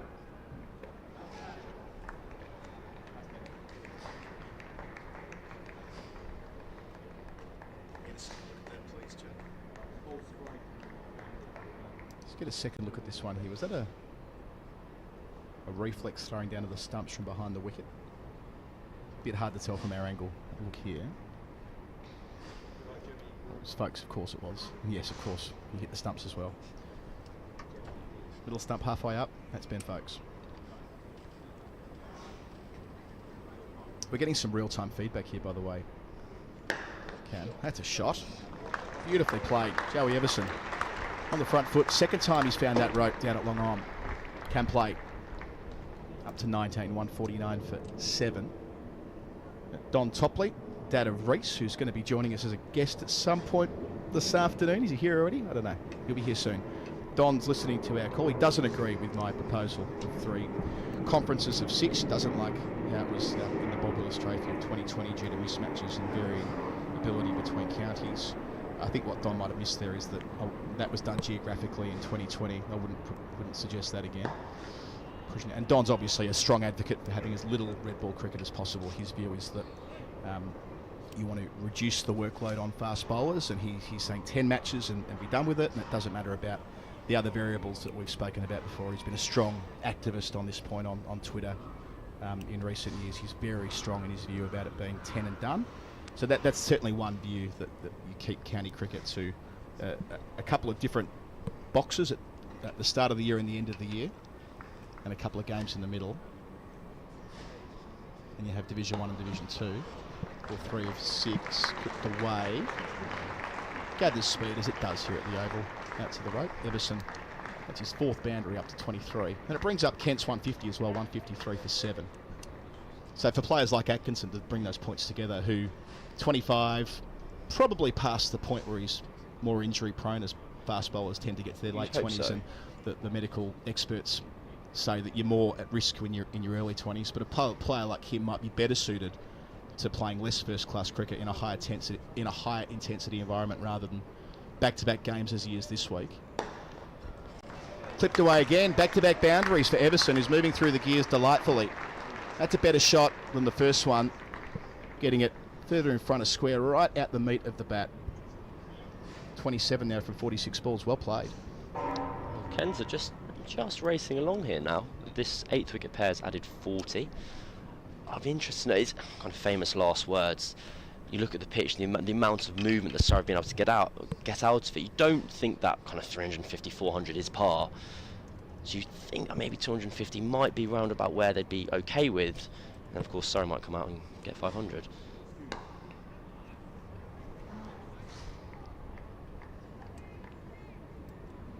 End of the over, so that might be the biggest of the day. 13 coming from it.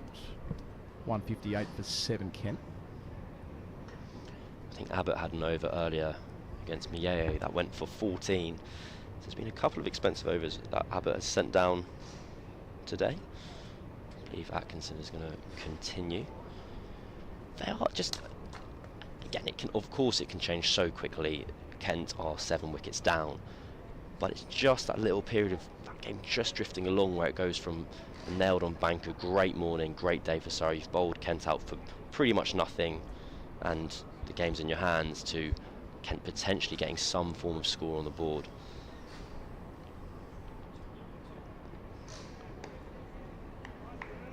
And this is the role that they use Gus Atkinson in a lot. We've now got a deep square leg out, a fine leg on the fence, and a mid-on, so it's bowling to a much straighter field and going short, basically. I don't think they're happy with the ball change.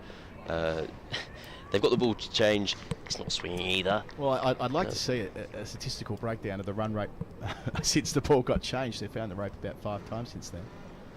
So it's worked out well for the visitors, especially Everson. There's that extra bounce into the groin, thereabouts. It's got a name, that length, doesn't it? What would you go with? I was going to let you say it. No, it's all good.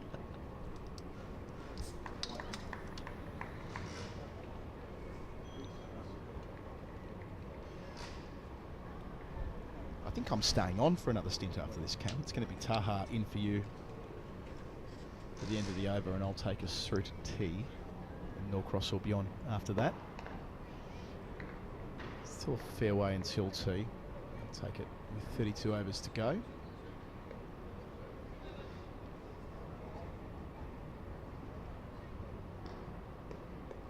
good to go through this with you, Cam, get your perspectives on the state of the county game and the configuration. The great thing is that everyone's got a view. I think that over the last maybe 3 seasons, having so much championship cricket in April and May without anything running into it from an overseas perspective, and you add to that the streams that have been available, widely available and accessible, and the increase in their quality as well. There are stronger opinions about this than there were before. I think that's got to be a healthy thing for the future of county cricket. I do, and I think a major thing was thinking about when we were talking about it, and you're running through all the different models.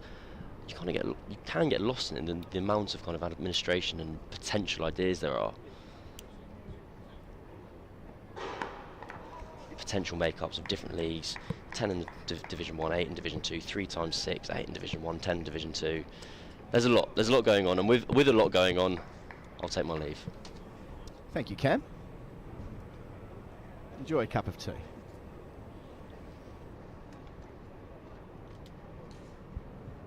If you like what Cam says, you can find him on Twitter as well. What's your handle, Cam? Cameron Ponsonby. I think we tagged him into some stuff this morning on the Surrey account.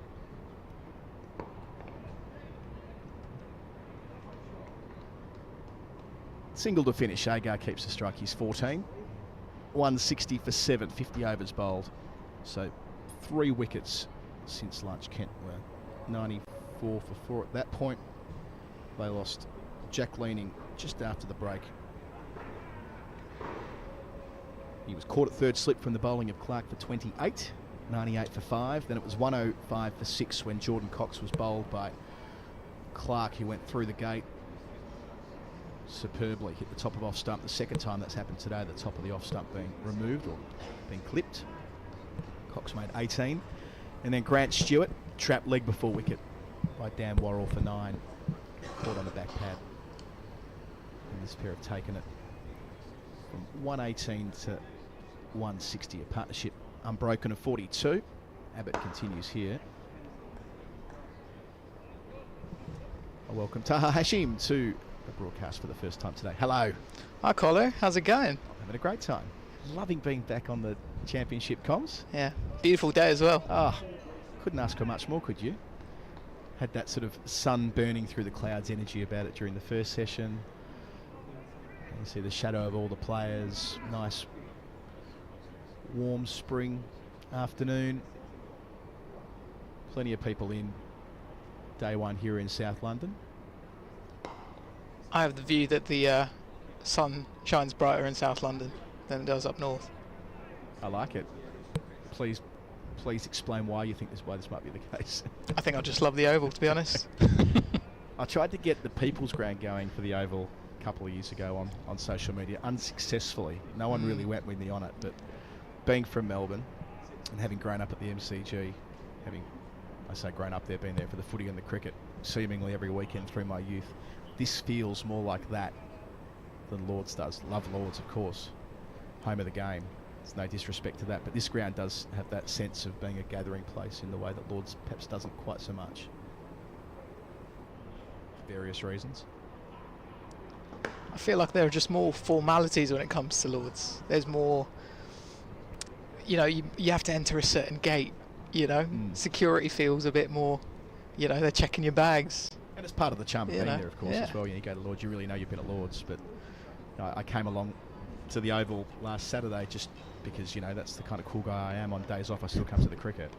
Brought my 3-year-old with me, and she was running around all over the field at lunch and at tea. I mean, you don't get to do that at every ground, and the Oval still has that for the fans that rock up to a championship match. It's extra pace from Abbott. He's been expensive. Looking at his analysis, had 13 taken from his previous over, the only seamer without a wicket for Surrey, but still pushing hard here.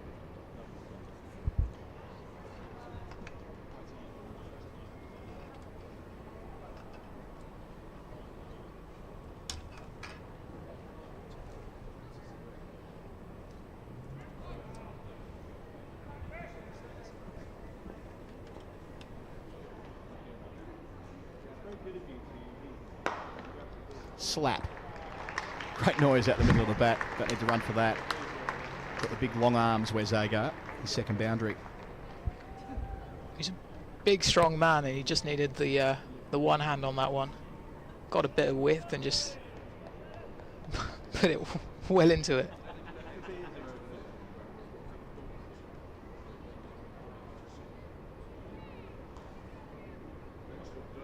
It really is the lovely thing about the fans being allowed out onto the ground, isn't it? At a place like this, it's such a lovely part of our sport that we do have breaks inside the game that allow for such a thing.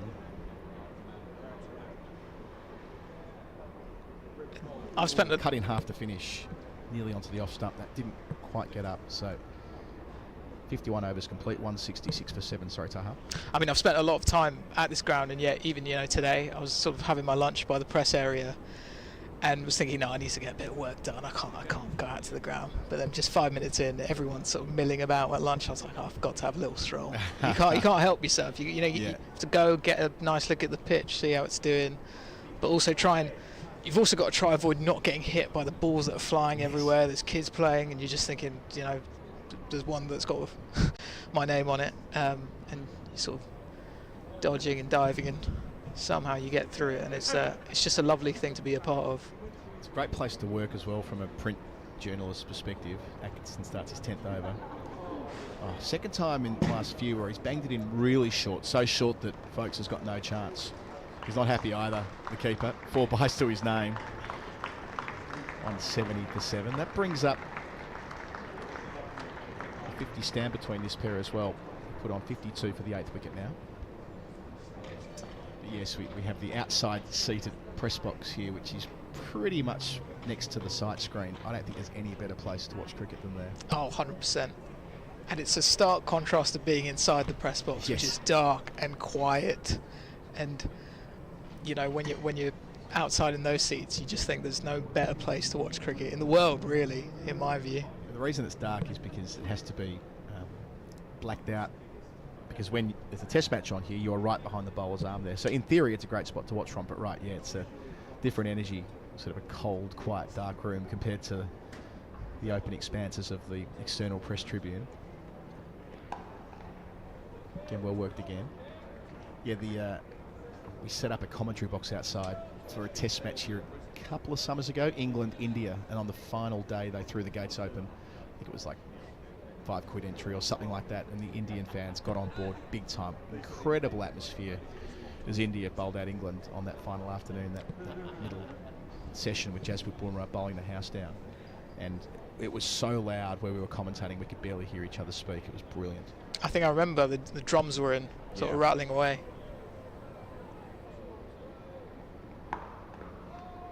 The only experience I've had like it is when we were in Lahore last year.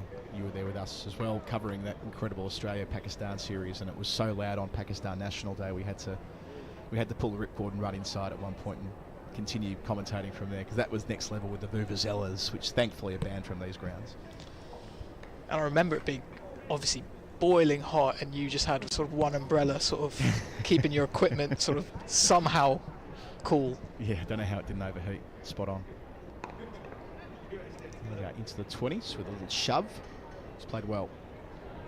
His last game of this stretch, Wes Agard. They're a big fan of his. He's taken 9 wickets, which weirdly is the most for Kent. They've had 3 bowlers take 9. So they're nowhere near the top of those lists around the country. But in Agard's case, he's super keen to keep playing in England, and I'm sure they'll have him back. By all reports, he's fitted in perfectly to the team environment. Offering a bit with the bat here as well as opening the bowling. When I think of Wes Agard, I can't help but go back to it now. It will be 10 years this summer since obviously his older brother hit that 98. And I believe I'm right in saying that I have an abiding memory of Ashton Agard's parents being in the crowd and being interviewed about that knock, and Wes being there as well, That'd be about right. He's 26 now, so he would have been still in high school, I guess. So we've seen the short ball and the Yorker. Good from Atkinson to finish. He's bowled 10 overs, 1 for 18. Earlier today, finding the outside edge of Tawanda Mayeye. Good snaffle from Ben Foakes. Very well dug out by Joey Everson. having to dive back to his crease without his bat, just in case the throw was incoming.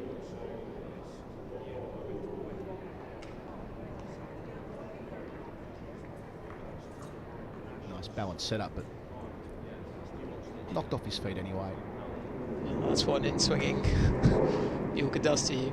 He impresses me every time I watch him, Joey Everson. I got a really good glimpse of him at the end of last summer when Kent played Lancashire in the Royal London One Day Cup final, and he was there on loan for coming from Notts. You know, has made the move because he wants to play regular first-team cricket, and I think he came in at 1 down for Kent in that final and was just so assured with the way he batted, and then impressed with the ball as well. Was excellent in the field. Just looks a really, really good, promising all-round cricketer. He was player of the match in that final as a 20-year-old, Everson. So white ball trophies in the last 2 seasons for Kent. And he's obviously got big shoes to fill. I know it's been put to him quite a few times that he's stepping into Darren Stevens' shoes. What's Steve-O up to? I've kind of lost the thread of this. Is he coaching somewhere? Is he playing club cricket? Still, I've been on top of this. What I can say is he is a columnist for the cricket paper, and I might as well get the plug in. Get the plug in. I'm currently writing for them, so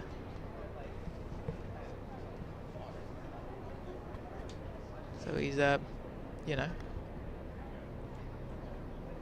he's putting pen to paper. What did he? I think I reckon I've written a few columns about when I was a columnist for that erstwhile publication about Steve-O and his exploits over the journey. What was he? What was he writing about in your inaugural editions last week when you had it revamped?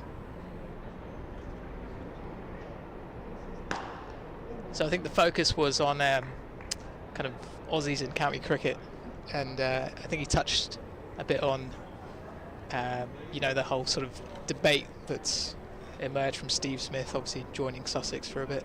A debate I've not really understood. I still struggle to understand the controversy of someone coming to play county cricket ahead of an Ashes series. But obviously he got in the mention that he'd got Marnus Labuschagne out twice.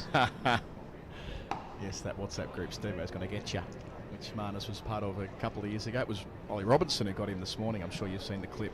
I've seen the celebration, yeah. First of all, if you haven't seen it, it's worth digging out on the County Champ social media feeds. The Twitter channel had the video up straight away where Robinson's first delivery, nip backer, blew Marnus's pad off, out leap before wicket, and it was the Stuart Broad celeb appeal. Barely turned around to see the finger. Huge response, even from Steve Smith at second slip. They were very, very happy to get Marnus out early for one. But yes, the first ball that Robinson sent down to Labuschagne, we're going to see a bit of those two over the next 2 months. I feel like Smith played it diplomatically. I thought he was obviously happy, but it's slightly calmer than Ollie Robinson, I think.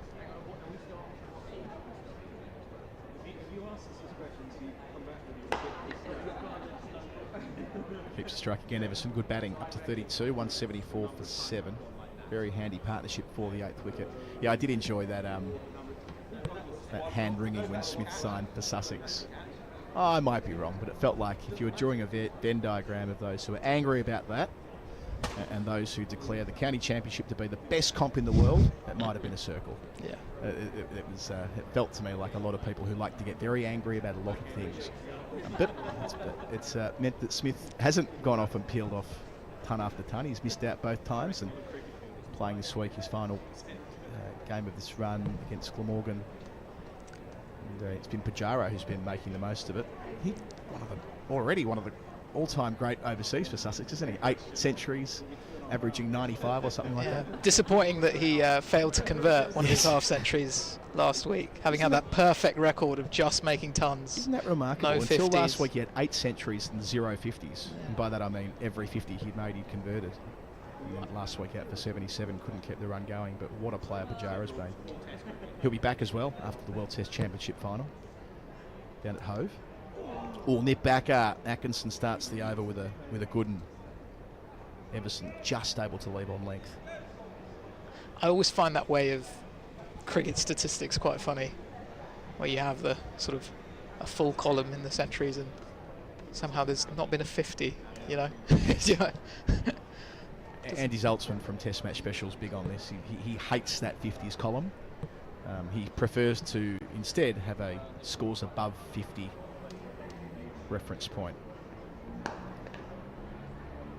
So in, say, Joe Root's case, he's made, what is he up to now? 30 test tons, I reckon. Why don't we look it up, given we have these beautiful computers at our disposal? Joe Root's overall test record, having played 129 test matches, 29 centuries and 57 50s. Well, Zaltzman would have it that you would add the two together and have an above 50 column rather than bothering about the 50s column at all. Yeah. I'm with him.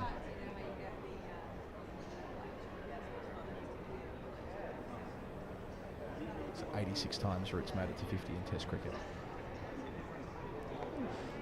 Late movement there from Atkinson after it passed the bat. Just much footwork there from Agar. Just touching on Steve Smith's preparation. It's funny to sort of look back 4 years now in how he came into the Ashes that time round, having played in that 50 over World Cup, but obviously not having played any, Test cricket since what had happened in South Africa a year earlier, and for him to go straight into that Edgbaston Test and rattle off 2 centuries,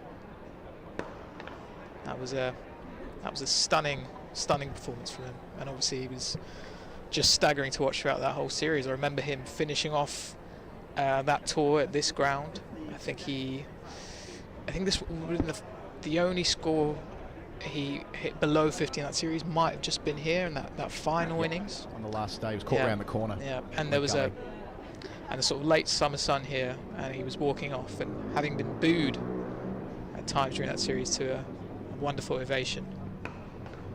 Because people here do acknowledge the greats and the great performances, and it was very clear to everyone who watched him that summer that we were sort of in the presence of a really, truly gifted batter. And I think that started at Lords as well. So I had reason to go back and listen to something I recorded around Jofra Archer's first spell in Test cricket, first innings in Test cricket the other day, with the very sad news that he's missing the summer. Going back to Archer versus Smith Saturday afternoon, Lords. You can put the pieces together from there. Everybody knows what I'm referring to. And in listening to that, I forgot about the controversy as the over ends here, 176 for 7, 54 gone, around the booing of Smith that day. And I'd forgotten that I went into the crowd to watch that return of Smith when he came back after retiring hurt, and trying to sample the booing. It was a handful of people, as I described at the time, who weren't cricket people. It was clear that they were just in for their day out, which is perfectly fine. As I said then, it was the same people who were calling him Joffrey Archer, didn't even know his name was Jofra, were the ones who were booing Smith. Cricket people picked up pretty quickly, I reckon, that this was something pretty special, what he was doing, and that he served his punishment. And on the back of twin tons at Edgbaston, 2 of the best Test innings you could possibly wish to see, that he was a most worthy combatant and carried the respect of cricket fans and Test fans here in England for sure. Swing and a miss to start, so trying to go at Laws here early on. Agar. So whilst it was absolutely game on of Edgbaston in the Holly Stand, do not get me wrong, I think that had settled down even by Lords, and you're right, by the Oval that final day when he was given that sort of standing ovation off the ground, that was emblematic of the broader respect that a player like Smith has, and the record he's got against England is, well, up there with the best ever.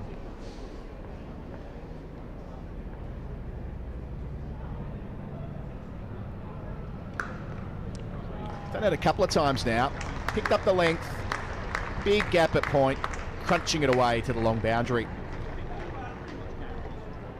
This is really turning into a very handy partnership. We've got Everson at one end, who's got this more classical, orthodox style. And where's Agar, who's seeing something wide and just giving it everything. Partnership now up to 62. It was the change of the ball that done it, They were going so well. Surrey. Ball was out of shape, and since then these two have got on top of them. Captain Burns there, mid-off, giving it a fearful rub. Can Laws find something here? Not from there, he won't. Back-to-back boundaries. That's help yourself stuff. First time we've seen Surrey under any meaningful pressure today. Partnership up to 66. And that's was Agar's fourth boundary. 3 of them in that direction. Quite a bit more finesse in this shot, I'd say. A little back foot punch through the covers. But he's starting to look quite comfortable there now. Highest score in first class cricket of 57. There you go.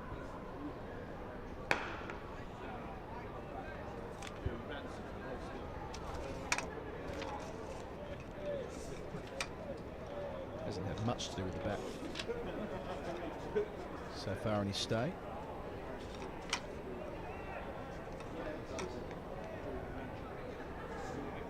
Batted 3 times, best of 11 not out against Middlesex in that loss.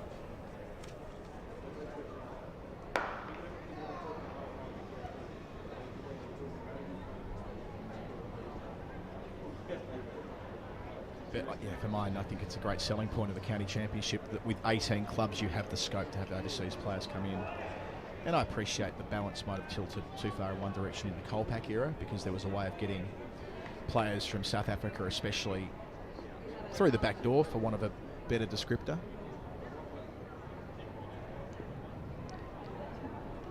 It creates a really sort of just lovely sight, like, you know, what we've seen with Sussex with or last season you saw it with Mohammad Rizwan and Pujara back together.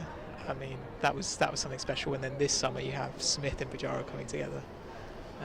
You know, well, that's what's been facilitated by the end of the Colpack time, right? Like the second overseas, which was such a big part of what's seen as a golden era of the championship through the 70s and 80s, for instance, where counties were permitted to have 2 overseas signings, and usually they did.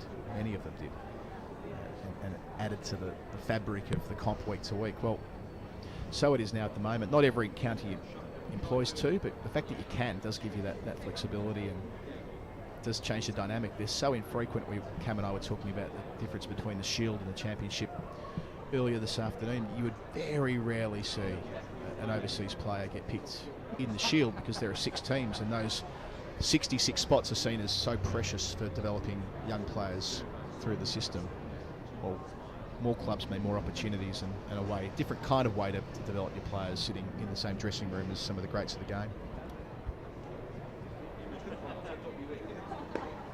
I remember it being quite an achievement a few years ago when Mason Crane, having played quite well in grade cricket, got the call up to play for New South Wales, and it was the first overseas player for New South Wales since Imran Khan, I believe, which is quite an achievement.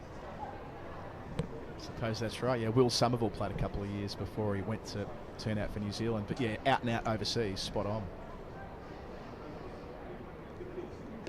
Did see it from time to time in the 80s, but very rarely since then.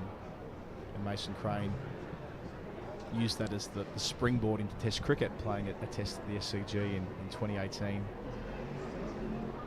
having played there for New South Wales.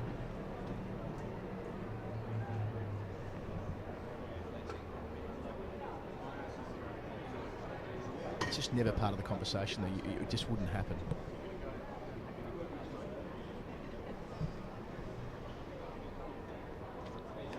Oh. Movement back towards Agar, over the top of the middle stump. He's bowled some beauties as Atkinson. I know Cam was on before me, and you've probably had the conversation around the Archer similarities. I botched it, you know. I absolutely botched it. I know that Cam's been big on this, and I did make a note. My note says here, the Lambeth Joffre. Of course, it's the Wandsworth Joffre. Cam slapped me down, rightly so. Have that. The great thing about the lift he does get is you just don't see it coming, because it kind of, in his follow through, everything sort of just calms down because of how sort of effortless the action does seem. And so when it just flies over the batter's head, I think it's a bit more of a shock than it is from other quicks.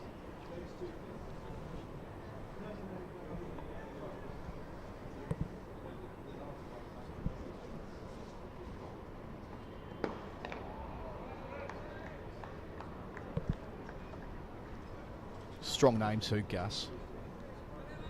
Had we had a boy, Gus was in the frame. Gus. It's a tough name. You bowl fast if you're called Gus.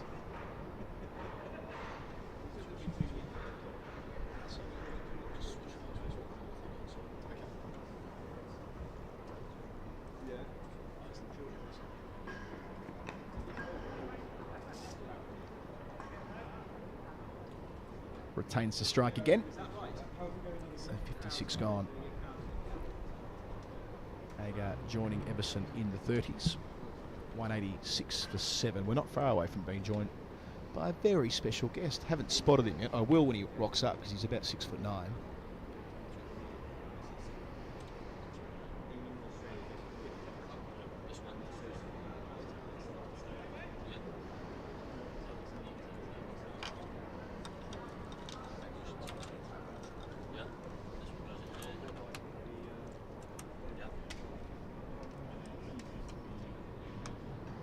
Tom Laws with the ball. And one of the great sort of hallmarks of his bowling so far this summer has been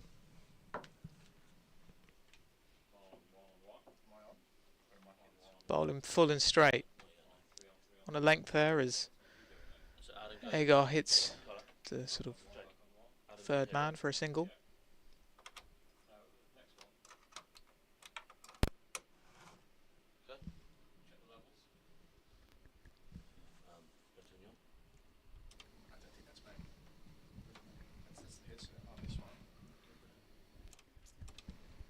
Back in business, Taha, I think. I hope.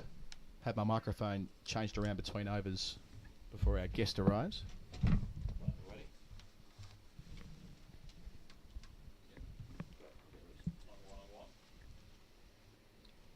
Flies for about fourth slip.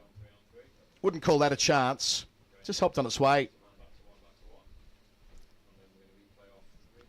They had 3 or 4 or even 5 slips in position for much of the day, but the run rate these two have scored at in recent times mean the field has spread. Having put on 73.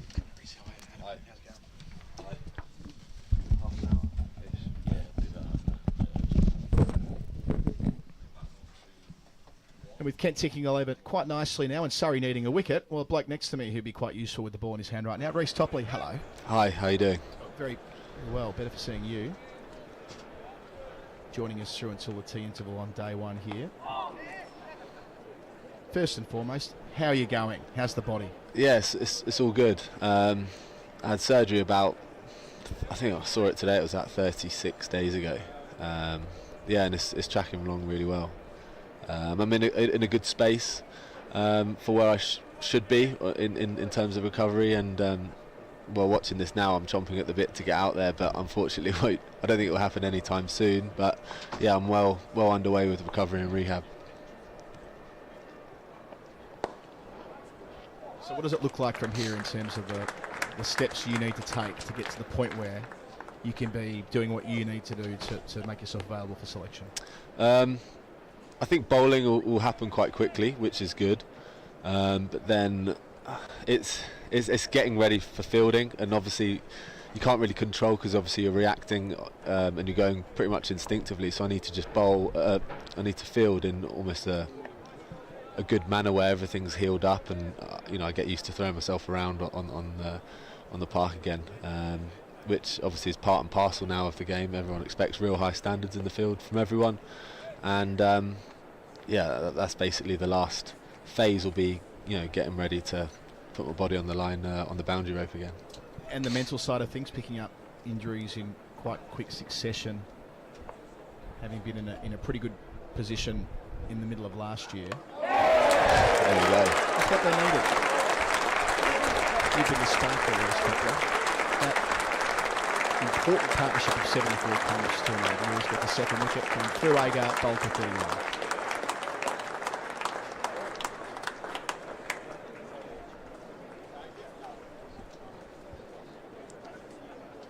He's been excellent at doing that all summer. Tom Laws going sort of full and straight, targeting the stumps. And that's why Rory Burns has called upon him at various points of the season.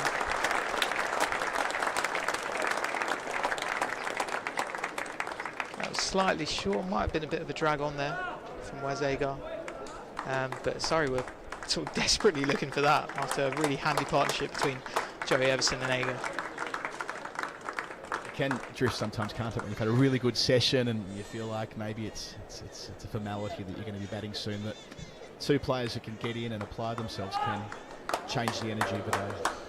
Yeah, absolutely. Lawsy's had a bit of a knack this season, been a golden arm, and he's proved he's just that again, which is brilliant. Back in the side, obviously, after I think missing the last two, so 2 on the board will be a welcome return for him. Now, walking out at number 10 is a man on first-class debut, 26-year-old called Arafat Bouya. He is a great story, Taha. I'm sure you've been following it as well. He's been playing a lot of second-team cricket at various different places. He's found his way into the South Asia Cricket Academy with Dr. Tom Brown. He's been a quite a prominent part of the discourse in Asian cricket in the last 12 months, 18 months or thereabouts, and he becomes another debutant from that program today.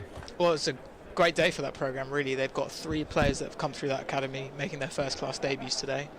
Yeah, they're doing incredible work. They only started off about a year ago, and what they do is to kind of address the sort of barriers to South Asian cricketers in British cricket. They sort of look for cricketers who might have been on a county pathway, who for one reason or another haven't made it into a professional setup, and give them the opportunity to play second 11 cricket against other counties. And get that opportunity to be in the sort of shop window for counties again during the summer, and hopefully pick up a deal.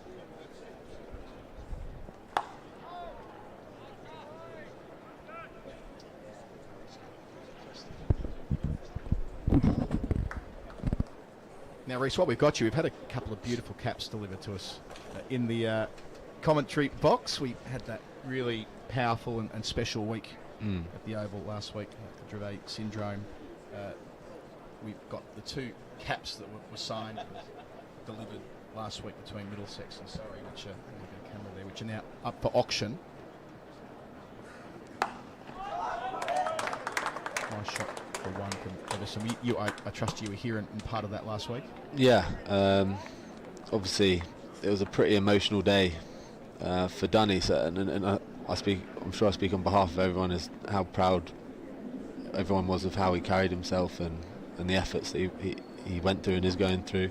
And I think it's important to raise awareness after speaking to him, and he spoke about his journey in his last few months, and getting to the stage where we're trying to raise awareness and money for a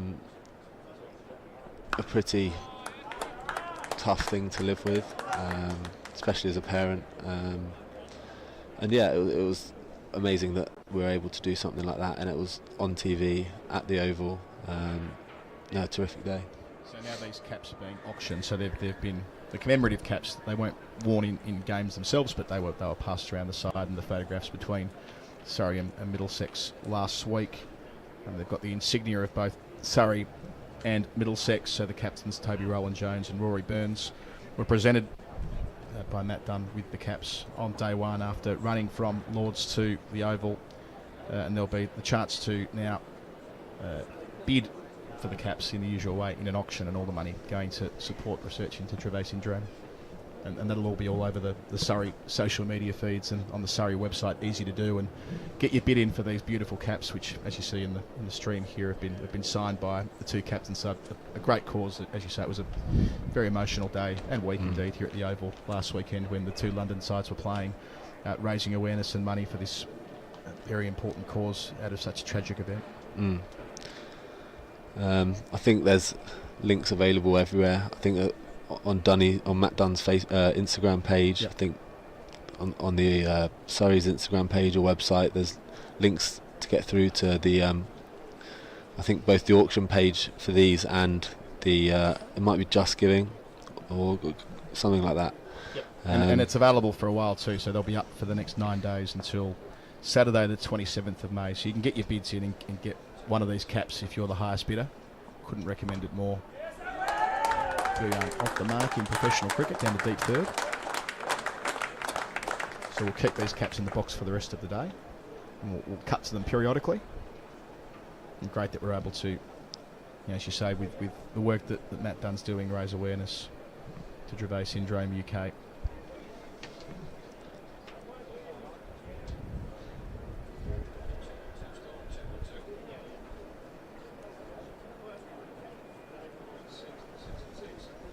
Surrey haven't quite yet finished the job here. 2 wickets to get in this middle session of the first day. Plenty of time left until tea. 6.2 overs until they'll break. I know Tom Laws took that wicket, but the kind of pressure's been sort of building from the other end with Gus Atkinson. He's bowled a pretty handy spell from the pavilion end over the last few overs. Getting that lift and troubling the batters on the back foot, and then Laws kind of went through straight into the stumps from the other end. He's been getting plenty of attention, Gus Atkinson, in the last couple of weeks. Reece, you surely would have detected that on social media as well, that he's been winning a lot of fans, especially after bowling so well against Alistair Cook and Essex. Yeah, he obviously had a great game and was on the sidelines for the start of the summer, and then he got his opportunity and he certainly took it.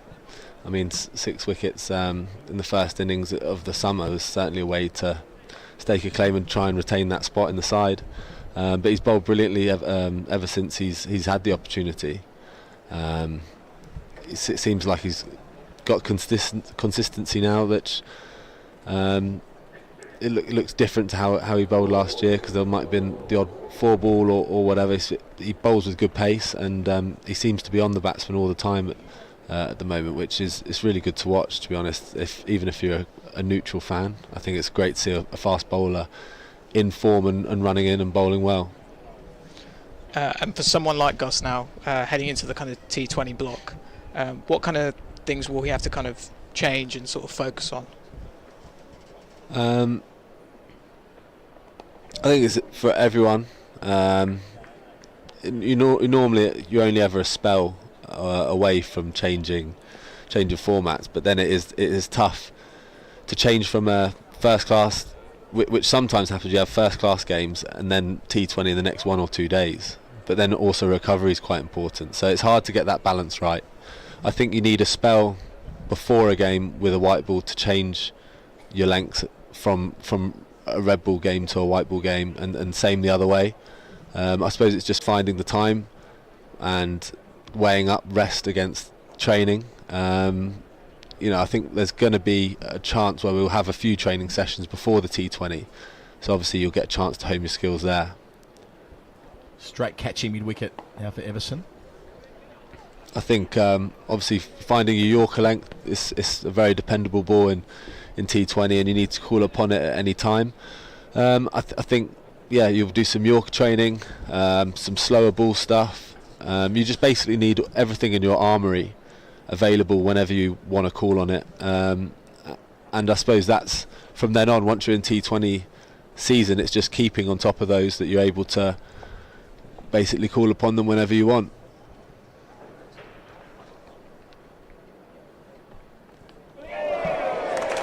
Comfortably pouched at first slip in the end. Worrell gets a third. Being dismissed for 2 in his first professional innings. 1 wicket to go now, 196 for 9. Worrell just fresh into the attack, having had a little rest, and he's straight onto it. And Everson's now going to have to give it a whack from the other end. He's getting a second look here. Right on target towards Dom Sibley. Took it fingers up. And Worrell, another 3-wicket bag. He's had a great season. Up to 24 championship wickets. Might be even 25 actually. As Michael Hogan walks out at number 11, the 41-year-old. So a chance for Worrell to finish with another fourfer.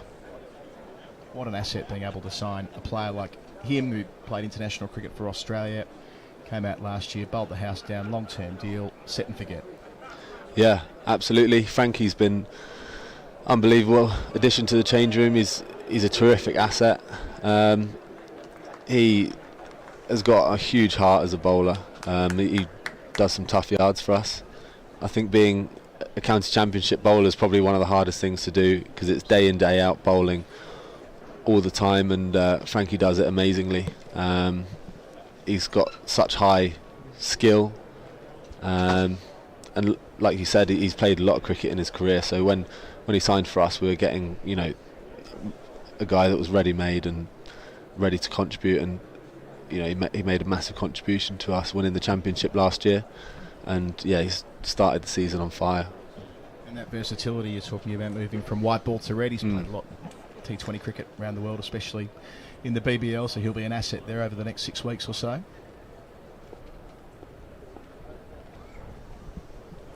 Surrey tries to go one better than last year and make it to finals day, having dominated the group stage. Another edge, clears the cordon.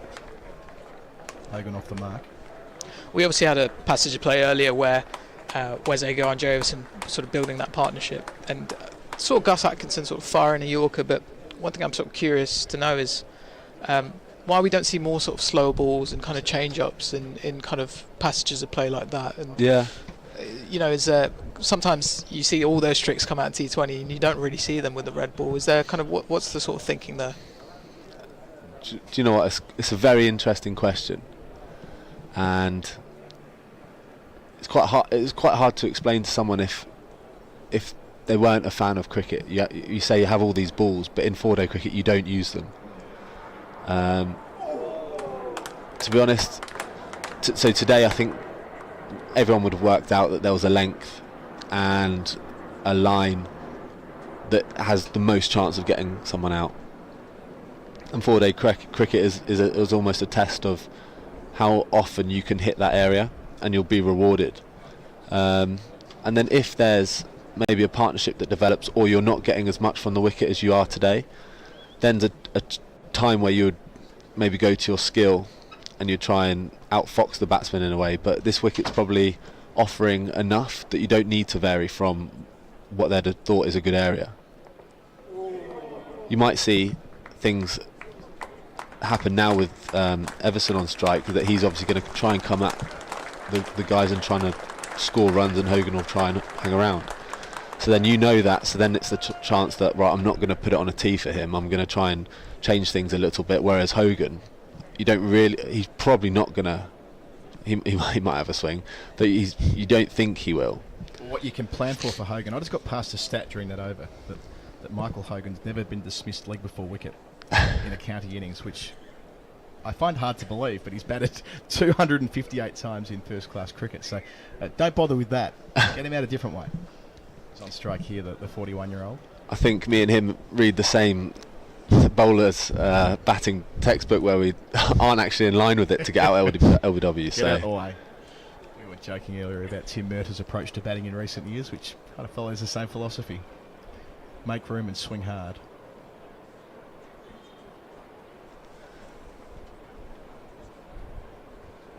Interesting that the bat pad's in, so might be a classic. As foreshadowed. Oh.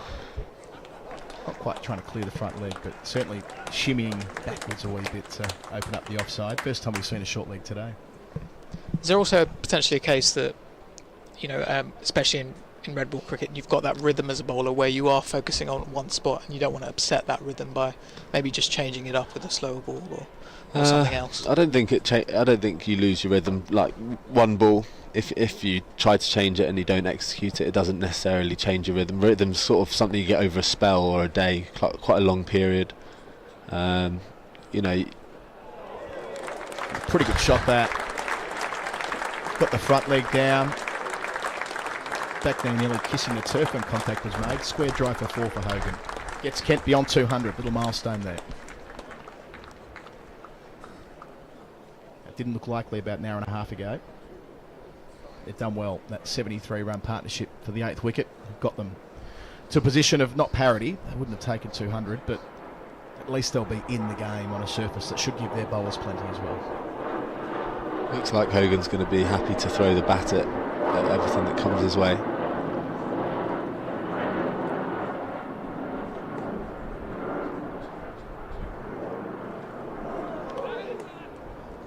It's beaten everything, I think.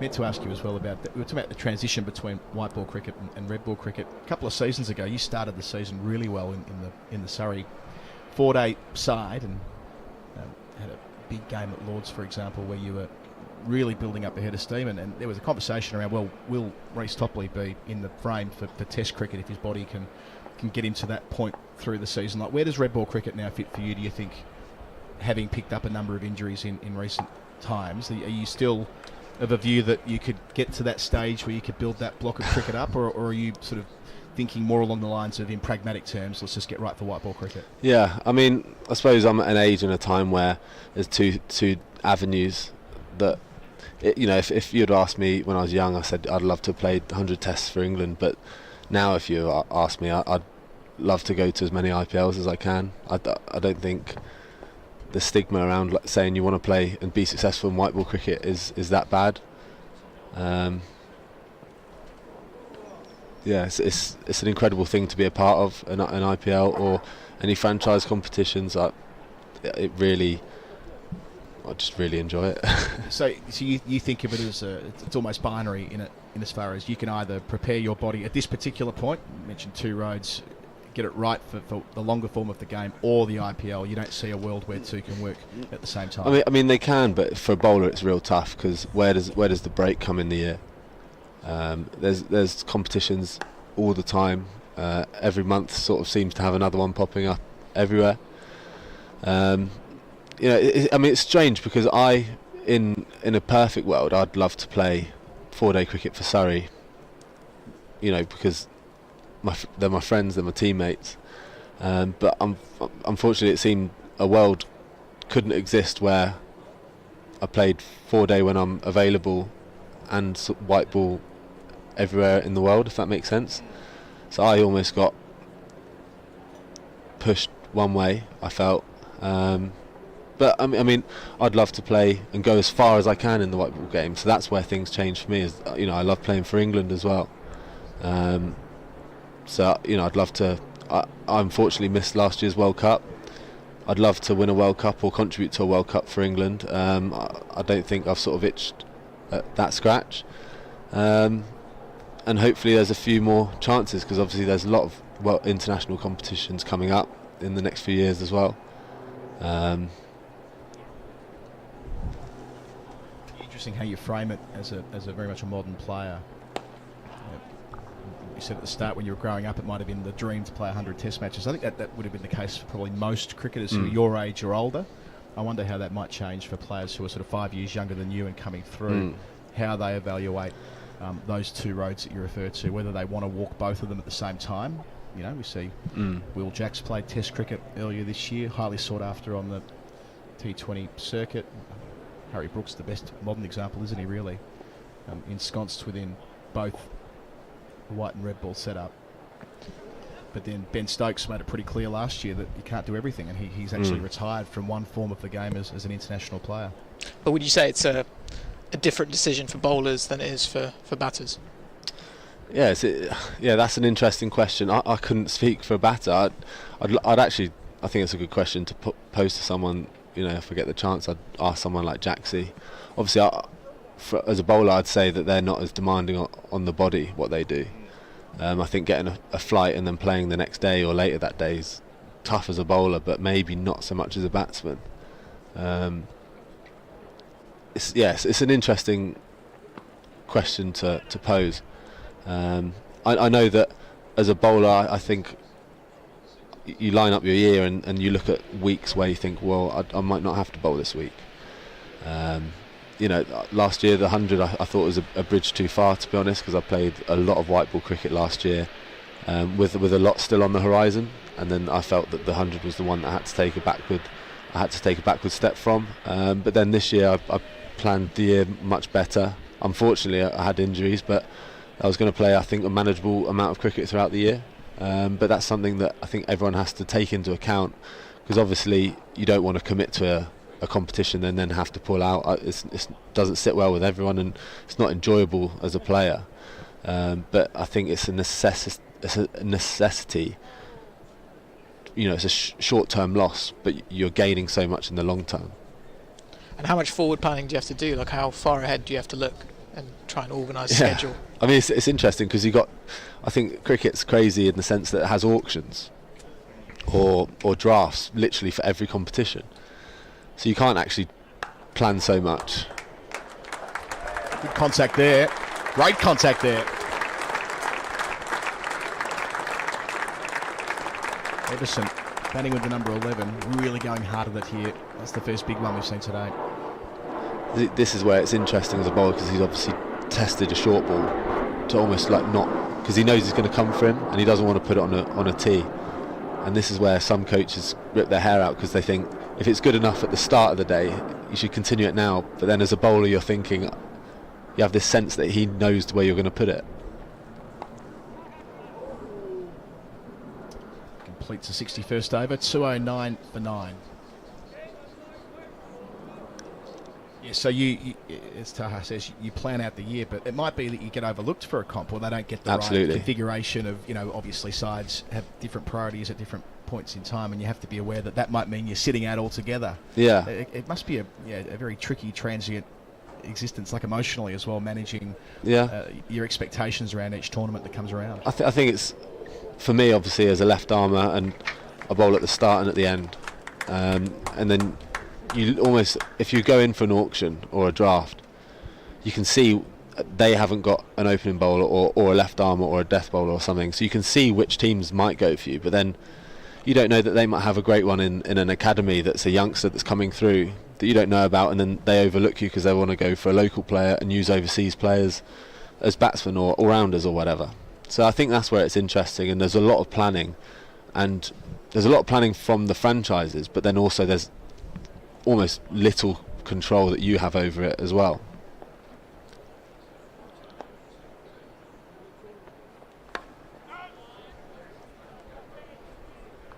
And for yourself, are you looking for certain teams that you might have seen before and you're thinking, I'd want to be part of that setup, or are you kind of happy to just be, just be there? No, I'm very fortunate that I had a great time with Durban. We missed out on the playoffs, but I think we had a really good team, and I really enjoyed the SA20. I really enjoyed my short time at RCB. It was an incredible franchise. Help down towards deep extra cover. Hogan gets in on the act into double figures himself. This is turning into a frustrating little 10th wicket stand. They've put on 17. Yeah, the tail's slightly wagging.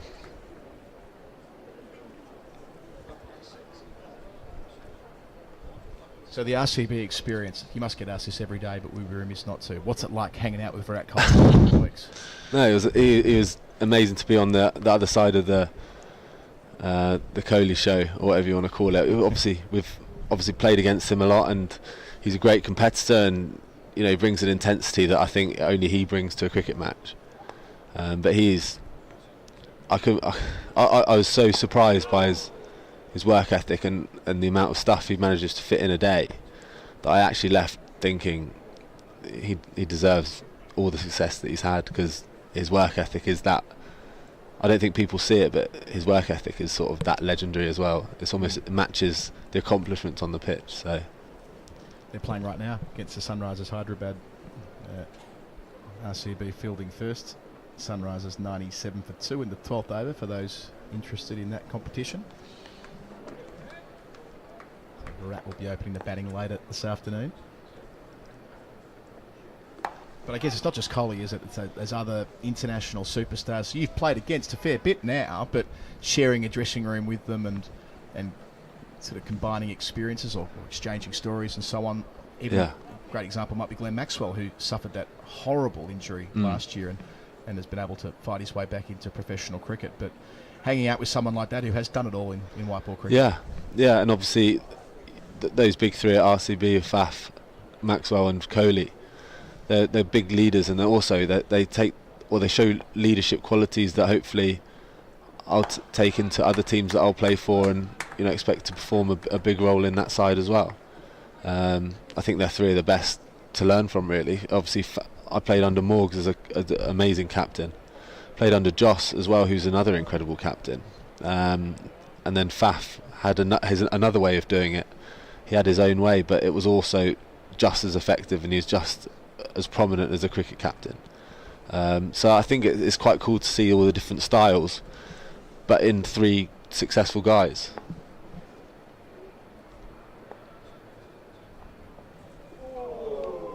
Change up to finish, just misses the off stump. So frustration here for Surrey, albeit after doing so well through the course of most of the day, 213 for 9.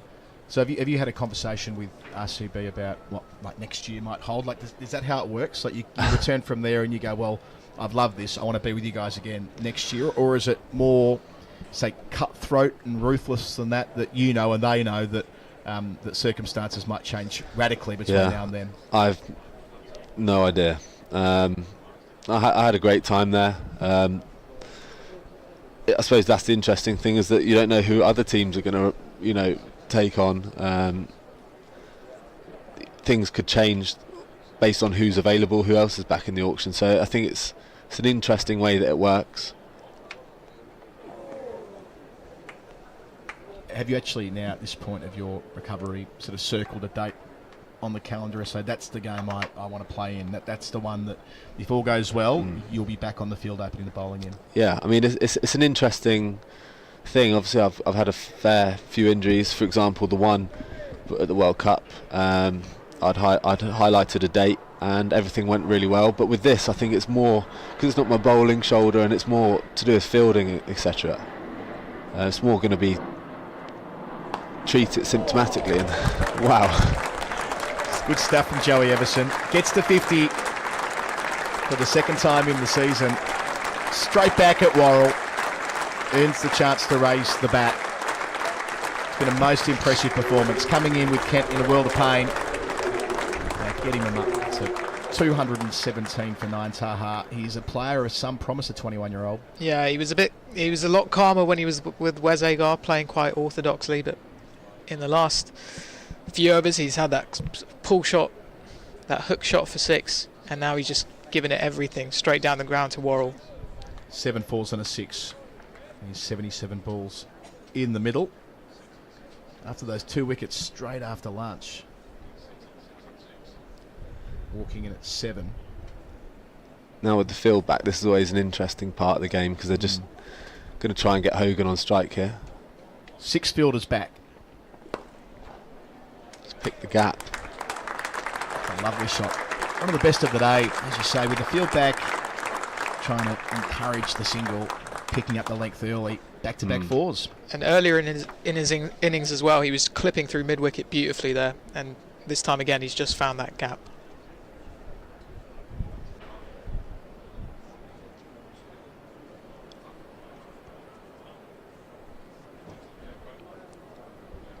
Tell you what, another 30 here. I feel a very different day of cricket. And when you're sort of batting yourself with kind of at the end of the innings and there's a batter at the other end trying to control things, what are the conversations usually like? Wow.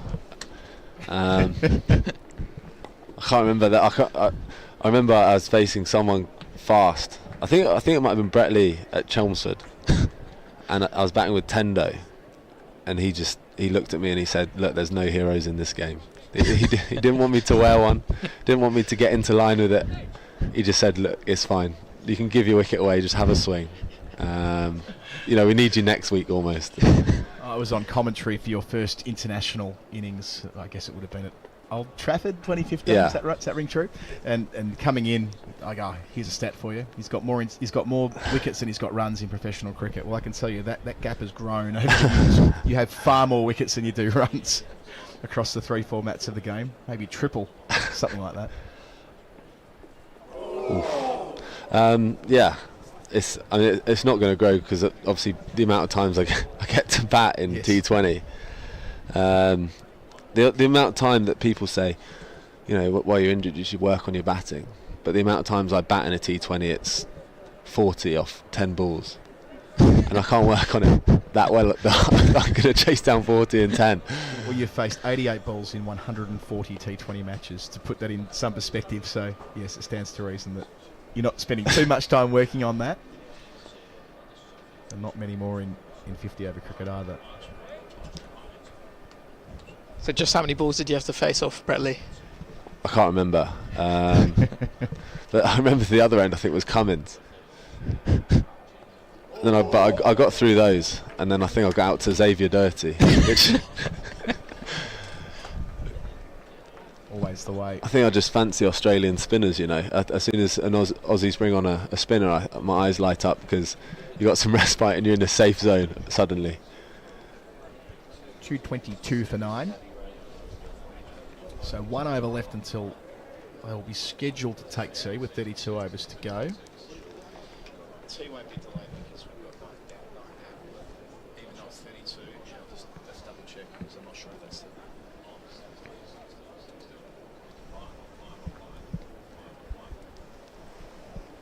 So the field will go back, long on, deep mid wicket, deep square leg, fine leg, and 4 out on the offside as well. So just the slip.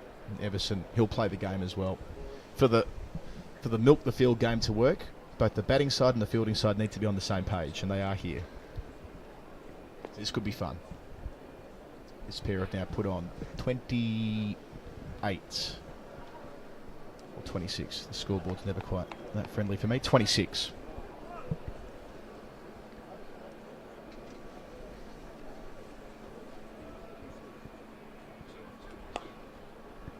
It's always a good option to take on the gaps in the boundary and taking on twos. I'm not sure Hogan at 41 will be too keen on running back. So really, it's quite an extraordinary field that's come together now. Just the one slip, Dom Sibley, and everyone else is pretty much out.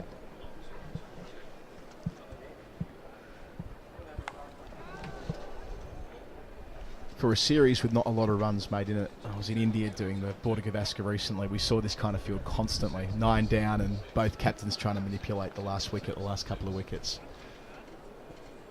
Even though the first 3 test matches were all over comfortably inside 3 days. One of the nice little quirks of our sport.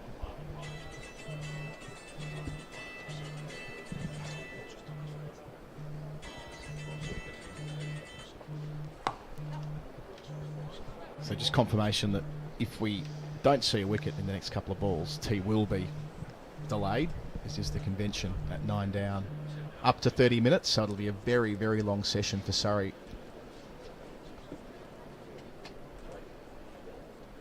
If that were to be the case, but other side of the ledger, it'll make for a quick session, get down the pub afterwards. Tea. That's one of the most disappointing things when tea is delayed here, that when you do take that 9th wicket, the tea is normally cold. So, what's on the menu for an afternoon tea at the Oval? What do you normally? I'll tell you what, I wouldn't actually know because it changes every year. I honestly have no idea. Probably a wrap of sorts. It is kind of funny, isn't it, that as professional athletes you get 20 minutes to eat, or 40 minutes, of course, and you hear about the Lord's lunches and eating as much as you can. I don't think that's an exaggeration, is it? Like, people really go to town at lunch at Lord's, for example, or at different international venues around the world. Extra catch and cover comes in with Hogan having 2 balls to see out. Wow. And on drive. Have that. Down towards the rope in front of the pavilion.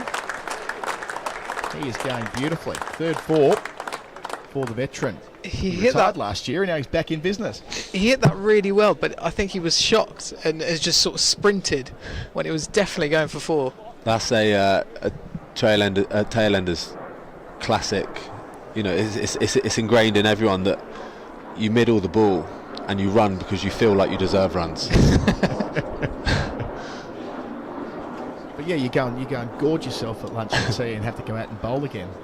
You wouldn't see it again in any other sport, I don't think, where diet is so carefully managed before, like athletic pursuit. True. Going out and running 100 metres, you know, everything you put in your mouth. It's the swing and a miss to finish, which will mean that for a moment there's some confusion. They're about to be told that they're still out there. I think Michael Hogan's making his way to the dressing room. Sorry, mate, you're going to have to keep going. 2:27 for 9, 32 overs left. Yeah, can you imagine before a game of football, Taha, before a Premier League game, let's say, where you think, right, half an hour before we get on, let's get stuck in. Let's get into the cake as quickly as we can. You wouldn't want it any other way, of course. That's our game. Always curious to know what footballers have before a game. I sort of just have an abiding memory of watching Emmanuel Adebayo having a can of Red Bull as he sort of went to walk out. I am going to give the lead commentary mic to Daniel Norcross, who will duly take a wicket first ball. I guarantee it.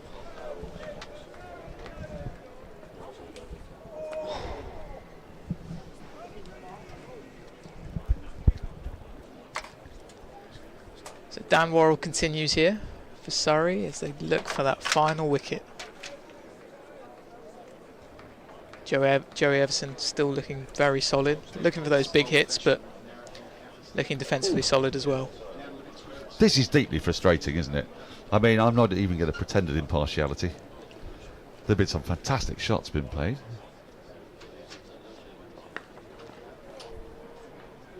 And I don't know, as Everson denies himself a run, I don't know, Reece Topley, if Surrey are doing anything wrong here. It's just Everson and Hogan are hitting, and it's quite impressive to watch.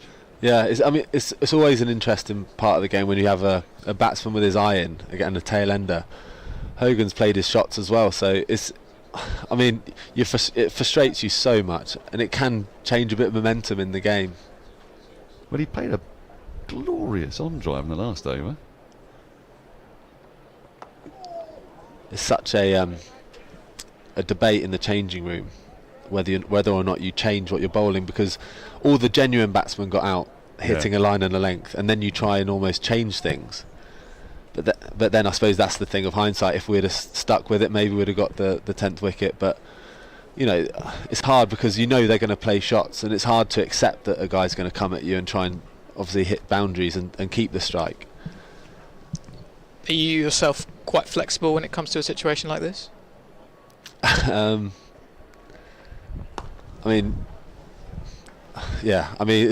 have to be, because I think now he's going to look for the single so everyone comes up, and I suppose as if you're Worrell now, you don't know if he's going to try and take the single to keep the strike, or with the field up he's going to capitalise and try and take 8 runs off the last 2 balls. Well, it's an interesting one, that, because frequently you'll see somebody take a single off the 4th ball, especially when the number 11 at the other end is a hugely experienced 42-year-old who's just played a couple of beautiful shots. But now he does exactly have that decision to make. The field has come in. Deep third's gone back quite fine. Just a 1 slip in place, a cover point, an extra. Mid-off is left open, mid-on, mid-wicket, 3 out on the leg side. He's gone for this, and he's got it. Well, actually, it's an absolutely brilliant piece of fielding on the fine leg boundary. Wow.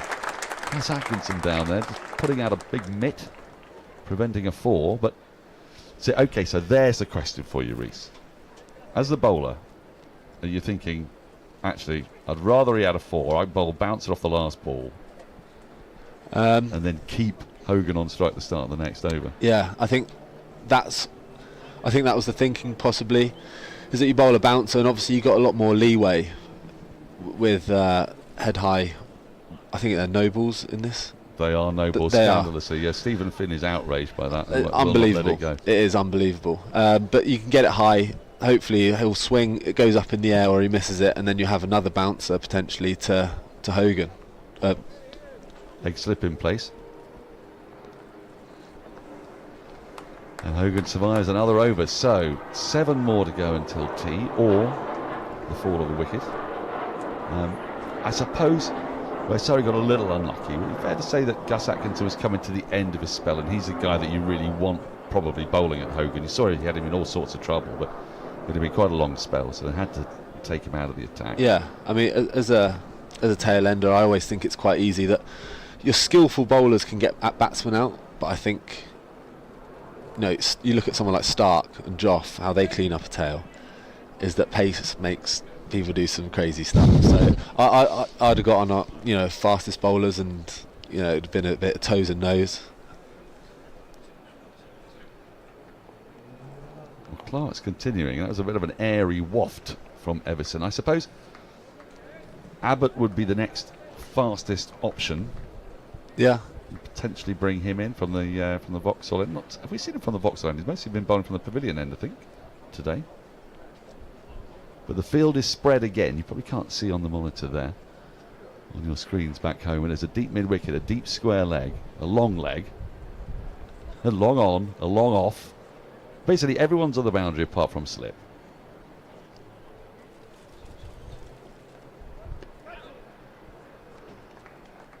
And I guess that's the other way you can go here, if you want to keep somebody on strike. Because there are no leg side wides in red ball cricket. It's just, it feels like a sort of waste of the game. I think that's the issue that fans have with it, because they've been watching this high intensity cricket all this time. Wickets falling, as you say. Yeah. Trying to hit top of off. People nicking off.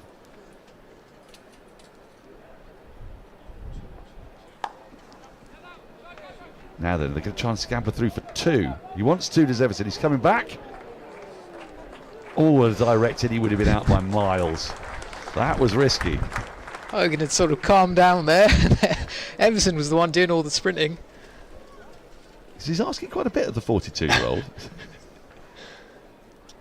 I do sometimes think with a batter, and you look to the field like this right now, that obviously it's part of the situation of the game, but it must be confidence boosting as well. Just look at the power I've got. Everyone's got to stand on the boundary. Yeah, it's so alpha.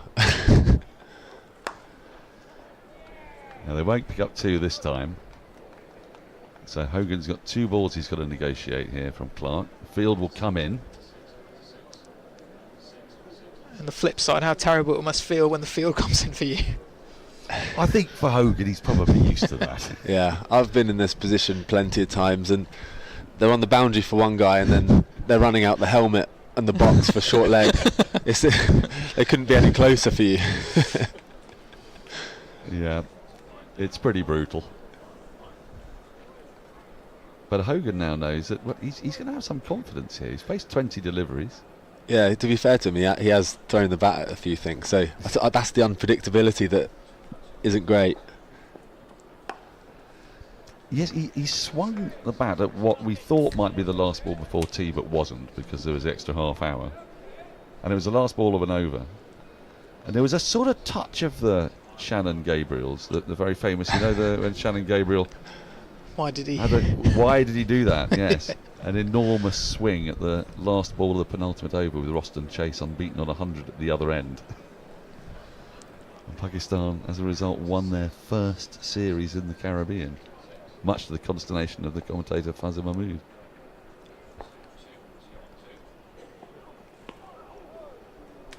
Well, he survived those 2 deliveries. 6 overs left for Surrey to get a wicket. And they want it, don't they, Reece? Because obviously they want to complete the innings, but also you don't then lose 2 and a bit overs between innings. You don't have to go off for 10 minutes, strap your pads on, come back out again. It'd be nice to have this wrapped up by tea, wouldn't it? Absolutely. You don't want this to get to a stage where it's almost like a niggly time to bat. It's a niggly amount of time, and you think about night watchman, etc. You'd want your batsmen in there now and have basically a session to score as many as they can. Hopefully get their iron and settle into the wicket and then bat big tomorrow. Now, so you mentioned night watchman there, and I'll come back to that in a moment.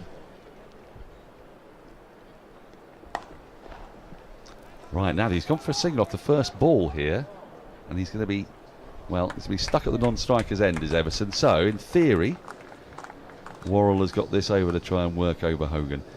Yes, night watchman, you said. So the Surrey haven't bought into the Nighthawk yet? If there was a Nighthawk at Surrey, who would it be? It would be Frankie. It would, wouldn't it? Yeah. Yeah, I mean, I think he opened the batting when we needed, to chase down a very small total. I think he prides himself on his 6 hitting ability. And to be fair, he's backed it up. He has.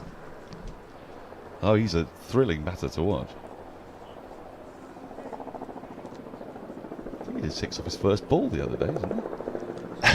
It's his first or his second, I think.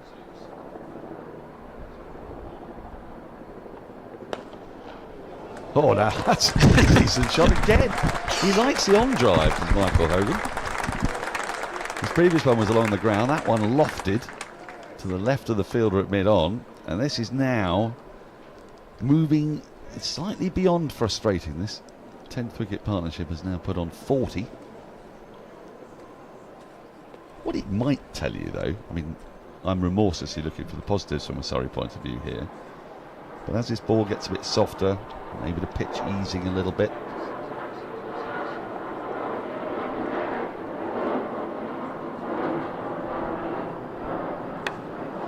He's gone again. He's just cleared Rory Burns. Oof, that was perilously close to the Surrey skipper. I get the feeling Michael Hogan's sort of surprising himself with every shot he's playing here. Again, he was off for the penultimate ball. He was off running quickly when it was clearly going all the way for 4.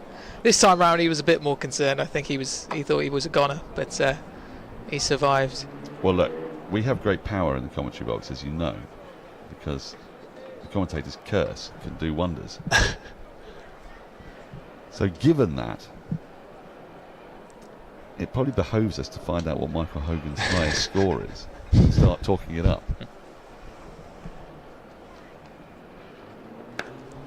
Oh, wow, where's that gone? Good grief! That has gone all the way out over deep mid-wicket for 6. Everson this time, who has batted really nicely in this innings, much to Surrey's frustration. The second boundary of the innings. Oh, this is the shot of the day. Just beautiful swing of the bat. Yeah, I like that. I mean, not unequivocally, but it's quite the shot. There's a big 2 balls here to try and keep him down that end now. Oh, that is bludgeoned. And in so doing, it brings up the 50 partnership for the 10th wicket. That was a mighty shot. 6 followed by 4. Walloped over the head of Dan Worrell.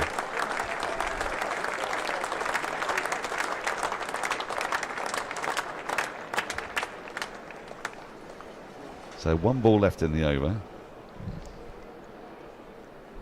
And Kent are just 3 runs away from a batting bonus point, which is something of a rarity for Kent this season. I'm going in for it. I'm going in for the commentator's curse. Okay. So, what do you reckon Hogan's highest first-class score is? I don't know how many games he's played, but there must have been a time where he got 40-ish. Oh, there's got to be at least 150 in there. Someone who's had a pretty lengthy career. End of the over, 16 from it. Hogan will be on strike. Kent need 3 for a batting bonus point. I can tell you that Hogan has actually got a first-class batting average of 16. So this should be no surprise. He's hit 4 first-class half-centuries, highest score of 57. He's threatening that mark now on 20. I mean, you can see how he's build him up. You can see how he's frustrating to bowl at, because he is outside leg pretty much every ball. He's showing you the stumps. I suppose it's that tricky thing that you're going to think of as a bowler is, do I go for his stumps where he's obviously going to free up his arms, and in 4-day cricket you don't have many fielders. You know, you could swing and there's a high chance you'll miss your 4 men in front of the bat. Why is it so difficult, though, to find yourself bowling? Well, at the number 11, he's probably not got. He's not got the technique of some of the guys further up the order. Yeah, I think it's. You just look at the amount of space. I think that's one thing. Whenever the tails wagged, and I've been on the field, and you know Jordan's in his 19th over now. You know, it's a steady effort. It is a steady effort. Little flirt there outside the off stump. I think I played a game at Northants where the tail was wagging. I think number 10 might have even got 100, or he got a big score. But I just remember being cooked, and it was almost like I wish I was fresh. I'd bowl so short and fast. We just had nothing in the tank. Oh, how has he got away with that? A little chip, again, just to the right of extra cover. You need a bit of luck as a tail ender. And I'm not going to take anything away from this knock, but he's had a little bit there. Again, just a sort of push in the air just past the fielder at short extra. It means that he gets off strike. Everson on strike. One man's luck, another man's perfect placement. Yes, absolutely. So the field will spread. One slip still remains.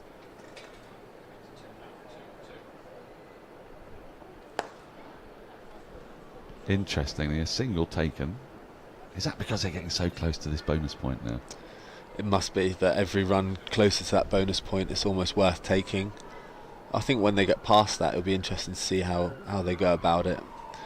Maybe Hogan's used his experience to talk Everson into having confidence in his batting ability. He's averaging 16.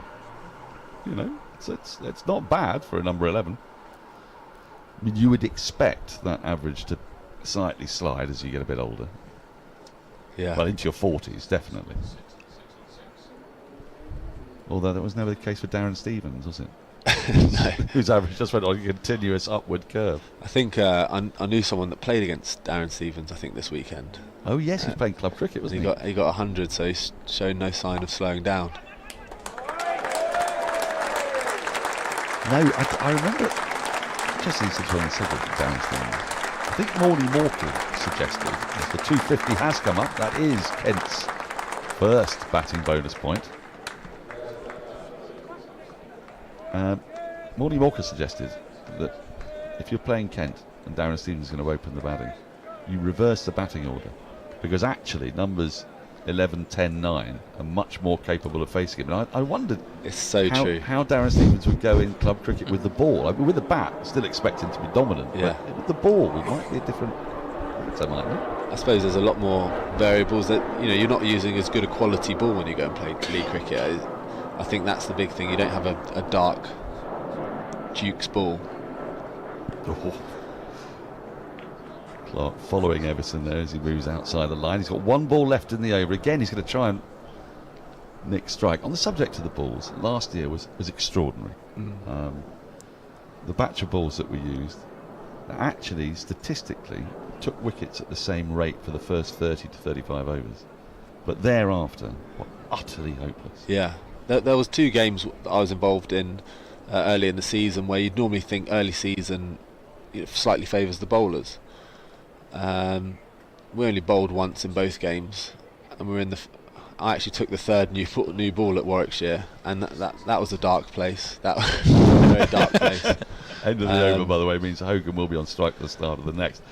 And that was, I mean, those balls were in part to blame, weren't they? Because if you were batting at 5 or 6 last year, yeah, you couldn't believe your luck. Yeah, but it was also the way that they lost shape. So we'd play so many games where the ball was changed in the 40th over just because it was out of shape. It was so soft. Yeah, and I haven't had any experience with the balls this year. I don't know if it's been any different. Has there been no talk in the changing rooms at all about them? I suppose the thing is, there could be talk that you say they're better or whatever, but then again, it's just talk because you're going to have to try and win the championship using them. So I suppose it's almost like, you know, it could be a bit of an elephant in the room. It's there, but you don't want to touch on it because you're trying to win a trophy with what you've got in front of you. So you just accept it, I guess. You just got to get on with it. I mean, it was amazing how the pattern was repeated though, time and time again, not just in county cricket, in Test cricket. And time after time, you were seeing 3 or 4 wickets go down with a new ball. Do you remember, Mitchell and Blundell plundering so many runs for New Zealand last year? Also, Johnny Bairstow had a great summer, but he also found himself sort of batting in the right place at the right time. He was down at sort of 5-6, wasn't he? Which was the time to bat. And with that ball getting softer, what does that actually mean for you when you're bowling? It means everything happens, but just a little bit slower. I suppose the batsmen also say it doesn't come on, so they don't get the value for runs. But it's similar to, why they changed the ball in, or they used to change the ball in one-day cricket, is that it gets softer and it's almost harder to hit for sixes and fours. But that also happens in red ball cricket with the batsman not getting value for runs, but the nicks don't carry it. He's not got a nick on that either. I thought he had for a moment, but that's just a prodigious swing of Worrell. Yeah, it's the last year, if you got a nick, it probably should go knee height to the slips, and just because of the softness of the ball, it just doesn't really carry because it doesn't have that zip off the wicket as it should. That's all I can just describe it. Everything just happens a little bit slower, and then when you have a new ball, hard seam, lacquer around it, it just happens a bit quicker and it carries through nicely. Not quite carrying to the deep gully fielder. But Hogan's continuing to show all three of his stumps to the bowler and then play for quite a long distance away from his body. It is not a recommended technique, but it's been going fine for him so far.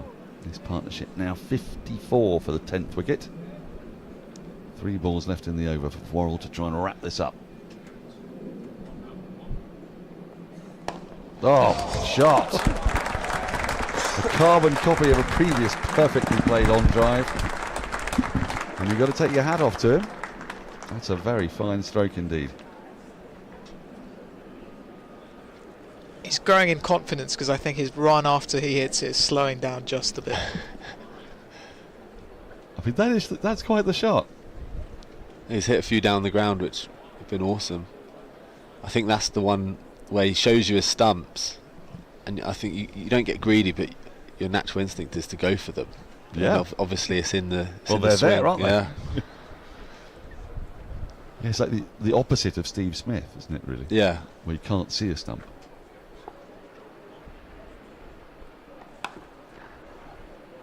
Can't beat the field. So I think our graphic's slightly wrong there. That is the end of the over. 69 gone. So 3 more overs to tee unless a wicket falls, as this partnership continues to frustrate Surrey. If they bowl out Kent at this point, I'll still be perfectly happy with the situation. I mean, the pitch doesn't look to have terrors in it. There's a bit of assistance to the bowlers, but no more than that. And having put Kent in, if they bowl him out by tee or just after tee, that'll still be job done, won't it? Yeah, we'd still take this. Still got an opportunity to bat once and bat big on this wicket. Now, will they look for the second? They're coming back for the second. This could be tight. Oh, it would have been if Jordan Clark had just managed to deflect that back on the stumps. It wasn't easy. He was slightly off balance as he took the throw. But Hogan was labouring a little bit. He was walking through treacle to get back to the non-striker's end. But he succeeded, much to Surrey's chagrin.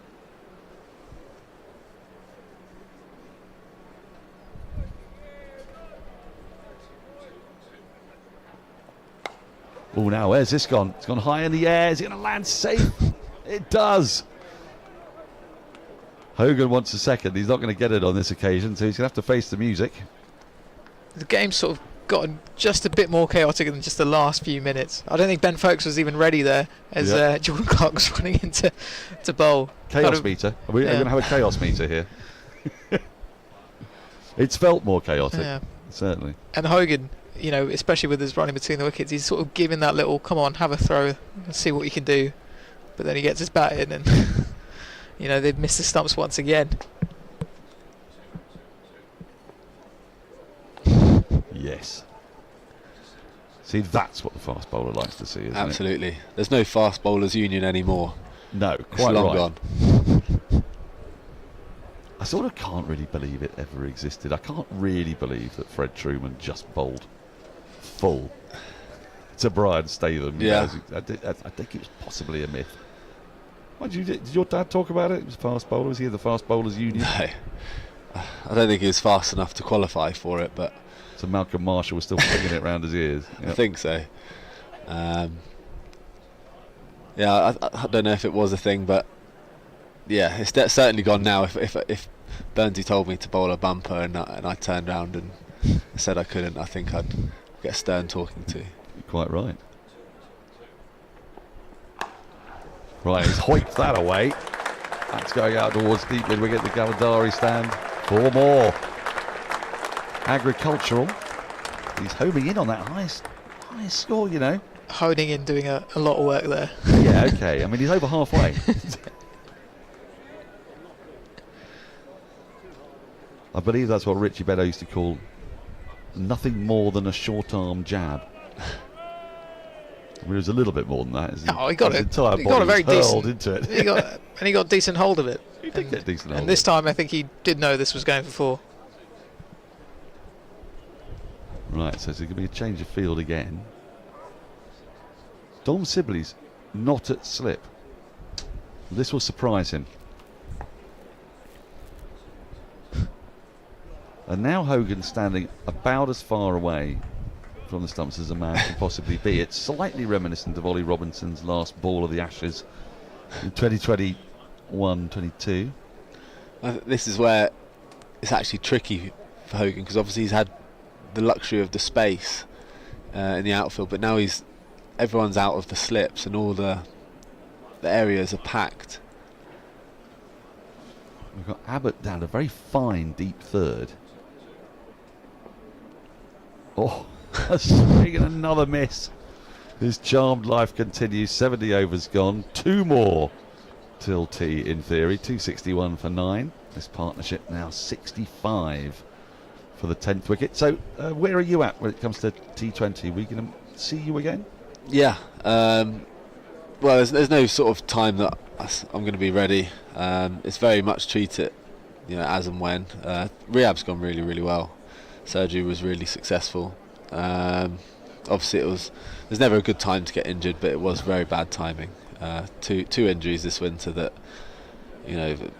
probably the biggest 2 competitions of my life, which is a real shame. But you just get your head down and crack on. There's not anything that could happen. It wasn't like I went in the hamstring or the side where your preparation wasn't there. It was a fielding, what they call boundary sponge thing. Yes. And I dislocated my shoulder diving for a ball. I mean, that is a painful injury, isn't it? The dislocated shoulder. Yeah. Ollie Pope did it, didn't he, famously here in one day game against Essex, I think.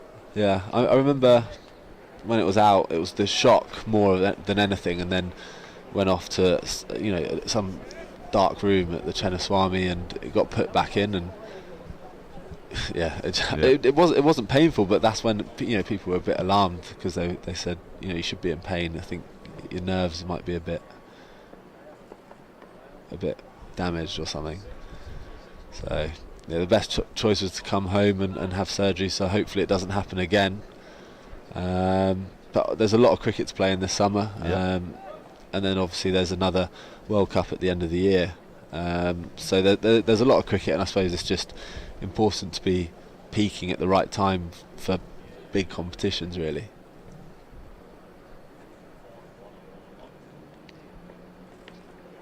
England, of course, defending that World Cup that they won in England in 2019. It's going to be a tough ask in India. Yeah. But a lot of the England players now have got a fair bit of experience in Indian conditions. It's something that, I don't know if you agree with me, but I noticed a lot in the T20 World Cup that Indian players, perversely, given how much T20 they play in the Indian Premier League, I'll come back to that thought in a moment. This has been hoiked out towards deep mid wicket. They'll take the single. 2 balls left in the over for Worrell to bowl at Hogan. It was really noticeable for me, especially in the semi-final that India played against England.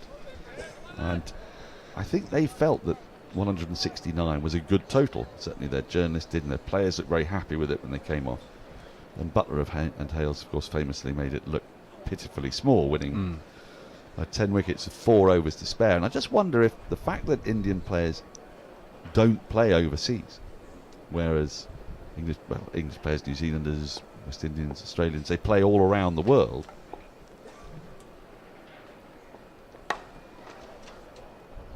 Oh, now the thing of a singlet isn't there. Oh, the stumps had hit, would have been tight. Hogan looking for the run. It's brilliantly fielded by Clark. But it keeps Hogan on strike. I just wonder if that's just something that, you know, has been slightly lost in all this, that players from around the world are getting experience in all conditions. Indian players are not. Yeah.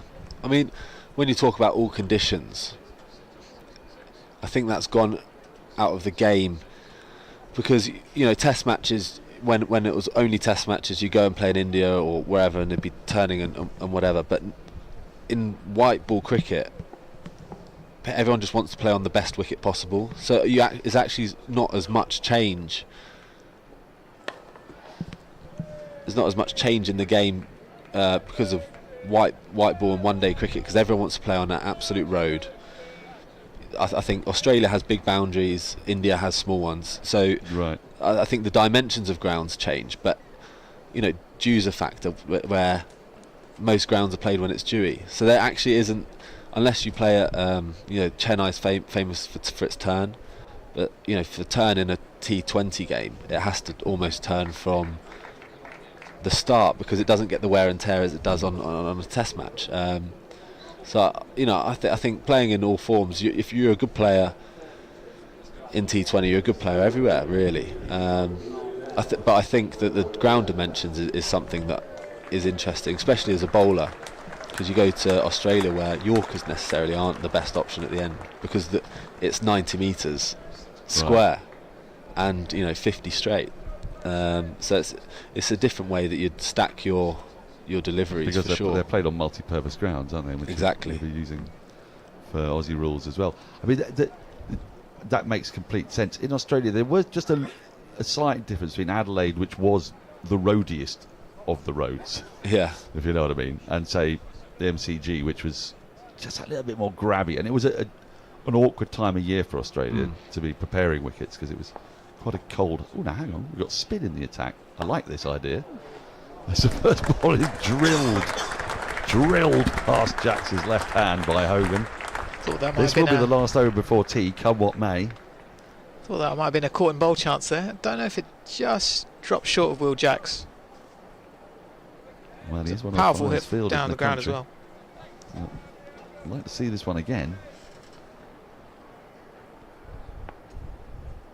Oh, well, it was really close to that left hand, wasn't it?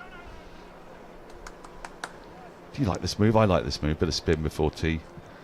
Try and induce the kind of wild hoik.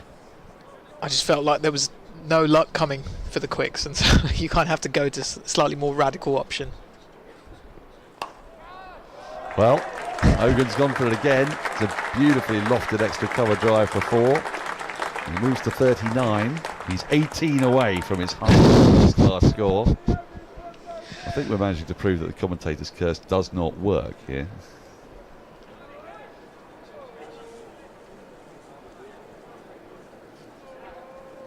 His approach hasn't really changed, has it, Hogan? Particularly, he had a slightly different approach against Atkinson, which was survival. Yeah. But other than that, I mean, there's a tricky part where I hope he doesn't start.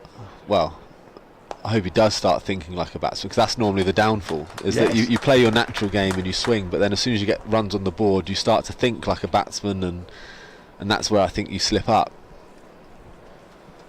Right, we've got 2 balls to go before tea. Hogan's on the charge. And now he leaves it alone. Who would do this job? There is no predicting what's going to happen here. Last ball before tea. And Hogan defends. Well, that has been a superb partnership for Kent. 75 they have put on, Everson and Hogan. Both of them aggressive in their very different ways. Hogan, you would say slightly more agricultural, but we've seen some fantastic shots from him. Frustrating for Surrey. For the most part, you'd say that was Surrey's session. Kent starting it at 98 for 4. They scored 173 runs in that time, but they have lost 5 wickets, 2 very quickly, straight after the lunch break. Jordan Clark making the breakthroughs. And when the 7th wicket went down at 118, Surrey would have thought they could bundle out Kent for under 150, and then when the 9th went down 196, they'd have had hopes of getting them for under 200, but as you can see from that scorecard, Everson with 76, Hogan with 39, a very unlikely 39 from 45 balls, has just put Surrey slightly on the back foot in that last hour or so. Here are the bowling figures. Worrell and Clark with 3 wickets each, 3 for 68, 3 for 61, both of them have bowled exceptionally well. Gus Atkinson, 1 for 28, could perhaps have had a little bit more reward, bowled really well with a lot of pace. Tom Laws continues to have a golden arm, 2 for 34 from 9. Abbott has gone wicketless and just a 1 over from Will Jacks just before the tea break. So the players are making their way off. Reece, thank you ever so much for joining us and giving us your time. Best of luck with the injury. No worries, thank you. Can't wait to see you out there where you should be. Yeah, hopefully rather soon. than up here talking nonsense with us. Thanks. Cheers. And we're going to take a break. We'll be back in around about 18 minutes.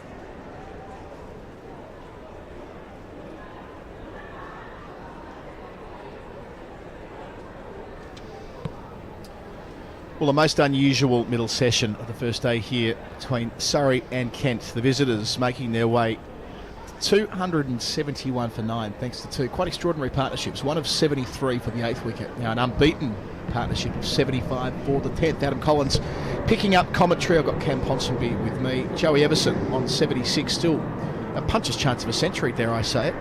There with Michael Hogan, the 41-year-old, who's skipped along to 39 with some lovely shots down the ground. It was all trending towards all out 160, all out 170. Different game of cricket now.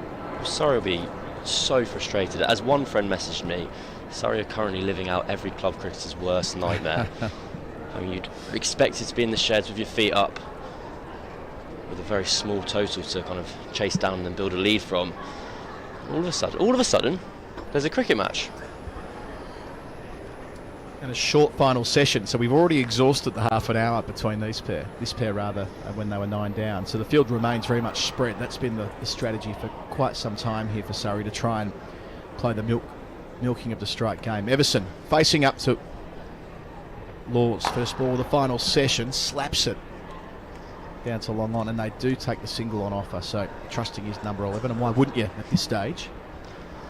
My only kind of point of sympathy, or where I wonder if Surrey could find some solace, is whether this kind of short-term pain could kind of turn into a long-term gain, and that perhaps this is the kind of true meaning of the wicket, that that Kent's top order collapse wasn't the real impression of how this pitch will play, and actually once the ball gets a little bit older, you're fine basically, and you can play. So if that's the case, bowling Kent out for below 300, it's probably still a net positive result from the start of the day. Probably not from when they were 120 for 7, however. Ball's an interesting point in all of this. Short one here that Hogan gets under comfortably. It felt like when they changed the ball, we were on commentary at the time kind of pondering what's that all about. The first ball was going around corners, but since the change it's been largely smooth sailing. When you look through the card, they returned from lunch at 98 for 4. They lost Jack Leaning, second ball of the middle session, 98 for 5. Jordan Cox bowled by Clark, 105 for 6. 118 for 7 when Grant Stewart was trapped in front. And from there was that really important partnership between Agar and Everson that stabilised things somewhat. Shot! Hogan into the 40s. Just carving that behind point. Too much on it for the man at deep third. Ollie Pope at gully, that flashed past him so quickly, and he turned his neck, bolted round, and his head flew back at the same time in a real look of despair. I think Surrey they're really feeling these runs at the moment. Michael Hogan has 4 half centuries in first class cricket, a high score of 57. We could dare to dream here. Hulkamaniacs. Making room as he does so routinely, and he's been caught behind. A partnership of 82, comfortably the biggest of the innings for Kent, but they are at last dismissed for 278 4 deliveries into the final session. And to say they would have taken that a couple of hours ago is a mighty understatement. Michael Hogan there, continuing his fine record, having never been dismissed LBW in his first class career. It's now 259 innings and counting. Admittedly, there's 103 not outs in there. That might be some of the reason why he's backing off halfway to deep square leg there. Proud record to maintain. So it gets Laws on the big one last time. 3 wickets for him. All out 278. So top scoring Everson received a nice ovation. Walking back towards the Bedser stand. 77 not out from 106 deliveries rather. Out of just under 3 hours, 9 fours and a couple of sixes. Had a good season so far. Was dismissed for 99 in round 2. But just reinforcing his credentials as a very useful all-rounder for Kent. Yeah, I saw our colleague Vish Antharaj referring to Joey Everson as the 4th emergency service for Kent, kind of coming in and saving the day as and when required, and he's given his county more than a fighting chance here. I think we'll be quite intrigued to see how 280 plays out in the context of the match. I think we saw Jordan Clark, from the way he was bowling, he was able to extract so much kind of pace and bounce from the wicket. When you think Kent have Wes Agar in their ranks, whether he's able to bowl to that same effect. And I think in the context of the match, you'd rather be Surrey. You've bowled out the opposition for less than 300. In the context of right now, who you'd rather be Kent. You've got the momentum, you've had this kind of, these are kind of funny runs. You're sat in the changing rooms, you're expected to be out fielding, and every time Hogan whacks the ball to the fence, everyone cheers, everyone gets excited. And now you've got probably 20 overs left of the day, where really only you can be the county where good things happen for. Surrey just want to get to the end, reset and start again tomorrow. Whereas Kent could find themselves all of a sudden ahead of the game by the end of today. And even dragging it into that final session, it just meant, from Surrey's perspective, having to go out again and reset. Runs on the board feel very different when, in this case, the fielding side, Surrey have to go out there and bat for more than a tricky session. It must be said they're going to bat for, I think after the change in innings, it'll be 21 overs. Yes, it is. That's confirmed on our screen here. 21 overs remaining today. So they can put a big dent in it. Calling through the card, Ben Compton was the first man out today. Bowled by Dan Worrell in the 7th over. It was 12 for 1. Shouldering arms, a ball that hooped back and clipped his off stump. The second man out was England's opener, Zak Crawley, fending away into the 3rd slip region. Jacks did the rest. Clark was the bowler. He made 19. To under Mayeye, looked good for 22 and flashed at 1. Good ball from Atkinson in his first over, caught behind. Foakes was there, safe pair of hands. 71 for 3. It was 80 for 4 when Sam Billings chased a wide one from the bowling of Laws. Nice take from Foakes away to his right in front of the cordon. Jack leaning just after lunch was out, caught at 3rd slip as well from the bowling of Clark. So 3 high quality wickets for him. 98 for 5 that should be, with Leaning making 28 of those. And Jordan Cox was bowled by the ball of the day by Clark. Nipped back, hit the off bail, bowled for 18.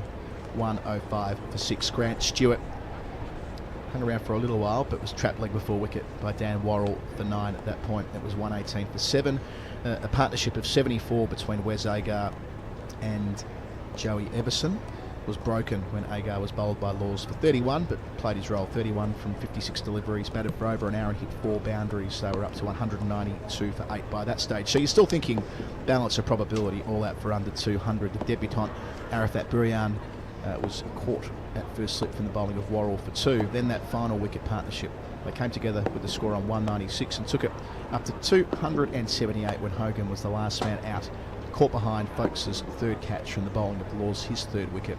Hogan made 43 from 48 balls in over an hour in the middle, 9 boundaries along the way. The not out man was Joey Everson, 77 not out, 9 fours, 2 sixes, faced 106 balls. That final partnership was worth 84 for the visiting Kent side. For Surrey, Dan Worrell 3 for 68, set and forget from 20 overs.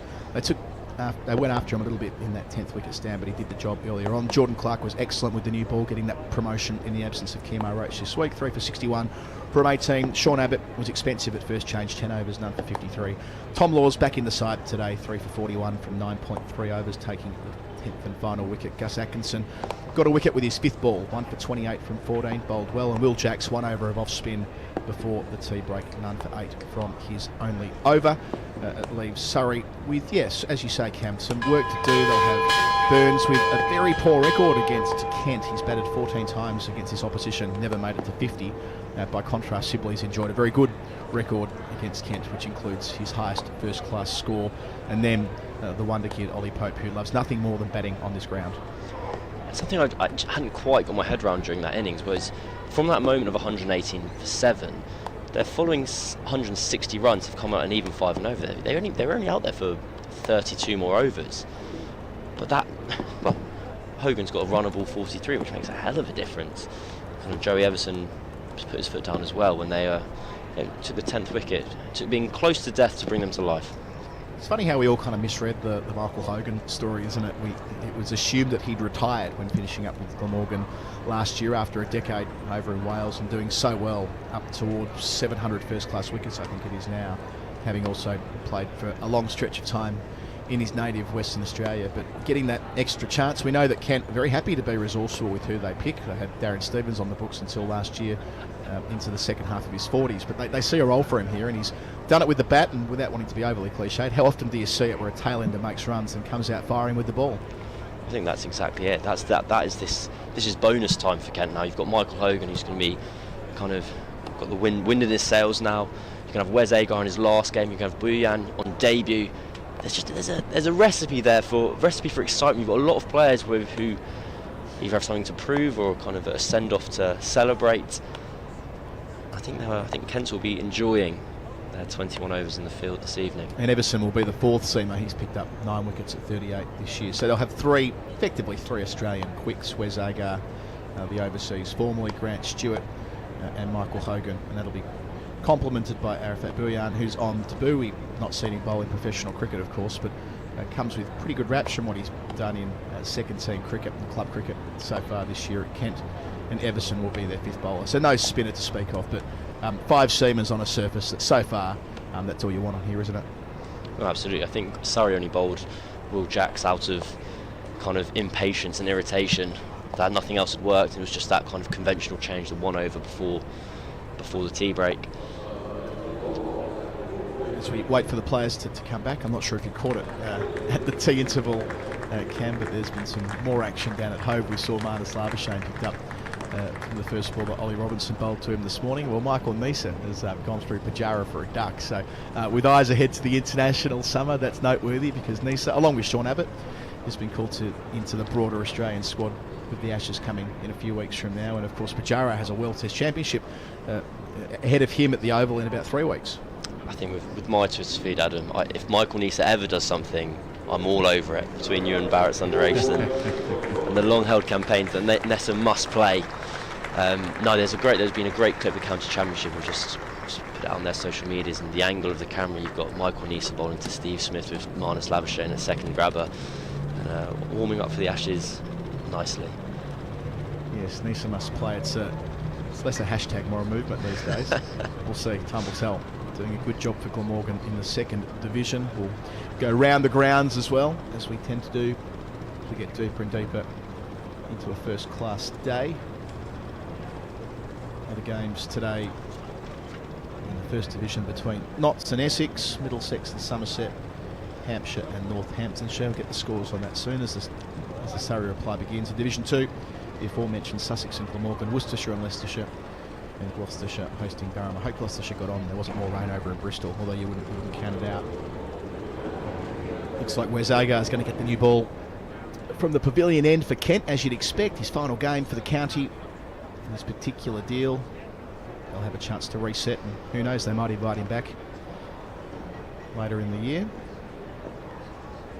The next game that these two teams play in the 4-day stuff is against each other down in Canterbury, and they return for 4 games in the middle of the season after the blast. Rory Burns, mentioned before, hasn't got a great record against Kent, far from it. Averaging 24 in these contests. It was good last week against Middlesex. High score of the season, making 88. Averaging 24. Sorry, like that 34 so far in this campaign. So Agar to Burns to start. And away straight away. Hard new ball, middle of the bat, skipped away, thudded into the advertising boards and went over the rope as well. A picket fence than boards actually. Nice look. And just a real loosener there from Agar, who was batting for an hour before tea. I had a real flashback to the first ball of the Ashes there. Aussie to Burns, leg stump half volley, different results. I think it's something that's very interesting about Surrey's top 3 is you've got 3 players who've all played for England, one currently still is. All their techniques became more and more eccentric, and they've all individually reined them back in. With Burns in particular, there he was known for his kind of the cock of his head, which was to kind of focus his dominant eye on the bowler, and those movements became kind of more and more extreme as his England career was kind of going on, and he probably was searching for runs, and I think both of these players have kind of got long histories here with Neil Stewart, who's Alex Stewart's brother and the kind of batting guru of Surrey. I think both of them went home, as it were, and said, like, let's get back to what my game is, and it's that kind of interesting balance of when trying to play to your strengths, sometimes trying to over-egg them and over-exaggerate them. Tried to leave it, ended up playing, get to second boundary. Just got big on him. That bounce remains. We saw one of those balls to Jordan Cox earlier from Jordan Clark, where these balls, there's just the length here, there's just the odd delivery, which is really leaping at these batters far more than they're expecting. I don't think that will go down as a deliberate from Rory Burns. No, that's a classic cleave. Got 4 men in the cordon, 3 slips and a gully. The fourth of those men, Zak Crawley, tallest as well. Seen him take some really important catches for England in the cordon.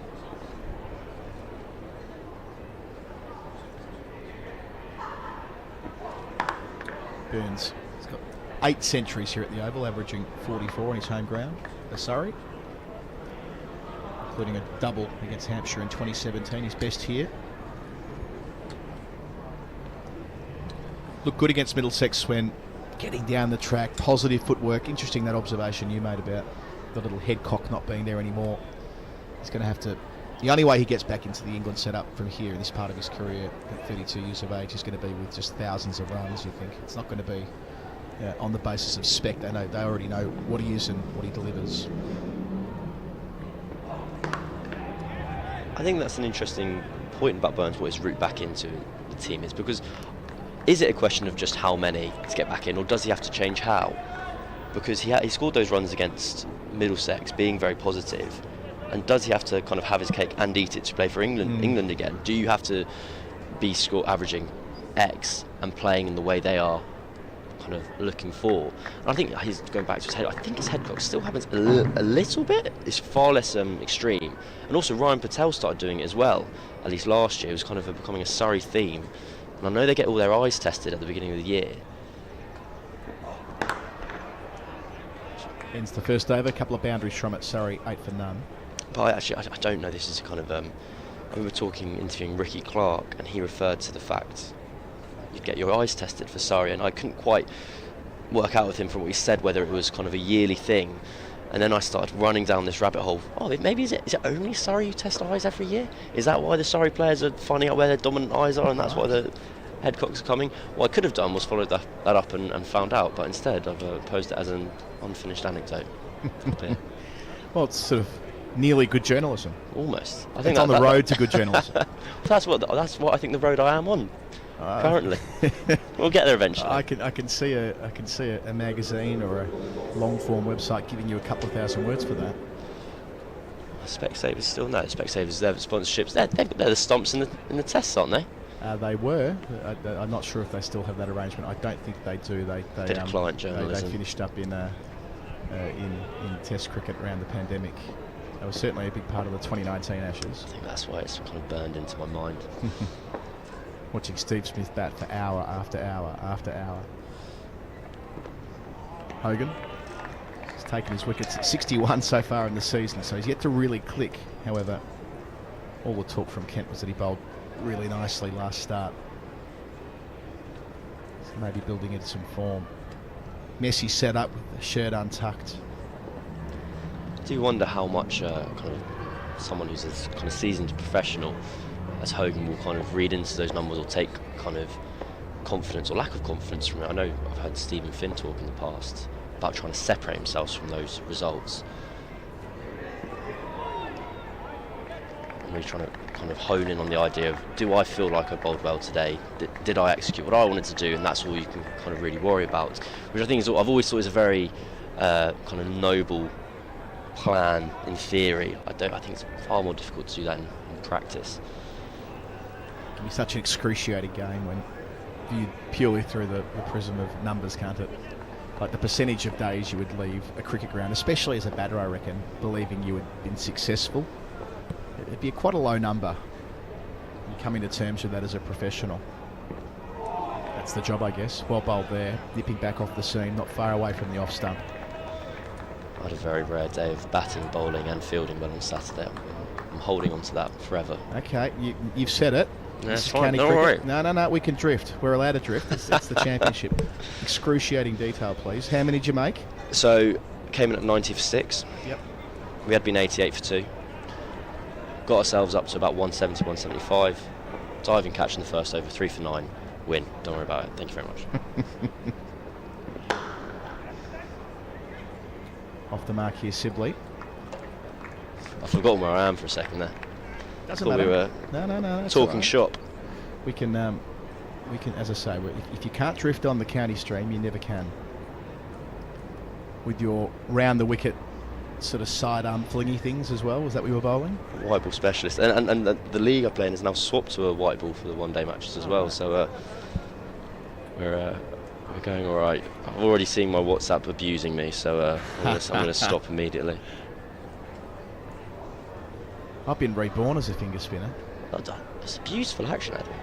It's literally on the cover of a book. It is. Well, we've got Kent here. I'm bowling right arm Derek Underwoods, actually. They're coming out at pace. Look out. I'm going to be one of those spinners that Australia produced in the 20s that went on to make their international debut in their 40s. I can't wait. The kind of the second wind of the Cricket Writers Club, Cricket Club. 3 slips for Hogan. Straight on it round the wicket to Burns. Hogan, who's up to 687 first-class wickets at 25. To think that when he came over here with his UK passport, he made his first-class debut at age 28. It's a funny old story where WA, Justin Langer was the state coach at the time. He made his intentions known. He was going to go and sign and play at Glamorgan, and Langer liked him so much. We spoke earlier, it might have been Taha and myself, about how unusual it is to have an overseas player listed in the Sheffield Shield. Mason Crane, a couple of years ago, was the reference point there. Completes the over, 1 off at 9 for none. And Hogan was seen as such a valuable asset in WA cricket that they kept picking him as an overseas after he qualified to play over here as a passport player in England.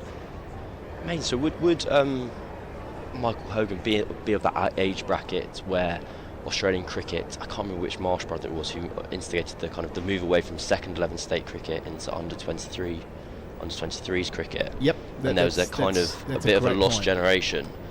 Yeah, so he's almost right in that zone. He might be a year or so older than when that was at its most acute, but yes, that's right. The under 23 comp became the second 11 comp, vice versa.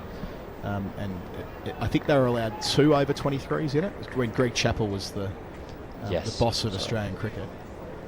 Through the pathways, that is. There you go, bustles in. At pace, with movement, and skill, and a grunt. Like that as well. Shirt untucked, buttons done down the shirt. Wants to make his presence felt.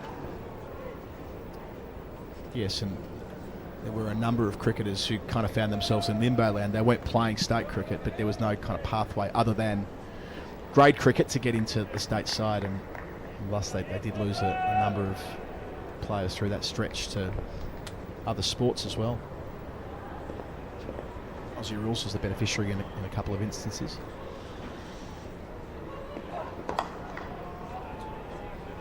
Yeah, Hogan, every chance to end up with 700 plus first class wickets now. Steve McGoffin was the player that came before him from WA, who cleaned up, won a couple of championships for Sussex and finished his career went back to Worcester at the end, didn't he? But yes, McGoffin ended up with in excess of 600 first class wickets, doing something very similar to what Hogan's done. It's one of the main differences between kind of Australian and English cricket is there is still, well, from an outsider's point of view, there is still that kind of amateur to professional pyramid that exists in Australia. That weight of runs in grade cricket can get you out onto the field. Nicely played. Neat from Sibley. At the middle of the bat. Gets to the rope. His first 4. I think Kent might be slightly disappointed with this start. Not so much the runs. There was 2 loose deliveries, or 1 loose delivery to start off, and then Burns got one down to the third man boundary. But given how difficult their top order had found it and how much life from the surface Jordan Clark was able to extract, I really thought this would be a little kind of 5-0, 5-10, 15 over period where Surrey would be struggling, but they'd be very, very content with their start so far.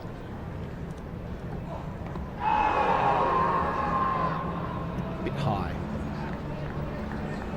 Style points for the appeal for Agar. Yeah, so there's a contrast there between Burns and Sibley and their records against Kent. Sibley averaging 56, 4 centuries, no unconverted 50s, and that includes his career best score of 244. That was playing for Warwickshire.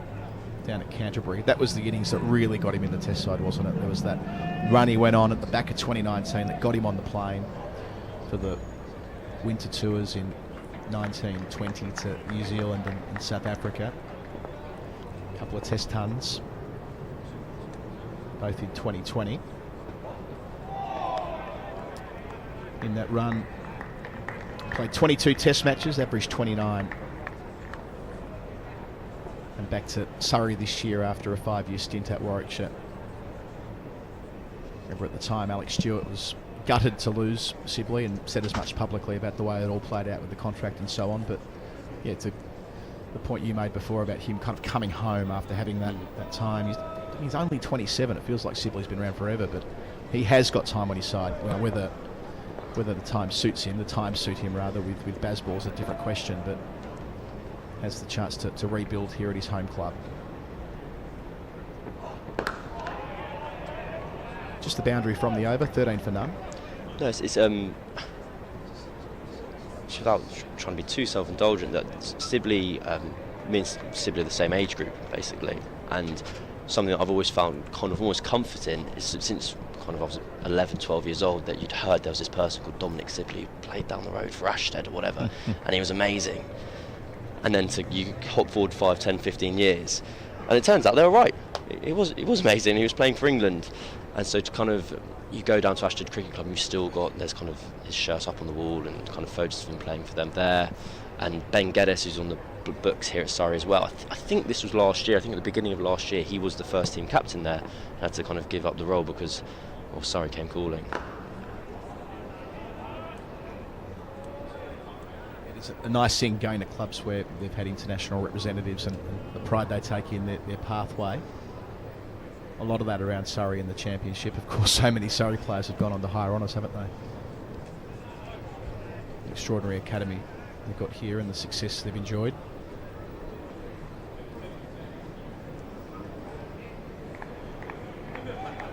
Yet to lose a game this season after winning the competition last year.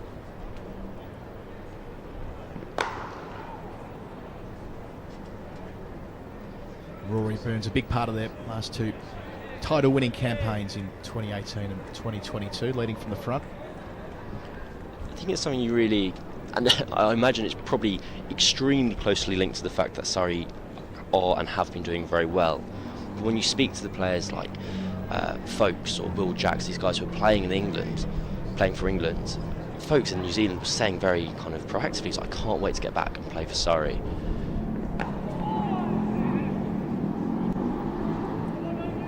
And it probably speaks to why they're able to maintain such a kind of large squad. And there's obviously an atmosphere and a kind of chemistry within the squad where people are happy to be here, play a handful of games a season, or if once they've had a taste of the big time, they still can't wait to get back and kind of muck in and win county championships.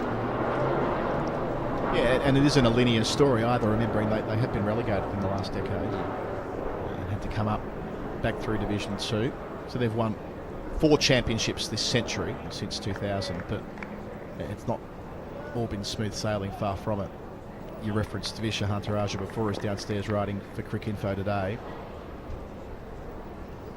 After they got promoted in 2015, wasn't it? He wrote a really long piece for the Cricket Monthly about that dip and the recovery, and of course that was also laced with tragedy. But back to the top and then winning the comp in 2018. And another little mini dip for a couple of years, but yeah, very much back to where they'd expect to be with the resources at their disposal and the players on their list last year.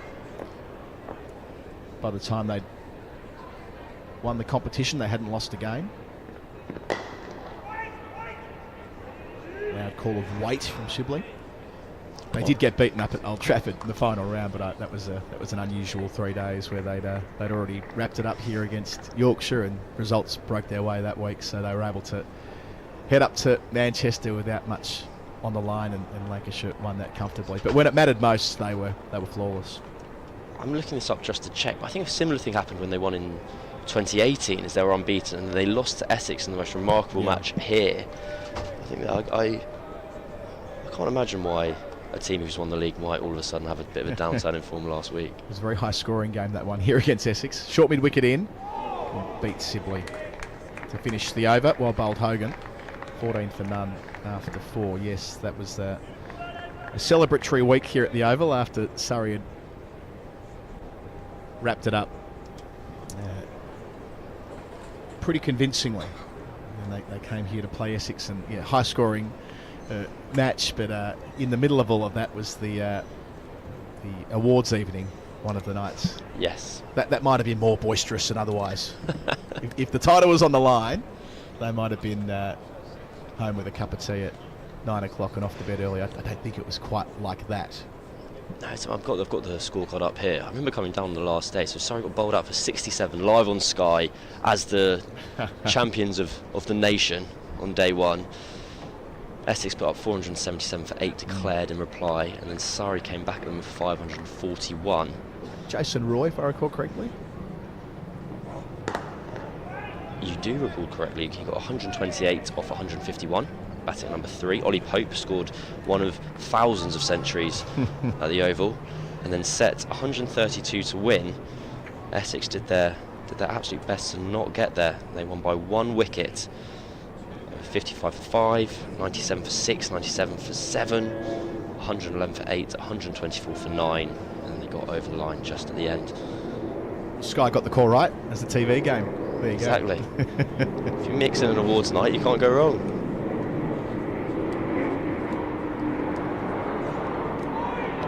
That's carried.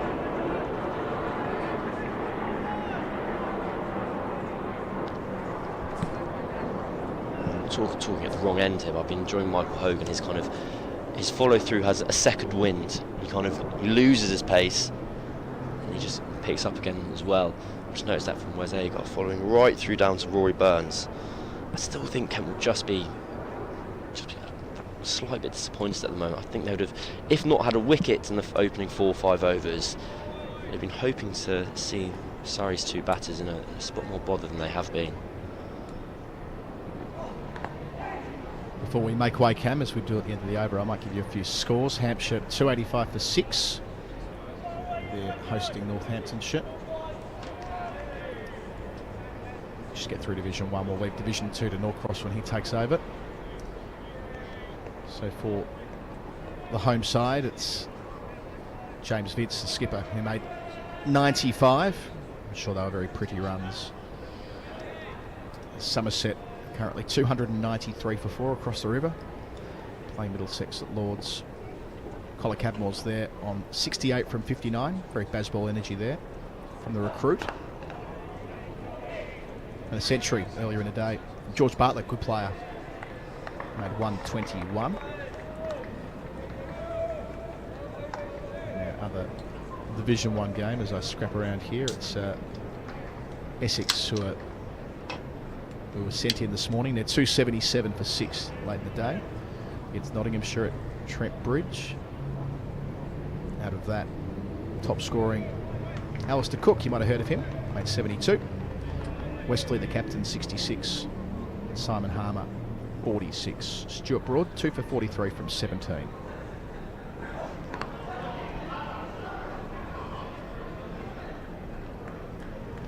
I already mentioned the Glamorgan Sussex game.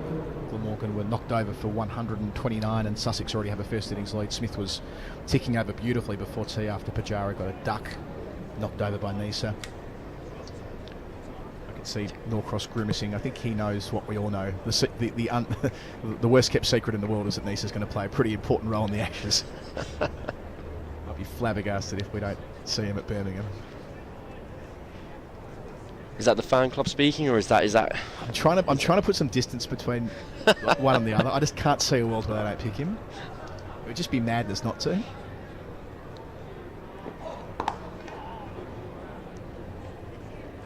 Shovels it into the onside to retain the strike. Sibley 6, Burns 10, Surrey 16 without loss. 5 overs into their reply after Kent were dismissed for 278. 4 balls into this shortened final session after all that happened in the middle stanza today here at the Oval. We've got Daniel Norcross picking up commentary and replacing Cam. It'll be the guru, the greatest statistician in all the world, Andrew Sampson. On the planet. Let's take it all the way. Thank you, Colo. So 16 more overs remain in the day. It's probably about another hour's cricket or so. Soon after 6:30, you will be released, and then you can go about the rest of your day. But until then, if you are a Surrey fan or indeed a Kent fan, you have got plenty more work to do. There's a lot of cricket left in today. Now Michael Hogan is bowling, and Michael Hogan has got one of the more distinctive actions in world cricket. His two arms fly up to the sky as if he's already appealing before he's even released the ball. But he has another little quirk that you don't always see, but quite frequently you will. I urge you to look out for roughly the area where you might see his left kidney, because his shirt has a habit of riding up. On that occasion it irksomely didn't. I think he hasn't tucked it in, has he? I don't think he has. No, it's not tucked in. He's normally untucked. Oh, but at the back I think he might have. I think he might have a sneaky tuckage. Which is yeah, he's just. I think he heard me talking about that left kidney when we were. So. And he's being a bit more bashful about it. But often you get a glimpse. It's a very distinctive action. But Andrew Sampson, as the sun gleams over the beautiful Keir Oval, we're thinking here Surrey will be happy with their day's work so far. It's difficult if you've got Surrey skin in the game. It's hard to let the 82-run 10th wicket partnership go. Now, I'm not for 1 minute actually laying the blame at Surrey's bowlers for that. I thought it was a very enterprising partnership, some fantastic stroke making. But having got aside 196 for 9, to let them get up to 278. Well, that's going to run away for 4. Lovely little tickle, great leg glance from Rory Burns, who's been in good form this summer. Gets Surrey into the 20s. If you take a step back and say, regardless of who wins the toss, you bowl a side out for 278 and you're batting, and let's do a bit of scenario building. 15 overs, 3 and over, 45 more into this, around about 66, but not much more than 200 behind at the end of day 1. You'd be happy with that, wouldn't you, in a 4-day county championship match? Yeah, especially if you haven't lost any wickets. Well, indeed.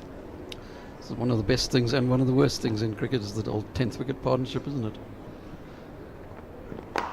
Depending which side you're on. That's a great bit of fielding. It's marvellous. I mean, one has to sometimes put aside one's proclivities towards one side or the other, one team or the other, and bask in the glory of it, especially when it's a partnership between a 42-year-old Australian and the relatively inexperienced Everson. Well, he's pretty much old enough to be Everson's dad, isn't he? Pretty much, yeah.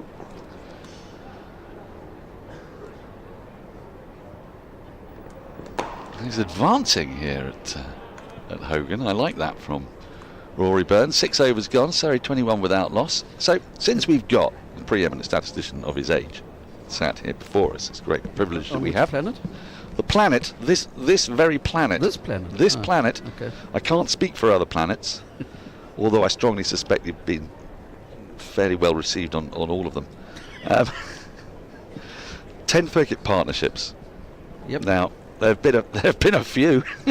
I was brought up with England's highest 10th wicket partnership. Am I right in saying 128 it was between Ken Higgs and John Snow? John Snow, was it? I think it's still the highest between a number 10 and a number 11. Right, but was it eclipsed by I suppose Root and Anderson, at Trent Bridge? The world record, yep. Is that the world record? Yep. How high is that? Can you remember? Am I being cruel to you? Was it 198? Somewhere around there.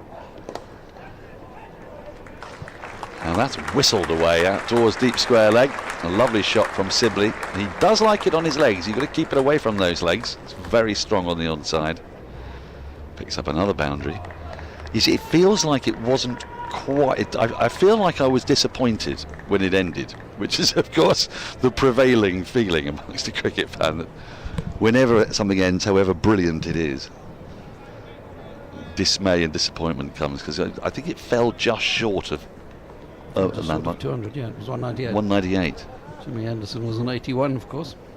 Yes, I mean, I think that pitch got marked down solely because Jimmy Anderson scored 81. Well, yes, it wasn't the best pitch in the history of Test cricket. Ooh, that's beaten the bat. It's gone a mile into the gloves of the keeper. Didn't the game end with Alistair Cook getting Ishan Sharma out, or that was near the end or something? Oh, was it that game, yeah? Well, you would have been at it. I was there, yeah. I wasn't commentating that game, I was listening to it. And it was very un-Trent Bridge-like pitch, actually, because even when Trent Bridge pitches favour the batter, they tend not to be quite as slow and desperately low. It was a quite anomalous pitch. It was, yes. Very slow and low, and basically everyone was miserable from day one until Jimmy Anderson batted for so long. That's right. In partnership with Joe Root, from memory. That's right. So what's your favourite 10th wicket stand? Ken Higgs, that you mentioned, was involved in one of my favourite ones. Oh, yes. With not Richard, I keep getting the names wrong. Ray Illingworth. Ah. They were both 40-something at the time. Was this for Leicestershire? For Leicestershire, they came in at 45 for 9. Oh. And they made 273. So today is 196 for 9, and they got to 278. That's impressive, isn't it? Is that the highest 10th wicket partnership in the county championship? We were rather helpfully given the highest partnerships for each wicket in the county championship, and I've foolishly not got them to hand at the precise moment in which I've asked you this question, which was silly of me, but no, it isn't, and no. It wasn't at the time, because it's 235. Frank Willie and a fielder for Kent. Kent v Worcestershire in 1909 at Amblecote. Where's Amblecote? No, it might be. It's actually somewhere in Worcester, isn't it? I don't know. I'm not familiar with Amblecote.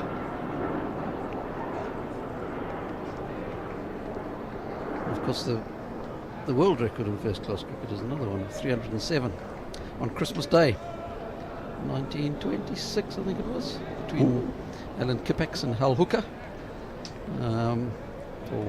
In the days when they played on Christmas Day, and they should do now. I prefer having turkey. See, I don't actually. I would love an excuse to get out of the house on Christmas Day. It's one of the pleasures of life.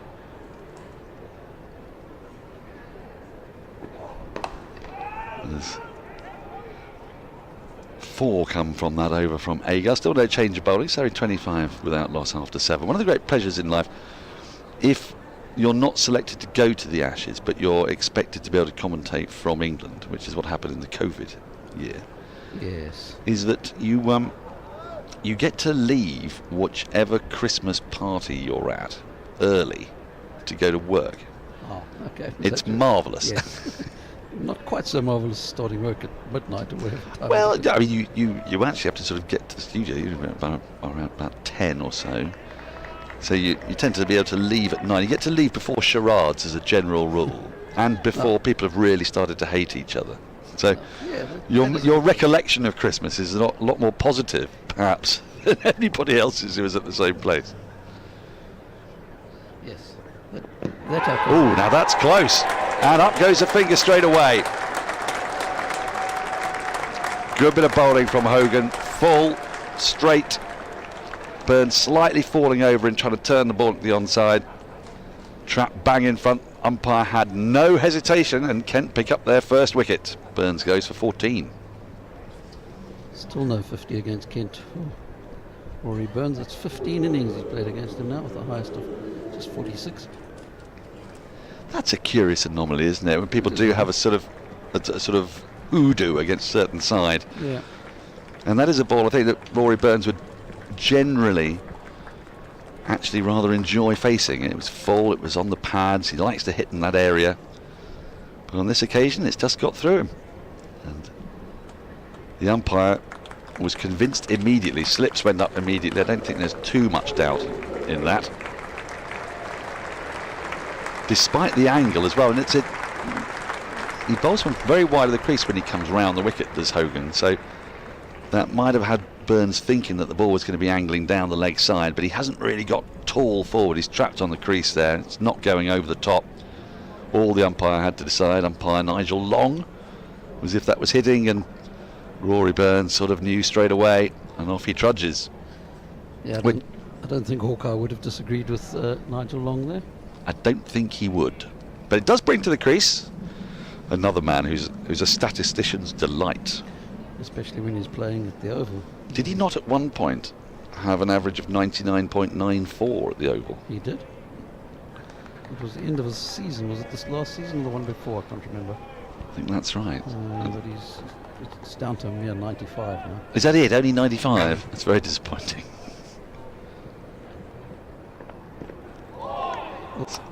Although we could be discussing it being well over 100 again if he's 200 not out at the end of the innings. Well, this is the question I was going to ask you. At what point, if Ollie Pope is not out, at what point does it get him up to an average of 100 at the Oval? Because he's played how many matches here now? It's marvellous having this walking, breathing database next to me. Breathing database? Yeah. The database is on the computer. It doesn't breathe. I was using a sort of slightly Homeric metaphor for it. If you have any questions for the Living Breathing Database, by the way, you can get in touch with us. You can email surreybroadcast@gmail.com. You can tweet at Surrey Cricket, or you can tweet at Norcross Cricket, or AWS Stats. Is that correct? Or is it AW Stats? AWS Stats, that's right. That always confuses me when I reach out to you in desperate need of help, which, as you know, happens quite frequently over a season. Down the wicket comes Pope. Great use of the feet. Finds the gap between mid-on and mid-wicket. A trademark shot. Ollie Pope. He's played it throughout his career, but it's been particularly prevalent since last June, since he moved up to number 3 in the England lineup under Brendan McCullum. He likes to come at the bowling. Some people call it frenetic. I don't think so. I think it's a great sign of confidence and aggression, and he's underway with that boundary. Yeah, there were times earlier in his Test career when he seemed a bit frenetic, but if he does get his average up to 100 again, sorry, it's not 1,000. 100, well, it'll certainly be worth watching.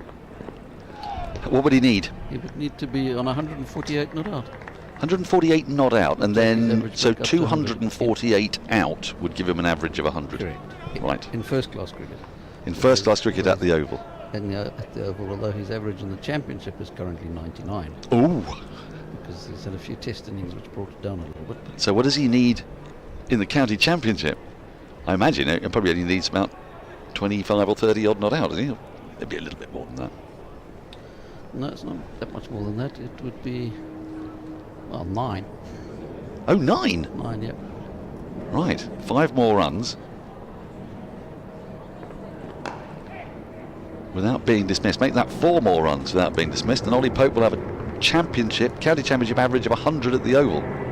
It's the highest by any batsman in the county championship, in the history of the county championship at one ground. Is that right? With a minimum of 2,000 runs.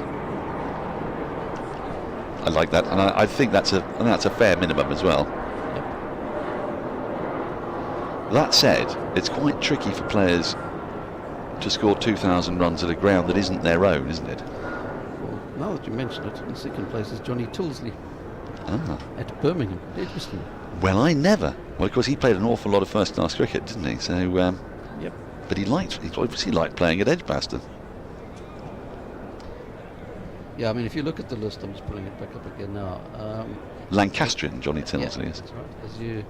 As you rightly said, almost all of those on the top of the list, except for Tilsley, are at the home ground. Now, Sibley thought about hooking that, Pope, I beg your pardon, thought about hooking that, and thought better of it at the last minute. Pacey delivery from Wes Agar, flying through to the keeper.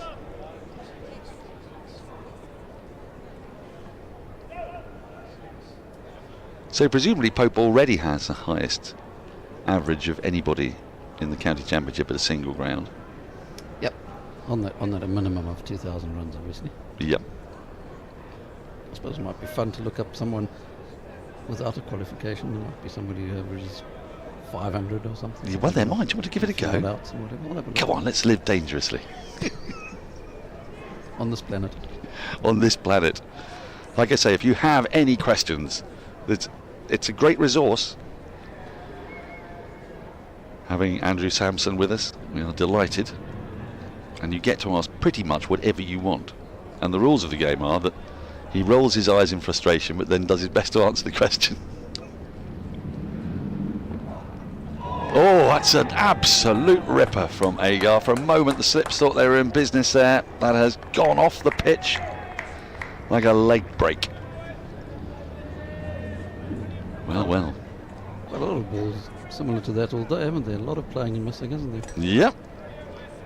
Well, it's been a lot of movement all day. Right, Andy Flower averages 640 at Northampton.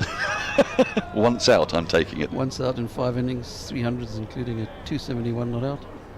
Well, I don't think that's likely to be bettered. Not easily. Now, is it just me, or is there a slight optical illusion with Wes Agar's run-up? I wonder if we were able to just have a little look at Wes Agar as he runs into bowl, because it's a little bit like that scene in Monty Python and the Holy Grail, you know, when John Cleese is running from a long distance away, and he keeps running and he keeps running, and seems to get absolutely no closer to the crease, and then suddenly he's there.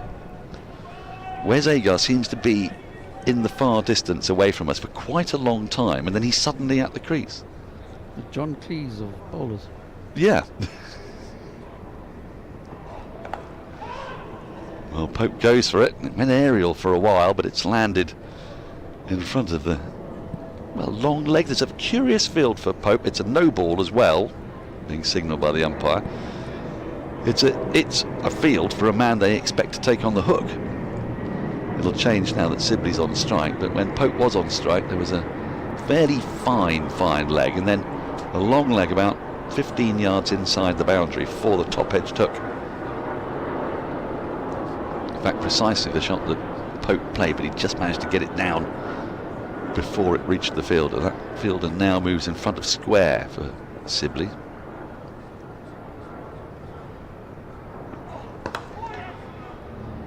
Who manages to find the gap between that square leg and mid-on, rotating the strike nicely here, Tom Sibley. So on to more serious averages. Yes. With the qualification of 2,000 runs at any venue in the county championship, Pope 2,391 at 99.62 before today. Johnny Tilsley at Edgbaston 2,072 at 82. So it's quite a big lead Pope's got at the moment. It's a big lead, but nonetheless that's a high average, especially when it's not your home ground, isn't it? Exactly.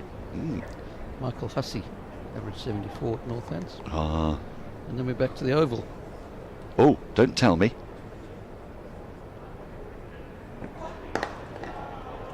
Can I guess at Ken Barrington? More recent. Ah, Mark Ramprakash. Correct. Ramprakash averaged 73, 7,609 runs. Wow. So if you up that qualification to 7,000 runs, he's easily in the lead. Sangakkara must have had quite the average at the Oval, would he not? Or did he spread his runs around? Yeah, we'll have a quick look at him as well.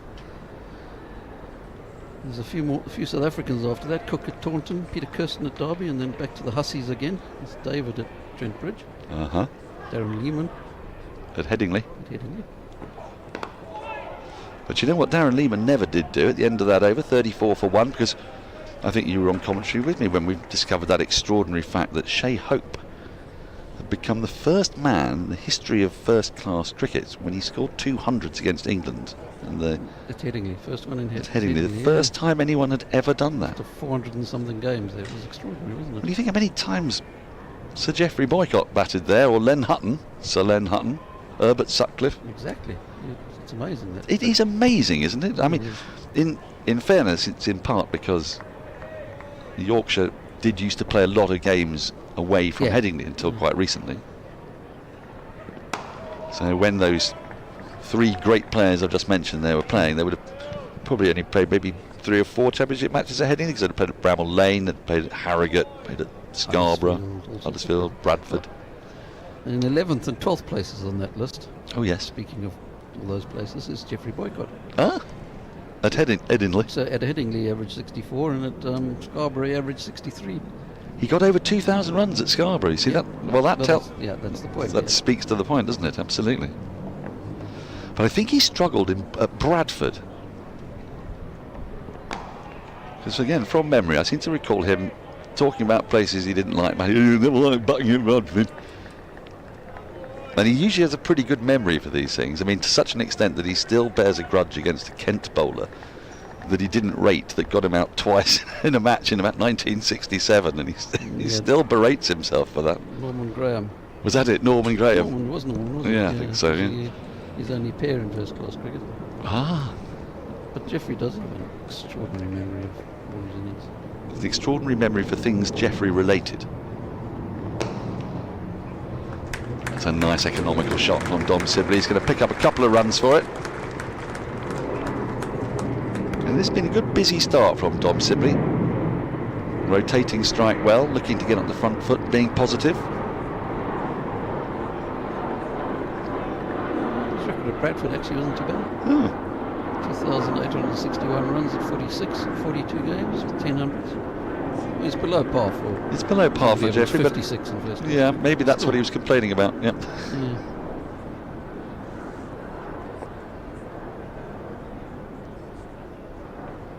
I might have misremembered. It might have been another ground in Yorkshire, but he certainly holds an animus for somewhere, and I thought it was Bradford.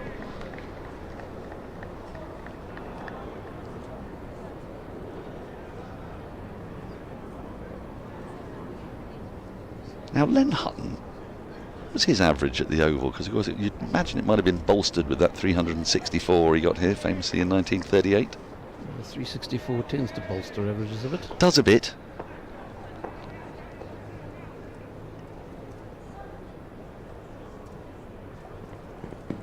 Oh, now then. Slightly more than a polite inquiry, but I think that would have been going down the leg side. Umpire unmoved. Umpire Bailey. Let's take a look at that again. It's quite an acute angle, that. It hit him in front of the leg. That's probably just snaking down. Yeah, it did come in quite a bit, didn't it? 71 in first-class cricket at the Oval. So, yeah.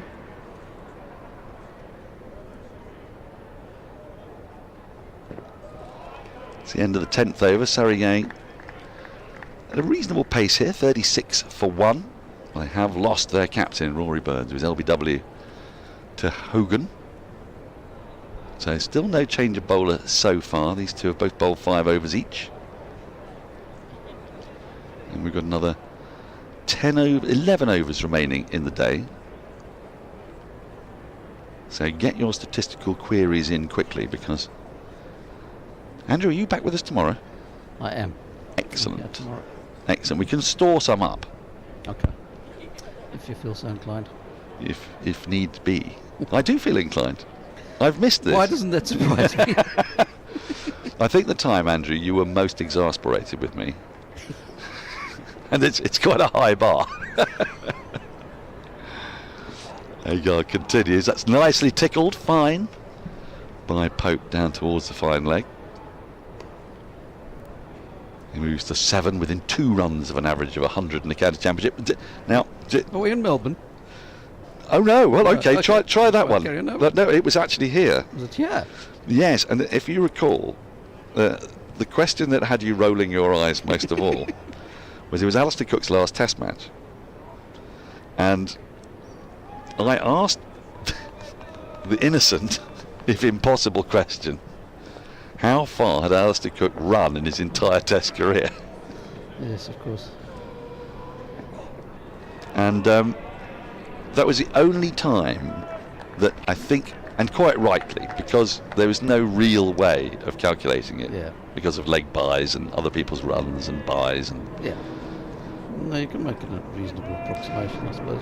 Well, a young man did give it a go, didn't he? Wes Spearman. Yep. Yeah, I remember yes, that. he gave it a go. He came to my rescue. That's right. Got in before I had set to do the sums. But number 2 on my list was actually, I think it was the Headingley test that we were talking about earlier, when Sam Curran made 20 on his 20th birthday. And of course I had to ask the question. Nicely played by Sibley, but only get 1 for it. Good half stop at mid-wicket. Classic Sibley shovel to the leg side. Yeah. Absolutely. You were...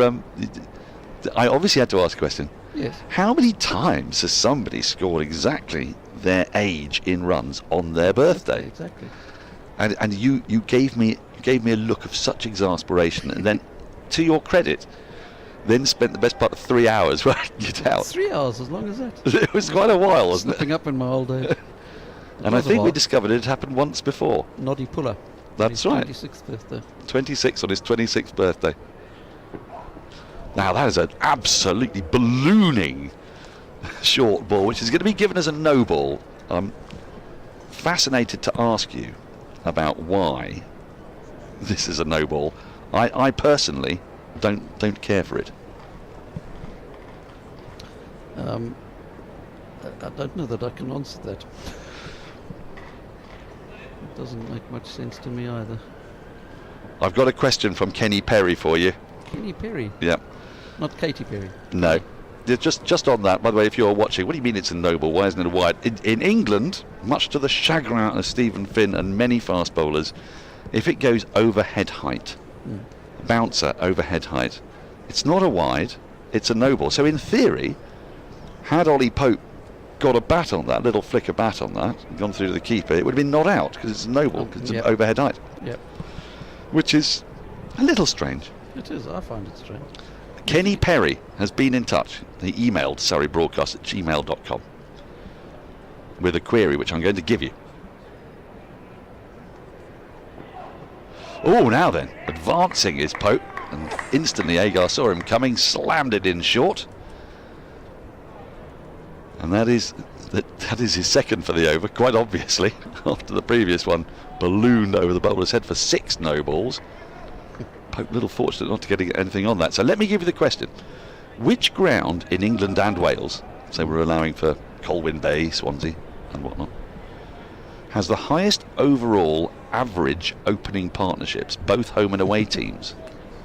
I would imagine the Oval being in the top 2 along with Taunton.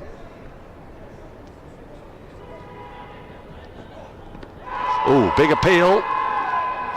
Umpire unmoved. Kent liked that a lot. But Pope survives. It's a little testing period here, but Agar's coming towards the end of his 6th over. Let's take another look at that again. The umpire deciding that was just drifting down the leg side. So Kenny continues. I would imagine the Oval being in the top 2 along with Taunton. Can you also let us know the lowest? I would assume Headingley or Lords. Well, I wouldn't assume Headingley actually, because Headingley's got, I think, a rather unfair reputation for low scoring, isn't it? Yeah, that's from the 80s, isn't it? Yeah. Well left by Pope, end of the over. Days of Neil Mallender. Exactly, Steve Watkin. Horses for courses, Steve Watkin. Yes. That's right. Yes, I would have thought. Yeah. Well, Amblecote, by the way. Yes. Speaking of venues, I have googled it. It's in the Metropolitan Borough of Dudley. Dudley? Is Worcester. Right. Not far from Redditch, I would imagine. So, we've set you the task. Andrew Sampson's going to try and solve this. That task, let me remind you, which ground in England and Wales has the highest overall average opening partnerships, both home and away teams? So, all opening partnerships.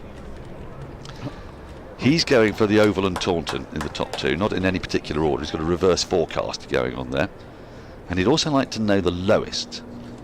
How far back do you think we should go? 10 years? 10? 5? 20? All time? All time. All time. All time. Okay. Well, I'll tell you what. Give us last 10 and give us all time. Because last 10 gives us very much a form guide. Yeah. Because obviously going back into all-time territory, then the nature of pitches have changed quite dramatically, haven't they? I mean, the Oval used to be a road a long time back. Yeah. And it is now a much more even contest between bat and ball. So, first delivery in first-class cricket for Bhuyan. Signed only a couple of days ago. Didn't exactly star with the bat, but it's always great when you see a new bowler come into first-class cricket. Yep, always interesting. See how they go. See what they got, what they're all about. And plucked from obscurity. Yeah, I mean, he's 26 making his debut in Bangladesh. Well, born in Bangladesh, but anyway. That is quite rare, isn't it? 26 is... It's a bit Dirk Nannes-like, actually, in its own way, isn't it? Dirk Nannes was a late arrival.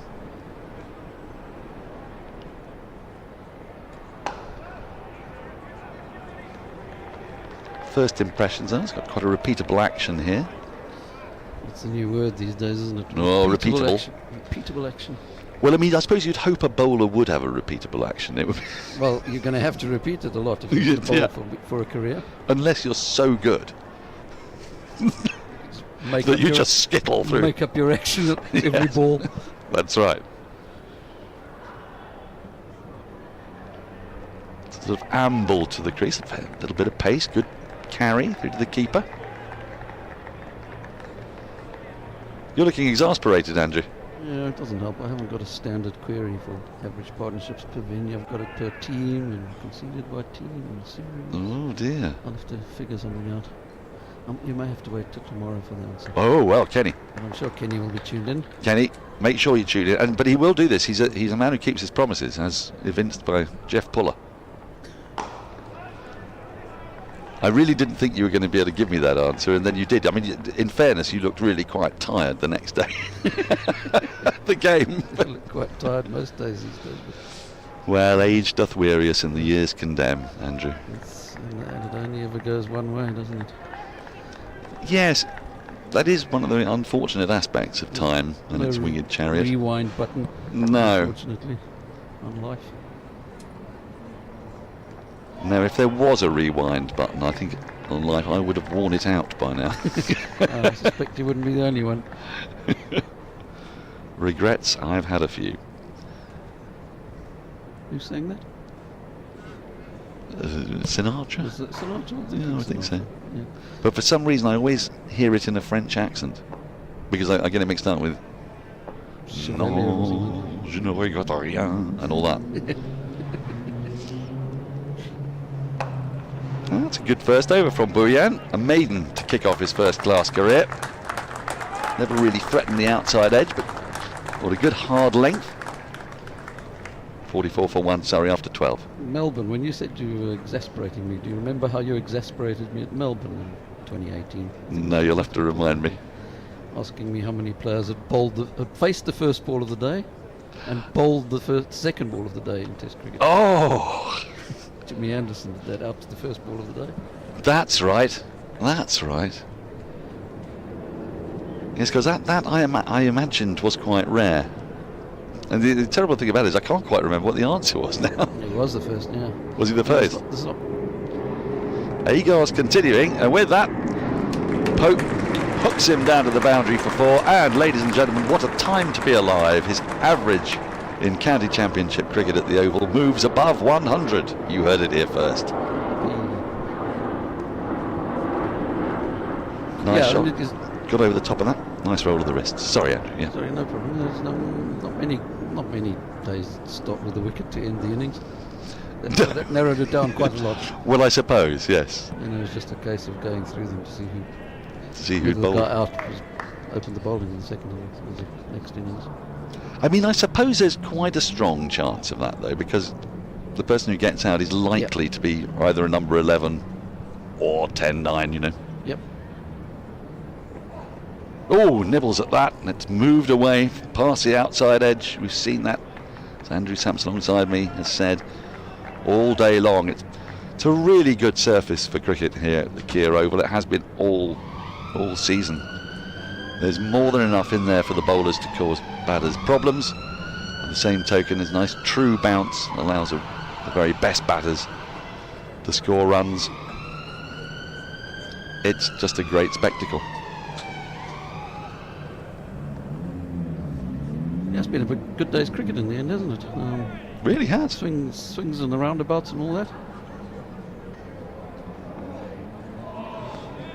That trademark leave of Ollie Pope. A slight little jerk, isn't there, as he just raises his hands. Make sure he gets his gloves out of the way. It can be a bit alarming when you're watching, but it's actually technically very sound. The principle is make absolutely sure that those hands aren't going to get a little feather if the ball just climbs a little. Sometimes you see players leaving the ball and just getting a slight brush of the glove. Pope making absolutely certain that he won't fall victim to that misfortune. 3 slips still in place and a gully.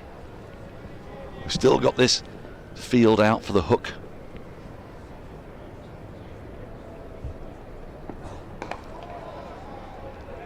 Pope solidly forward. He's a lovely player to watch, Ollie Pope. Just recently, yesterday, been officially installed as England's vice-captain. So at some point this summer he will surely be making decisions. Yep, well, that will be in the course of a game or for the whole game, we don't know yet. There's always questions on Ben Stokes' fitness, aren't there? There really are. He's been unofficially the vice-captain for a while though, hasn't he? Or not? Yes, but they were very tight-lipped about whether or not they had one or not. It was one of those strange things.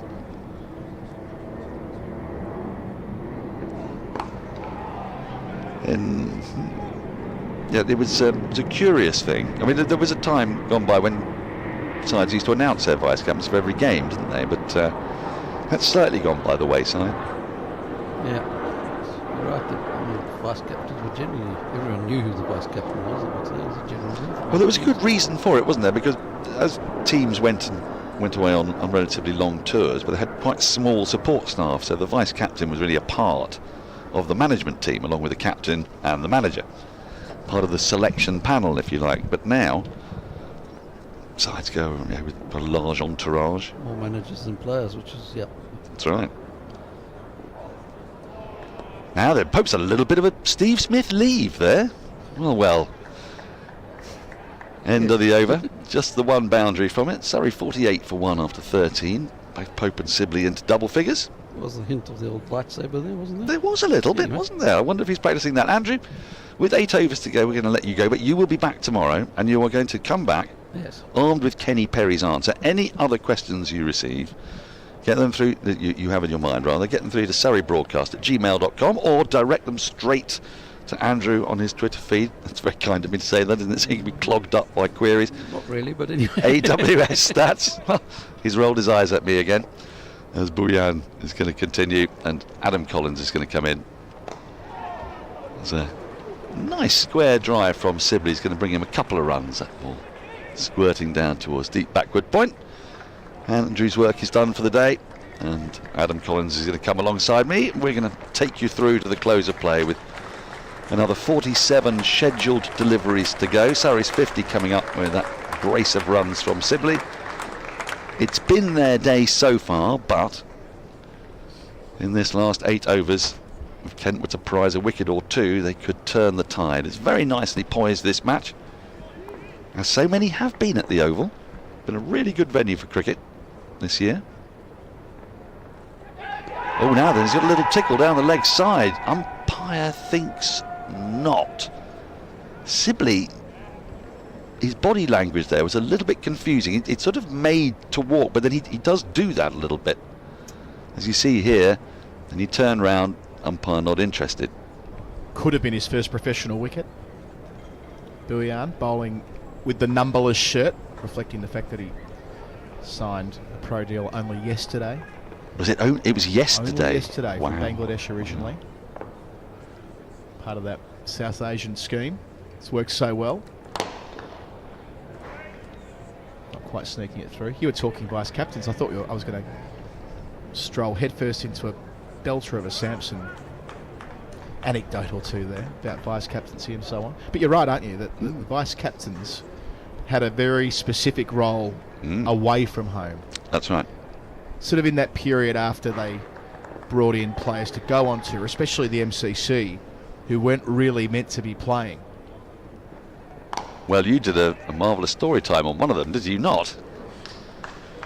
Funny you mentioned that. The West Indies tour, am I right? Of 53-4. Yeah, Charles Palmer, 53-54. Go on, fill your boots. This is a great story. No, we can go back. It's late in the day. We can do this. Late in the day. Yeah. So Charles Palmer, who played one Test match,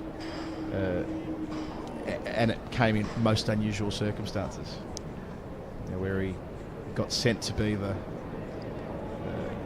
player manager in 53-54 to that controversial series that David Woodhouse wrote, Who Only Cricket Know, the book that won all the awards last year, didn't it? It's a terrific book. Yeah. And after one test, he was brought into the side unexpectedly. The West Indies, because of the arrangements with the tour, they didn't fancy paying for a manager to come out. So the MCC said, well, we've got this player who's going to go, but he was effectively their manager before the days officially of managers. He was sort of picked for good chapness, wasn't he, in the days when you sort of could get into the England side if your face fitted, and if you could knot your tie properly and wear the right kind of jacket. Yeah, well, it was funny because he hadn't played a game for weeks on the tour, and he's brought in to play a test match. Made 22 and 0, batting at 6. He was a captain's call, then Hutton wanted him in.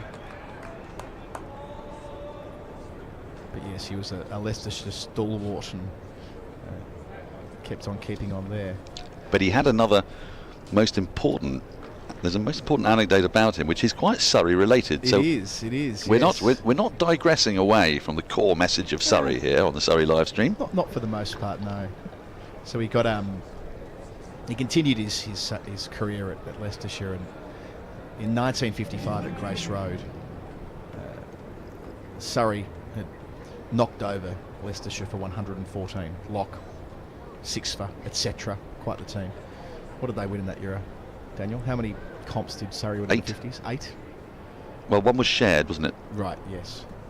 Yeah, so they've won 21 championships, one of which was shared, I think, is the factoid. The most prolific side in the country since the Second World War. So Charles Palmer comes on to bowl to change ends, and he says to Peter May, go easy on me, I haven't bowled a ball all year. Haven't bowled a ball all year, go easy on me, I'm going to do a change of ends.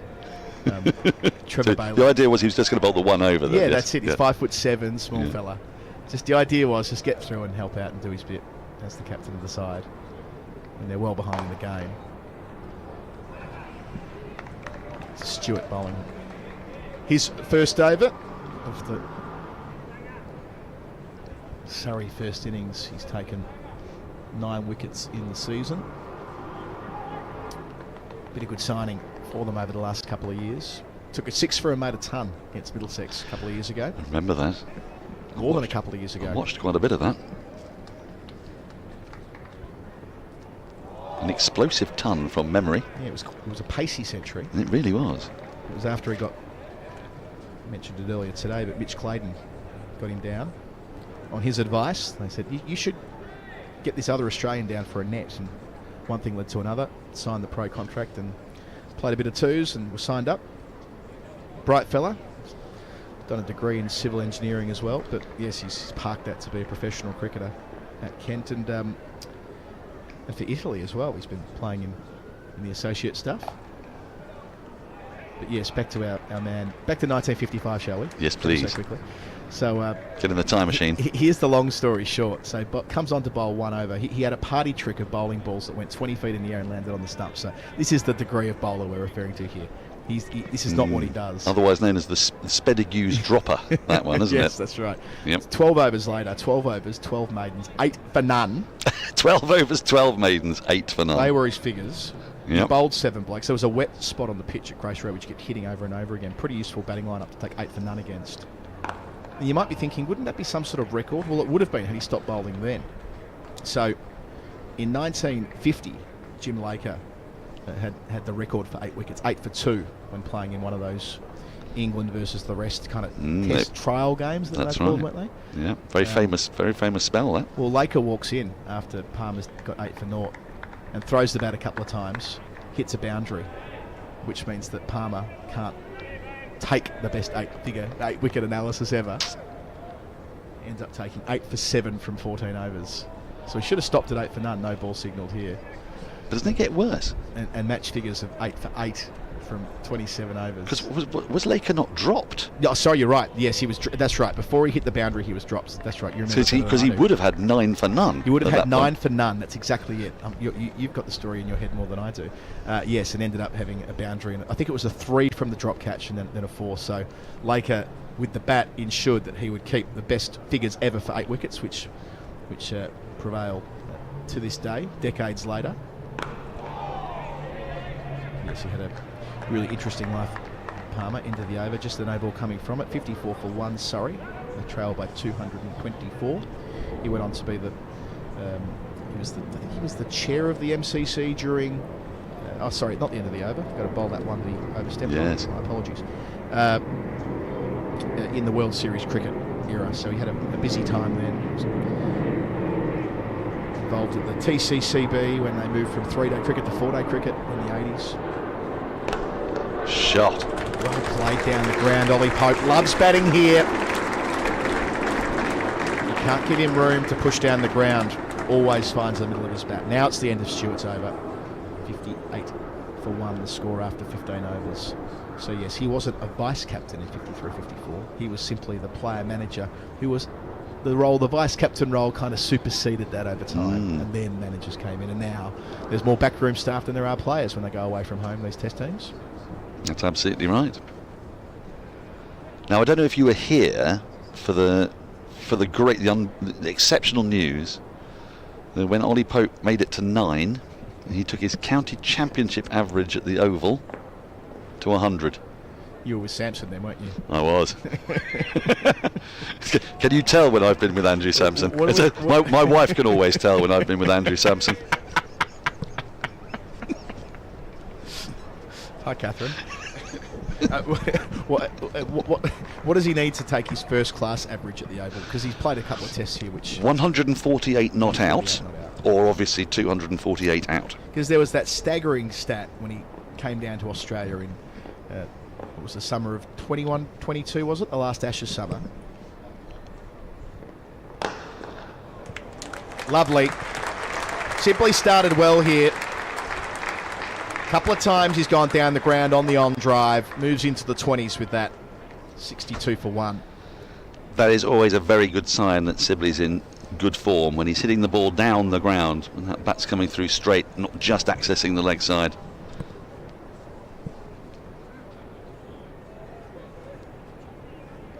Looks pretty organised. Yet to really fire a shot this season, unbeaten 79, batting with Pope.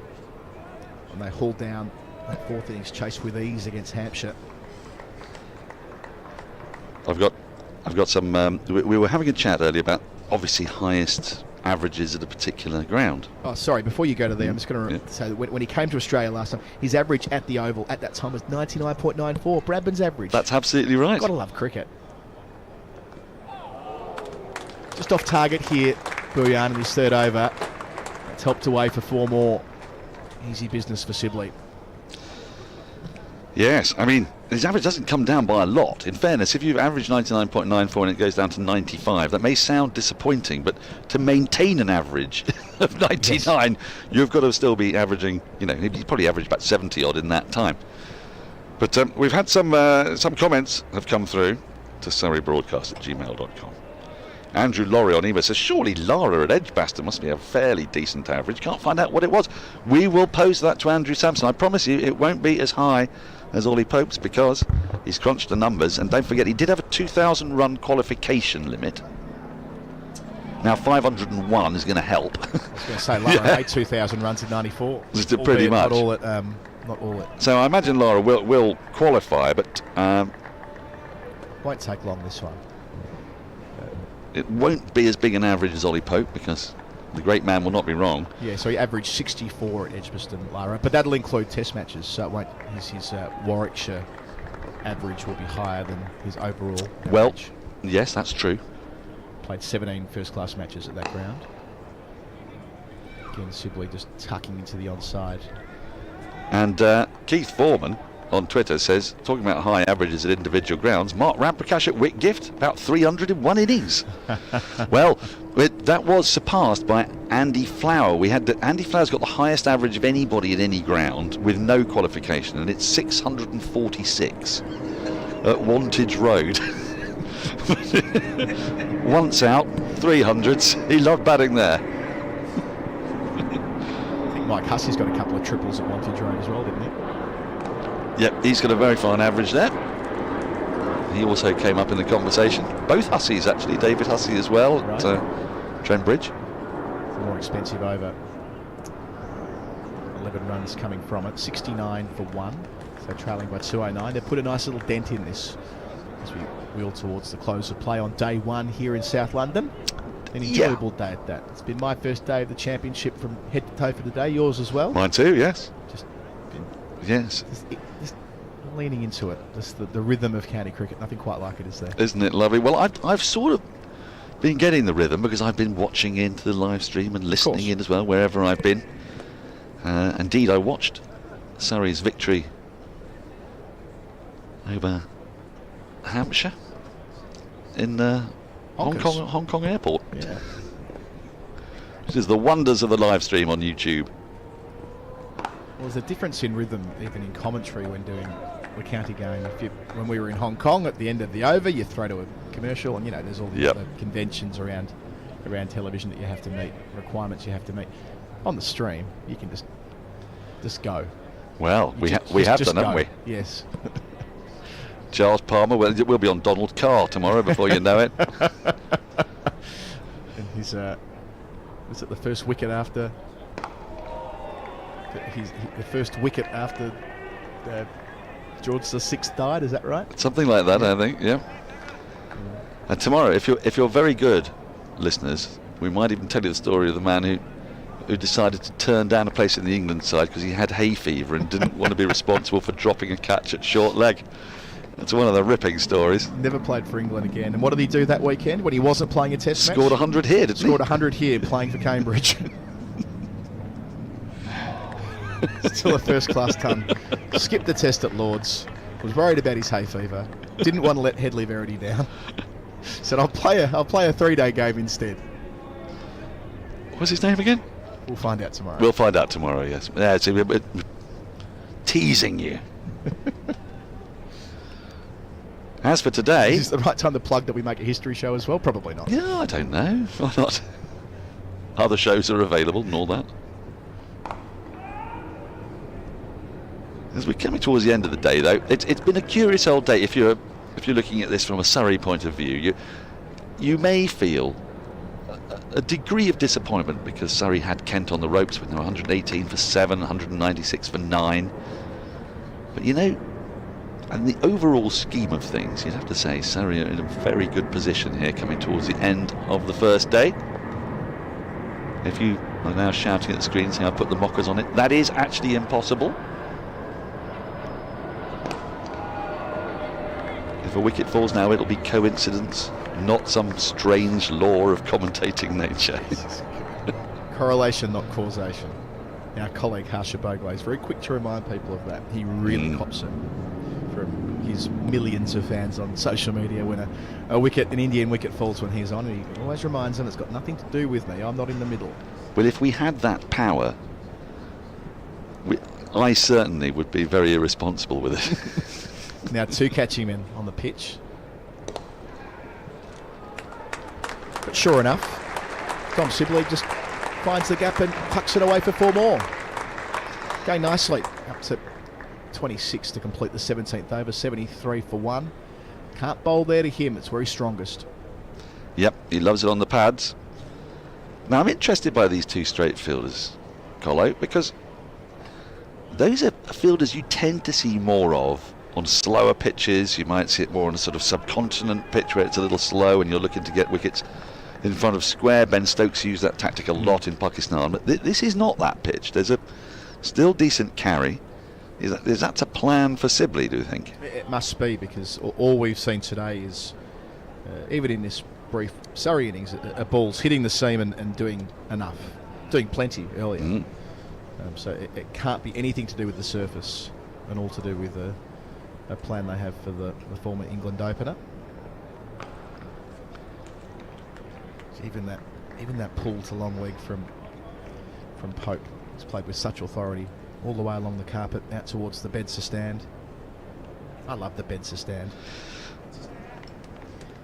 I love the Bedser stand. It feels like the only, with the exception of the pavilion, of course, it's the only kind of, I wouldn't even call it old. It's the only 60 style, 70 style stand. I'm not even sure what year it went up. But a little bit. Oh, like it was later than that. A bit like the tavern stand at Lord's. When I first came here in 1976. Too high. There was a lovely old, different building there. It's an old one. It's where you used to go and get your sandwiches. Right. Yep. And it had columns and all sorts. So that must have been put up, I would have thought, late 80s, early 90s even, perhaps. The Bedser stand next to the pavilion. There aren't that many seats in there. Doesn't quite beat me off. They take the single anyway. Yeah, it's. Oh, now they're buzzers. I won't get the full complement of them. I rush back for another. Yeah, so it's a stand that's got lots of corporate boxes, which I suppose would have been its primary. Well, and also offices. Don't Offices, forget. yeah, Wisdom Cricket Monthly's here. Yeah. Other magazines are available, but since I'm on the editorial board of Wisdom Cricket Monthly, I'm going to plug Wisdom Cricket Monthly. Given I'm a correspondent and a columnist for them, we're probably entitled to. Given we're at the Oval, where it is located. But yeah, the Surrey offices are over there too, and so on. But yeah, the general public, there aren't many seats. But what great photos are taken in and around there, because that's where the players walk up the stairs to the viewing room. And often photos are taken from the Bedser stand, looking across the ground to the gasometer. So the famous shot, Curtly Ambrose and Courtney Walsh leaving in English Field for the final time in 2000. That's the spot. Alistair Cook walking off after his famous century here in his final innings in Test cricket, which he called so splendidly on Test Match Special. That's shot across from the bottom of the Bedser up towards the gasometer.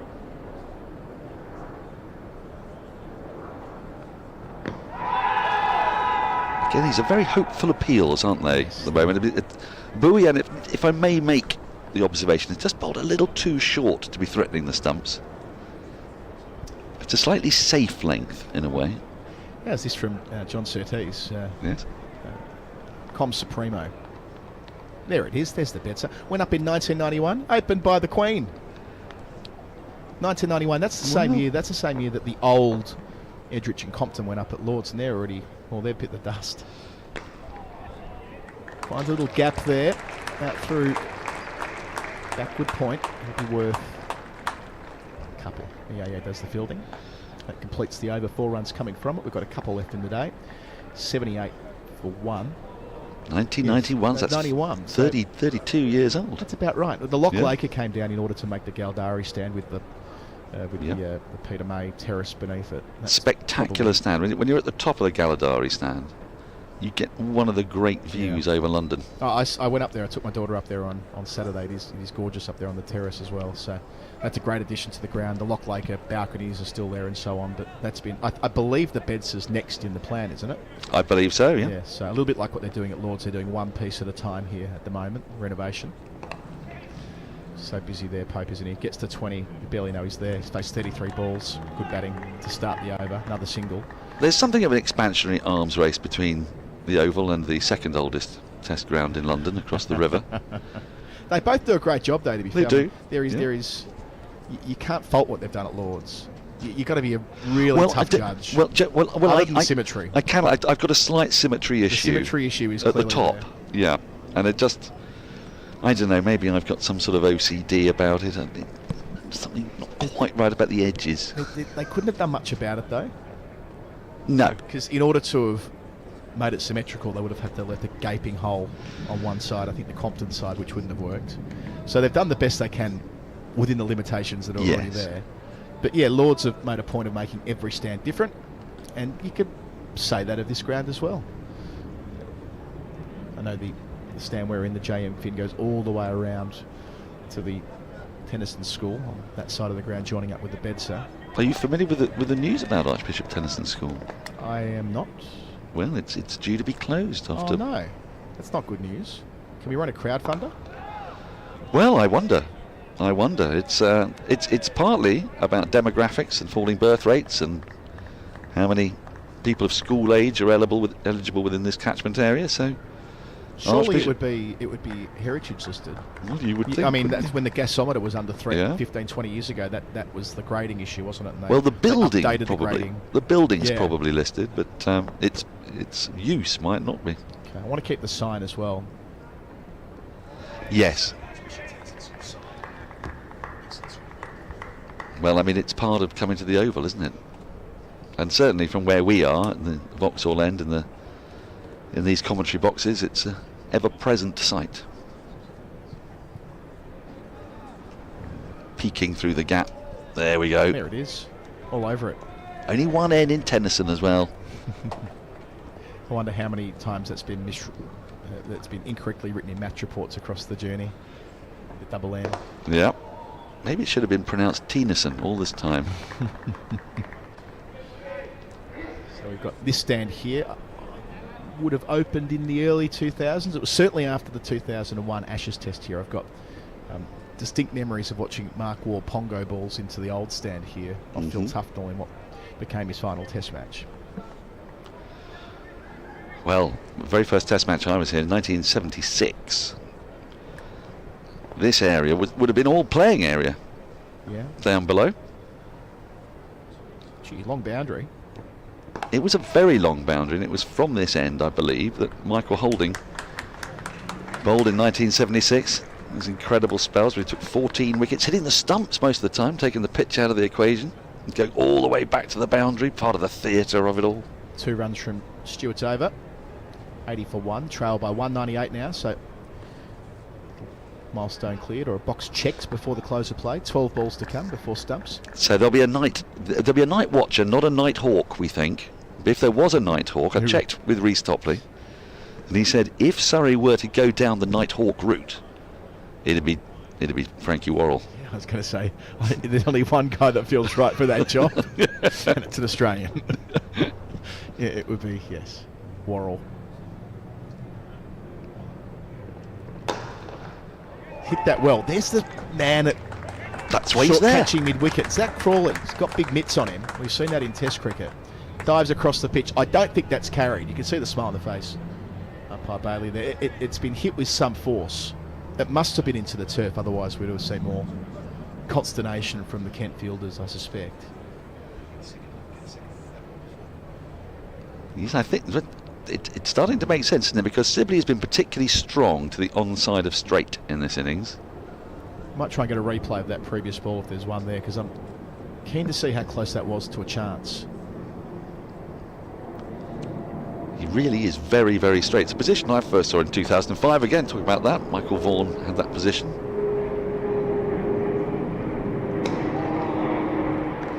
And as much as anything else, when you talk to captains about why they put a player there, they often say it's just really to annoy the non-striker and to be in the eye line of the batter. Let's take a look at this. It was into the ground. To the turf. Still, he saved runs. That's what he's done. Great fielder, Zak Crawley. Also, very good anticipation from Ollie Pope there. You see, he wasn't going to let himself get run out at the non-strikers end, unlike poor old Ali Orr, who has gone 3 times this season, 3 consecutive innings, run out at the non-strikers end by deflections off the bowler. But that would be a different type of deflection. Yeah, I mean, I don't think I've seen one of those, actually. I mean, yes, off the fingers happens from time to time. Far too often for Ali Orr, as you say. That's staggering 3 times in a row. Anyway, if it happened from the fielder at very close straight catching mid-wicket and got parried onto the stumps. That would be unique for me. I wouldn't have seen that. New one. Yeah. There are always new things in a summer of cricket. So the challenge is yours, Zach. I mean, I always think that eventually I'm going to have seen everything in cricket, but it can't be true because I keep on seeing things that I haven't seen.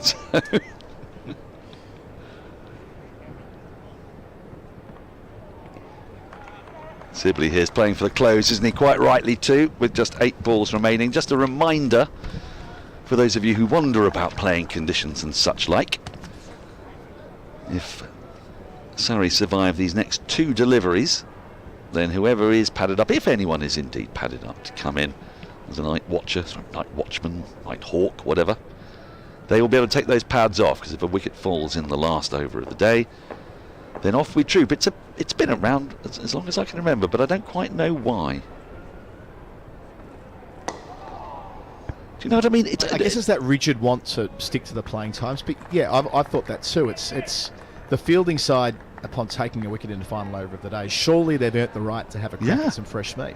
I couldn't agree more. It's just been the way it's always been, and we just accept these things, don't we? By the way, just before we do finish, there have been a couple of changes to laws or playing condition laws on the free hit. Yeah, the ICC playing conditions. Playing conditions. Yeah, we'll come back to that in a moment. So, all runs through the onside for Sibley. They've fed him there. He's had too many opportunities to whip in the last half an hour of play. Up to 35, 1 over to come. 84 for 1. The deficit's 194. Pads go off. Whoever it is that's padded up. Anyone padded up now can take the pads off because they will not be required. Yes, the change to playing conditions, and I didn't totally understand it. A free hit, if the ball hits the stumps, runs can now be scored, but I thought they could before. They were declared as byes. So last year in the World T20, when Zak Crawley was bowled and the ball ran away against Pakistan at the G, they were counted as byes.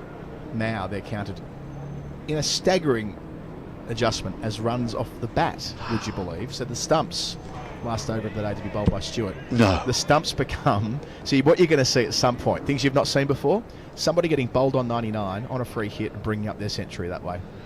Oh, yes. Night follows day. This is for free hit, so white ball cricket played under the ICC. To be very clear, that's not the MCC laws. That won't happen on a Saturday afternoon. These are the games that have the ICC playing conditions. Stuff is telling. But yeah, I can't work it out. Our colleague from over the road, Ben Gardner at Wisdom Towers, he was sleuthing this. This was announced via press release, and a couple of hours later, this vanished from the ICC website. Oh. Have they had a rethink? I'd hope so. Because the committee that oversees these things is Sourav Ganguly's ICC committee, the cricket committee. It got ticked off by the was it the chief executives or the chairs? Either way, it was signed off at the top level at ICC Towers, and I can't fathom how or why. Leg bye. If you really don't want to make it buys, if you really if you don't want to anger a keeper to that extent, then probably leg buys. Yeah. Or just an additional extra. We've already got one for penalty runs. Of course we do. Yeah. If you're that keen, but yeah, runs off the bat or runs to the batter, the striker seems just farcical to me. I did wonder whether they might have just been doubling down a little bit after what happened at the MCG last year, because the alternate way of seeing it is that even on a free hit, when the ball hits the stumps, it should be a dead ball. That's actually what I subscribe to. The ball should be dead upon the ball hitting the stumps. The free hit expires upon getting bowled, so to speak. And any deflection shouldn't count for anything, but you might remember that was a point of controversy. Pakistan fans, understandably, were very forceful in their views around that game last year, which ended on the final ball, because the ball spilled out to deep third, and I think they got 3 runs for it or something like that. Well, you see, I don't think they say. I think if it's a free hit, then you shouldn't be benefiting the bowler at all, and you might find yourself in a situation where your number 11's facing, and he'll do something very clever, needing 1 run to win off a free hit, just simply leave it and run. Because if the ball hits the stumps, then it'll be very difficult to get the run out, because you'll have to get to the stumps and take the stump out of the ground. Same for the keeper. Oh, that's runs that probably shouldn't be runs. Does it come off the thigh pad? It is by. So Cox just went with the 1 mid. Didn't drag it in. Might have just been caught on the wrong foot. Did come through at a bit of pace, but yeah, just misjudged that entirely. 4 byes added to the Surrey tally with 1 ball left in the day, Daniel. Yes. Well, Surrey, after the loss of Burns, will put on 63 in this partnership and at a very good rate. Going at well over 4 and over, and with maximum bonus points now requiring you to go at over 4 and over, that's a healthy sign for Surrey going into day 2. So the catching men behind Pope. Last ball of the day, and he defends. So Surrey have done very nicely there. Losing Burns leg before wicket when the score was on 25, but this pair have taken them through to 88 for 1 at stumps. A partnership unbeaten of 63. Sibley 35 doing everything right. Pope, the number 3, 20 not out at the close. 5 boundaries for Sibley, 3 boundaries for Pope, and Kent not making the most of the new ball, having done so well to get themselves back in the game. Early in the middle session, they were well behind the punch. A couple of big partnerships down the list, got them up to 278, but Surrey ahead in the game again. It's been a really, really good day's cricket. Kent did fight back well. You can see their scorecard there. They'd lost 7 wickets for 118, 9 for 196, and that pesky last wicket partnership of 82 between the 42-year-old Michael Hogan. He was threatening his highest first-class score of 57, made it to 43, and very well supported by Everson, unbeaten 77. There were some crunching blows in there, but wickets for Worrell, wickets for Clark, couple of wickets for Laws, golden arm of Laws, and Gus Atkinson bowled with real pace and fire. Discombobulated everyone he bowled at. It was a really good collective bowling performance from Surrey, and you might say the gloss was taken off by that last wicket partnership, but really got to give some credit to the Kent players there. They batted very, very well. You see those bowling figures: 3 for Laws, 3 for Worrell, 3 for Clark. That 5-pronged pace attack, 1 for Atkinson. Abbott wicketless today. Didn't quite have the radar right, but when Surrey have got such a multitude of riches, they can go to any number of other options. Will Jackson just that 1 over before tea, and then and not to gloss over Joey Everson's contribution of 77 not out, which really kept them in it. So 2 major partnerships, the aforementioned 82 that he put on for the 10th wicket with Hogan, and he put on 74 with Wes Agar for the 8th wicket. Agar making 31 and Hogan 43, but Everson, who's had a really good season with bat and ball, 77 not out when they lost their 10th wicket. And yes, Surrey in reply, they've had 4 Kent bowlers to look at so far. Wes Agar, none for 30. Michael Hogan, 1 for 13, picked up the wicket of Burns. Leg before wicket, close on the leg stump, went his way, the veteran. Billian on debut, none for 20 from 5. Grant Stewart, the all-rounder, none for 12 from 4. Burns fell for 14. It was 25 for 1. Sibley 35. Pope 20. A job well done for the most part by Surrey, with the exception of that hour or so in the build-up to tea. Well, absolutely, but I think you take that at the start of any first day of a county championship match, a 4-day game. If you go into the close of that with 9 wickets in hand and 190 runs behind, that gives Surrey the opportunity to kick on tomorrow. They'll have bonus points in mind, but what's be most important to them will be trying to get a healthy first innings lead and give themselves a chance to bowl out Kent a second time. There's a little bit of weather promised for Sunday. When everyone says weather, what they mean is not great weather. I mean, it's not. Don't think it's a catastrophic forecast by any stretch of the imagination, but Surrey will want to move along at pace, if for no other reason than those bonus points, and they've got the batting line-up to do that. The champions, I would say, quite definitely having the better of that first day. A lovely first day here in South London at the Kia Oval. Surrey trailing by 190. They go to bed at 88 for 1. Sibley and Pope to go again tomorrow. Let's go to the pub. Talk to you then. Bye.